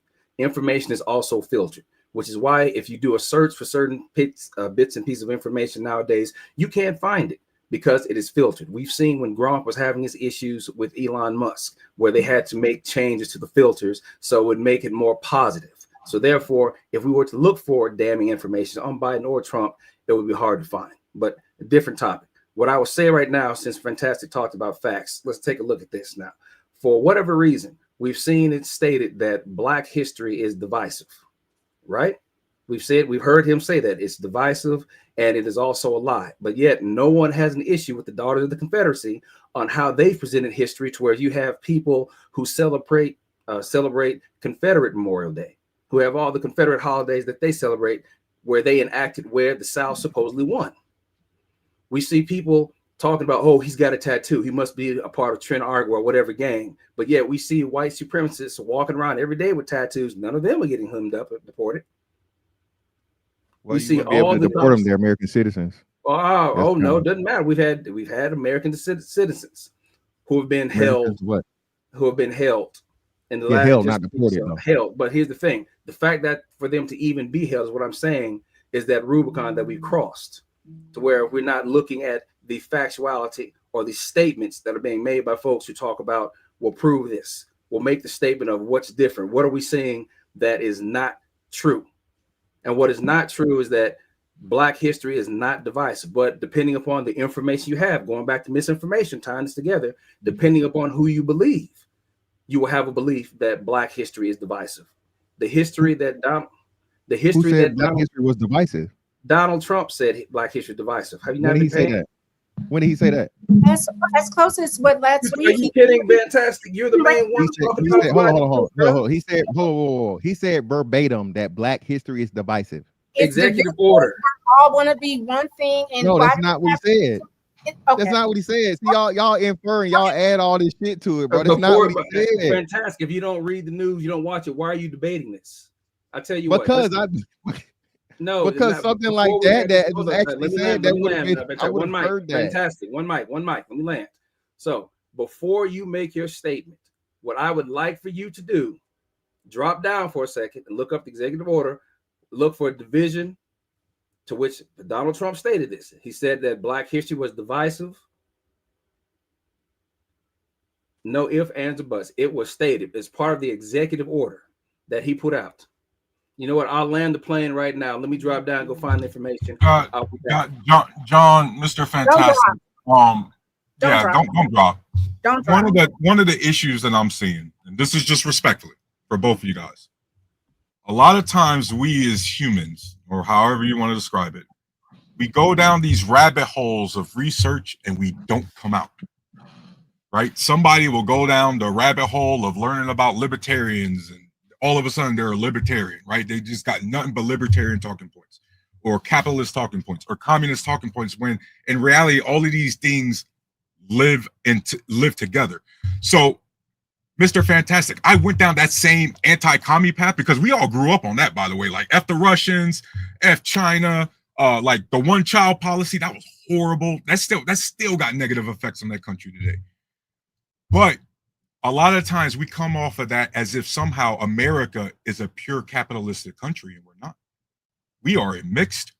Our government is mixed. Our economy is mixed. We have a mixture of The United States military is the largest socialist organization in the world. In the world. Right? Also, we all like, and for example, I'm a huge Second Amendment advocate, or not advocate, but everybody should practice their rights. Switzerland has the most gun ownership per capita in the world, right? And for the longest, conservatives would go, hey, we should have laws like Switzerland. Aaron, John, Mr. Fantastic, Tiff, Hemp, do you understand that if we brought the laws of specifically the gun laws of Switzerland here in America, Mr. Fantastic, you would be calling them communists. Yeah. You would be calling them communists. But nobody calls Switzerland a communist country, does it? You see what I mean? Yeah, because what you said they own the most guns or they didn't? They have the most gun ownership per capita in the world. Okay. Right? And despite having the most gun ownership per capita, larger than the United States, they have the less gun shootings, less gun violence. And for the longest, Republicans would look to Switzerland, Mr. Fantastic, and be like, we need regulations or we need cultures like them. But if you actually bring their regulations, again, that's European commie crap. Remember? And so that's what I'm saying. Like, you go down these rabbit holes where you think everything's communist, right? And you was talking about free things, but you don't remember in actual communist regimes, nobody gets anything for free. You all have to work or you get thrown in the fucking gulag. Right now, the communist regime, North Korea, they can't feed their people. That's why they're always launching missiles into the ocean to get the UN and the United States to give more food aid over there, and then they stop. Right? This is an ongoing thing. And so you can look at, there's so much different elements that you can't just go, well, I'm anti-communist. Now all of a sudden, everything that capitalism done is great. No, because there's things called crony capitalism, right? There's things called monopoly. By the way, guys, the board game Monopoly, that is the purest form of capitalism. That is the purest form of capitalism. What happens in Monopoly? There's only one winner. That's why we have regulations and anti-monopoly laws and monopsony laws to keep the free market competitive. That has been weakened, by the way, if you're going to make this statement. It's been weakened, but guess what? According to government doing its basic role, John and Tiff, that's commie. Despite not changing the tax code, simply raising the taxes will somehow make you a commie, but lowering the taxes, again, within the same tax structure, makes you a capitalist. That makes no sense. Agreed. And I hope the point that you're making here does not fear that it's been missed upon me, because Fantastic and I have been going back about this stuff for about a year and some change here. We have our conversation, but when we're done, we break because it's conversation. That's the whole point that we hear. But the fact of the matter is that facts don't choose sides. And that's one of the things that we seem to miss at times. Oh yeah, I'm gonna say them. I gotta go run and do some shit. Listen, man. Yeah, the whole communism aspect of it covered the basis of what I was talking about. As you guys said, a lot of people have changed the way of looking at America and even seeing America as being a good place. This is the highest level of Americans talking against America and all this other shit that I've seen in my lifetime. Maybe it's been more. I hadn't lived that long. I think I lived pretty much long enough to see the change. And like you said, from when everybody was proud to be American, everybody had American flags. And now it's an issue and a problem that if you like this country, black people specifically. Now to the black people thing, I just looked it up, bro. That Trump did not say that. I literally just Googled it. I put it in there and I looked at every source. Trump did not say anything about black history being divisive. And, but y'all go run with that. Y'all are gonna run with that. Y'all are gonna run with it. You'll be back, and I'll bet you $100, John. You're not fucking see a shit where it says black history verbatim is divisive. Don't play semantics. Let's not do that. It is semantics, though. It is semantics because if you that's just like when you guys were saying earlier about he said Tulsi Gabbard was wrong, but didn't give the context as to why it was. Tulsi Gabbard never ever said there were not nuclear weapons there. She said we're in the process of assessing it. It's being assessed. So again, you ask him a loaded question on the spot and he gives you an answer, and then you try to pit one end against the other. That's the oldest fucking trick in the book, man, for dissension amongst the ranks, right? Anyway, man, hey, it's been real. I gotta bounce out, man. I'll check y'all later. Bye, Fanny. To respond to what Fantastic said, if we look at the policies, you don't have to say it, you can look at the policies. The fact that heroes are being removed, the fact that he's fighting with the Smithsonian over the African American Museum, the fact that anything that said a person of color or a woman, they had it tried to scrape it, even to the point to things that said gay. And there's a ship named Gay that they had to go back and put the history back. And then people had to have a fit because the baseball player, say his name, Jackie Robinson, they removed all of his information. He's a war hero. it's his policies are anti-Black, period. It is what it is. Anybody that comes in and you're trying to take space or time away from public education, knowing how many people, and I'll say, I don't do the people of color, how many Black people lean into public schools. Like, it's just, the policies are mean, and the level of cruelty that he's doing things. Again, we did not see Obama kicking all these people out, but he's deported far more within reason, within the law. You cannot be lawless and then want people to be orderly. And I'm super afraid of where this is going, because at this point, the Constitution is a suggestion. Rules are like, oh, okay, I might. Like every day, the erosion of just regularness, what TD said and what Aaron said, these kids that are 10, 12, they have had 10 years with Trump. They're going to think all politicians lie. They've never seen honesty. They've never seen people not be nasty and rude. The levels of decorum that have been lost just in the Congress and Senate, you did not see this. Our government is behaving in a way that is disgusting.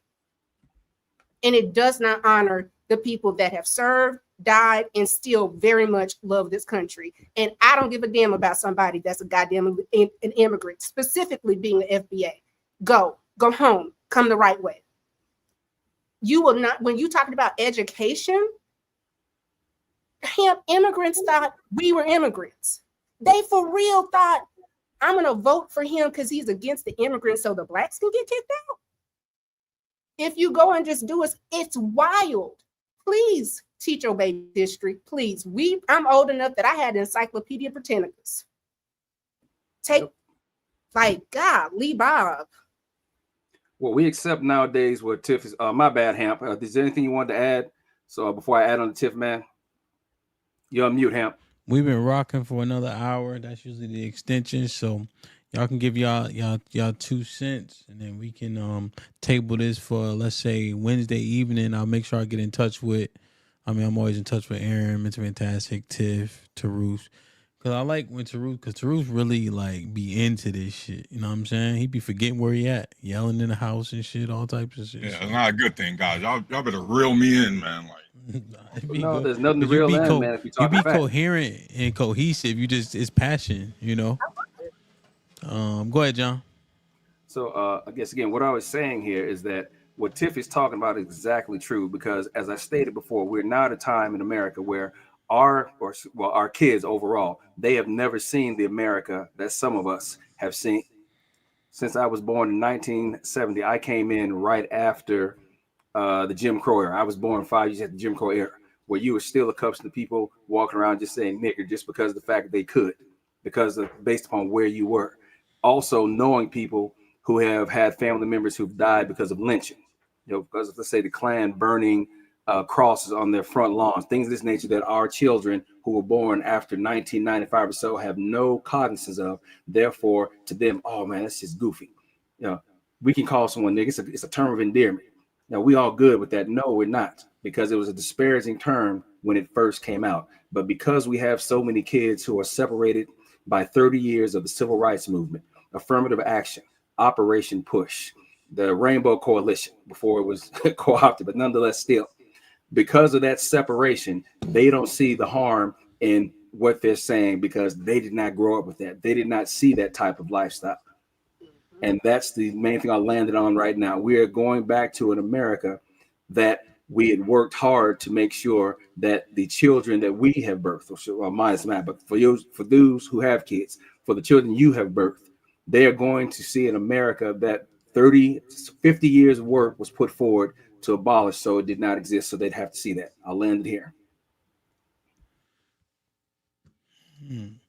Yeah, we disagree on the origin of certain words, but I think that your sentiment is understood based on the general understanding, because there's so much understanding not afforded, right? There's not a lot of reading, I think that when Black kids specifically, are socialized amongst majority Black people, you do see a difference though. So like when my kids go to school in Washington D.C. and you have the month of February, those kids know, right, if they're paying attention because it's taught, that it comes from Carter G. Woodson, not just because it's the shortest month of the year, right? Like we've heard so many comedians say. And they talk about Medgar Evers, who seemingly has gotten lost. So where they're socialized makes a huge difference as well, right? And the pride of the culture, right? And it's not just music. But no, I think that's fair. What you Hamp, I got? also just dropped the link for you, man, regarding the statements of divisive Black history, at least how it's being taught, or at least how Trump had made the statement. So I just put the link in the chat, and it's also in the background. So this correlates with what I was saying here. So again, if you study and if you're aware of what's happening, but if you read, you'll know these things. That's my final thoughts. Facts don't choose sides, people. No doubt, no doubt, no doubt. The Tarus. Perfect. Shit like that. What's popping? Any final thoughts? Yeah. Tiff, nice talking to you for the first time. John, nice talking to you. Aaron, Hamp, always a pleasure. Always. This entire discussion was really great, but one thing was made very clear, and that is, audience, Andrew Yang was right. It's all about the math. And unfortunately, when we're talking about the cuts, Medicaid, SNAP, all that kind of stuff, when we're talking about these wars, we got to remember something. The wealthy people, guys, that get these tax cuts are also the same ones who are in charge of the AI. They're the same ones who have hired the software developers that developed the AI. These software developers, we all saw it last year, put themselves out of a job. This AI stuff doesn't give a damn about your gender, doesn't give a damn about your race, doesn't give a damn about your sexual orientation. This is not a fear mongering. This is a reality check. I want you guys not to be scared of the tech, but please dabble in it, experiment with it, get used to it, because like it or not, we all know inherently, guys, we can't fight against it. It's going to happen whether we like it or not. So you can either continue trying to tell yourself that things are going to change and to look behind the curtain, or you can accept the reality for what it is and adapt and evolve. Please adapt and evolve. Those are my final.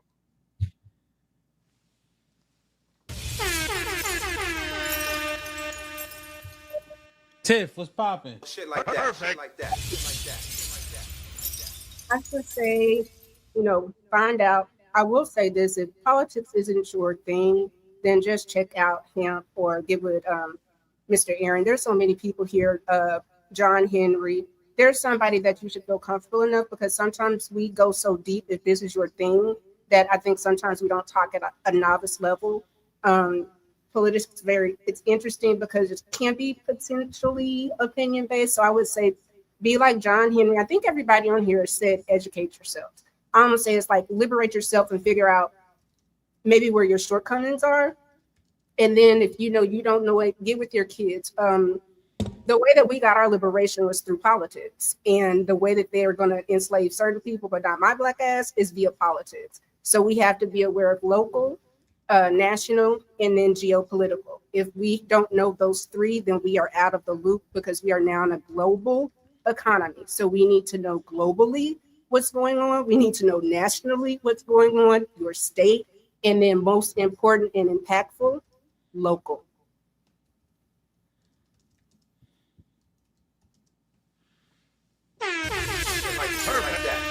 You've been consistent with that message, I think definitely understanding who's who and what's what, You'll be surprised how much you can learn. They have meetings every single week, They have meetings at the police station every single week. There's so much going on around us, and a lot of this stuff is happening to us because we don't enthrall ourselves, right? Involve ourselves.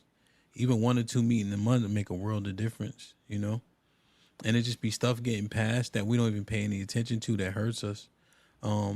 I live in when I used to live in DC, I live in the 8th district, right? And so there was a law that was passed. The DC jail is technically in the 6th district, right? Or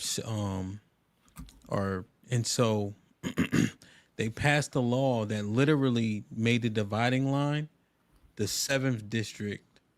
So literally across the street is the 6th district, but they voted to make sure the jail was counted as a 7th district.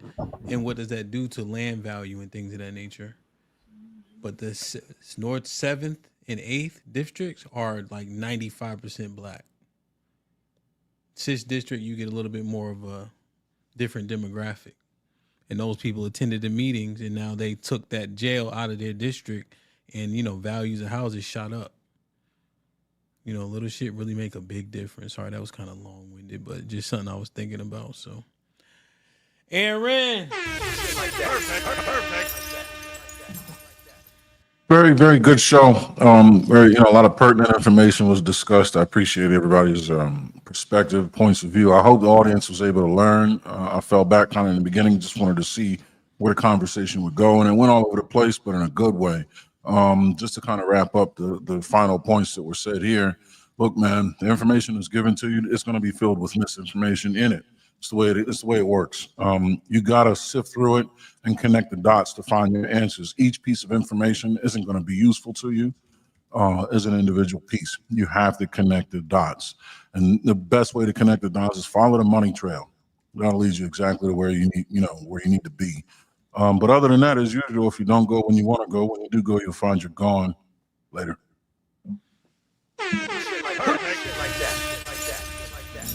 It's interesting, man. And, I definitely try to look at a lot of this stuff, more intently, but I simply know that you guys do your due diligence more than I. So when we having these conversations, I will add in, like, when you guys say something that sparks something, I'm like, oh yeah, I can see how this could correlate for the people that are a little bit more layman, but I look forward to, and I put pressure on y'all to edify people like myself who maybe don't dig as deep into these type of topics, because it's uberly interesting and important, So I appreciate you guys' diligence, because you can tell, even when you guys are disagreeing, there's facts, there's things that are being said that make sense when I'm listening, Now there's things that I may agree with more, right?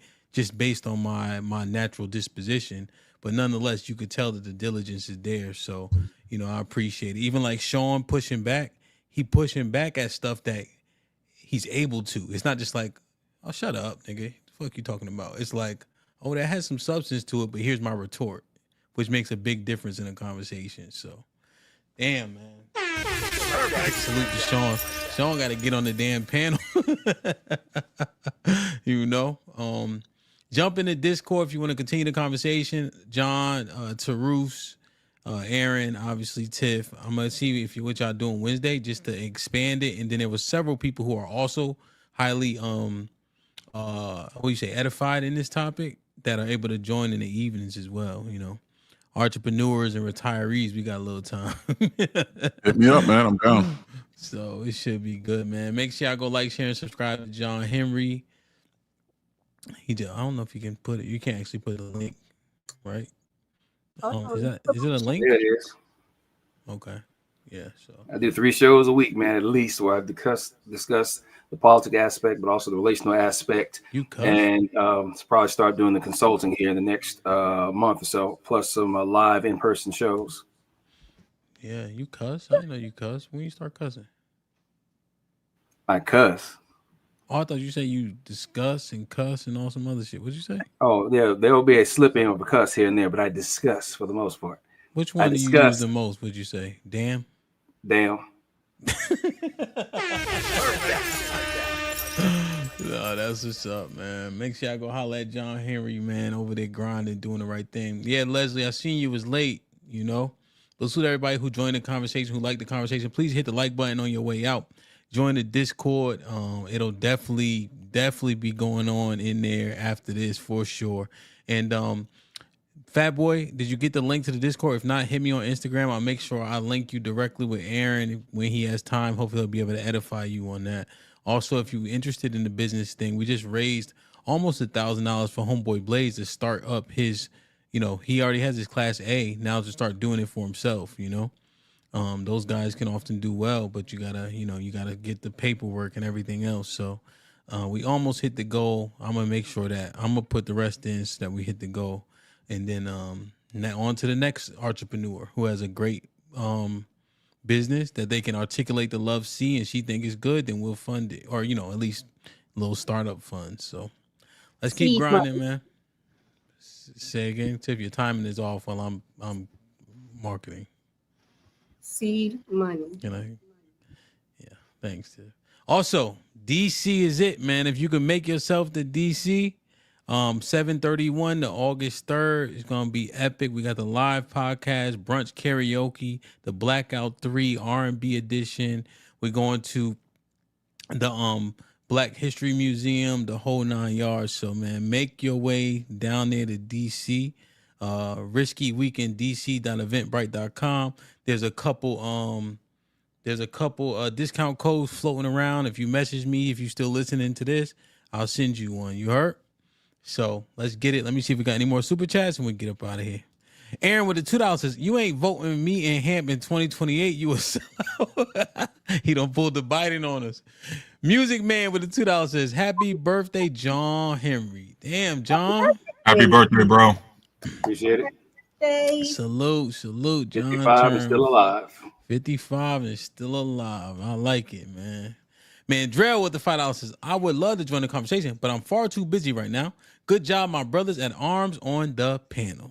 Man, Drell was really about that life too, man. He did that hardcore shit. Yeah, I had to reach out to Mandrell like 3 weeks ago. Tarus, you don't see nobody for a long, even if it's YouTube. I'm like, yo, you good? He's like, yeah, I'm good. He got married. That's what happened. That's what happened.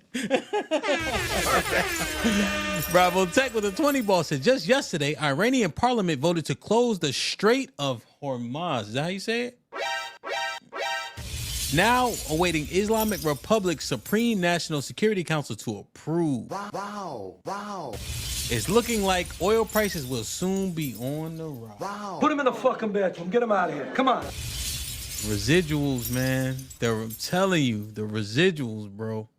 This shit is like, pause. You got to give one to take one in boxing terms. Like, you got to be, if you want to throw that overhand and make it stick, you got to be willing to take that 6 to the jaw, which is an uppercut. Damn, OPEC been looking for reasons to raise the price per barrel. Mm-hmm. And remember, all the oil companies raise it anyway because it's summertime, everybody traveling. Now throw a war on top of that. Now throw the war on top. When you make it make sense, it makes sense. Damn. Sean Brewer with the $10 says, oh, here goes Sean. Sean, you say y'all gotta be kidding me. All these babies and teenagers getting killed in every hood every day. Y'all fake scared now. Never seen that talked about. But now y'all about to be so nervous. Y'all fake as hell. The level of misinformation and black assery never surprises me when I look at what comes out of your chat sometimes, Ham. I got to be honest. Hey, Sean be chat, posting Don't like attack the whole chat. That's Sean talking. Sean like he in a bunker in the middle of Nebraska somewhere, like an abandoned town. Right. Hey, dude. Aaron with with the Excel 2 magazine and source to read. I don't know. Sean been saying some decent stuff, man. Aaron with the $2 says, I appreciate you vets for sharing your views. Indeed. Ezekiel Ben Israel with the $5 says, Tarus, you have to explain to the audience what OPSEC is, fam. Operation Security. It's Operation Security. It's a whole thing. We could probably go into it like on Wednesday or something like that. Okay. Have the vets have a discussion about that one day, and we'll explain some things that people may not understand when we speak. Ham, what do you think? I did that once before. The engagement was kind of low, actually. I think we could breach that this Wednesday. That'll help people. That'll help people discern the new. Like discern the information they're getting, and it'll make sense. Yeah, everything's changed. Today, everything has changed. Ezekiel Ben Israel with the $10 says, stop posting personal location, family members' names, favorite movies, etc. on social media. Change your routine routes when you travel to work. Never be predictable. Reaper with the 10 ounces. Salute Hamp. Would love to learn from the panel how people feel about the tech and proliferation of info has impacted war propaganda. I see less fighting across party lines on where the issues lie. You know what's crazy, Reaper? When you sent this chat, Tarus was literally on his diatribe about AI and all that stuff, identifying it. So it's almost like he was answering it in real time, for sure.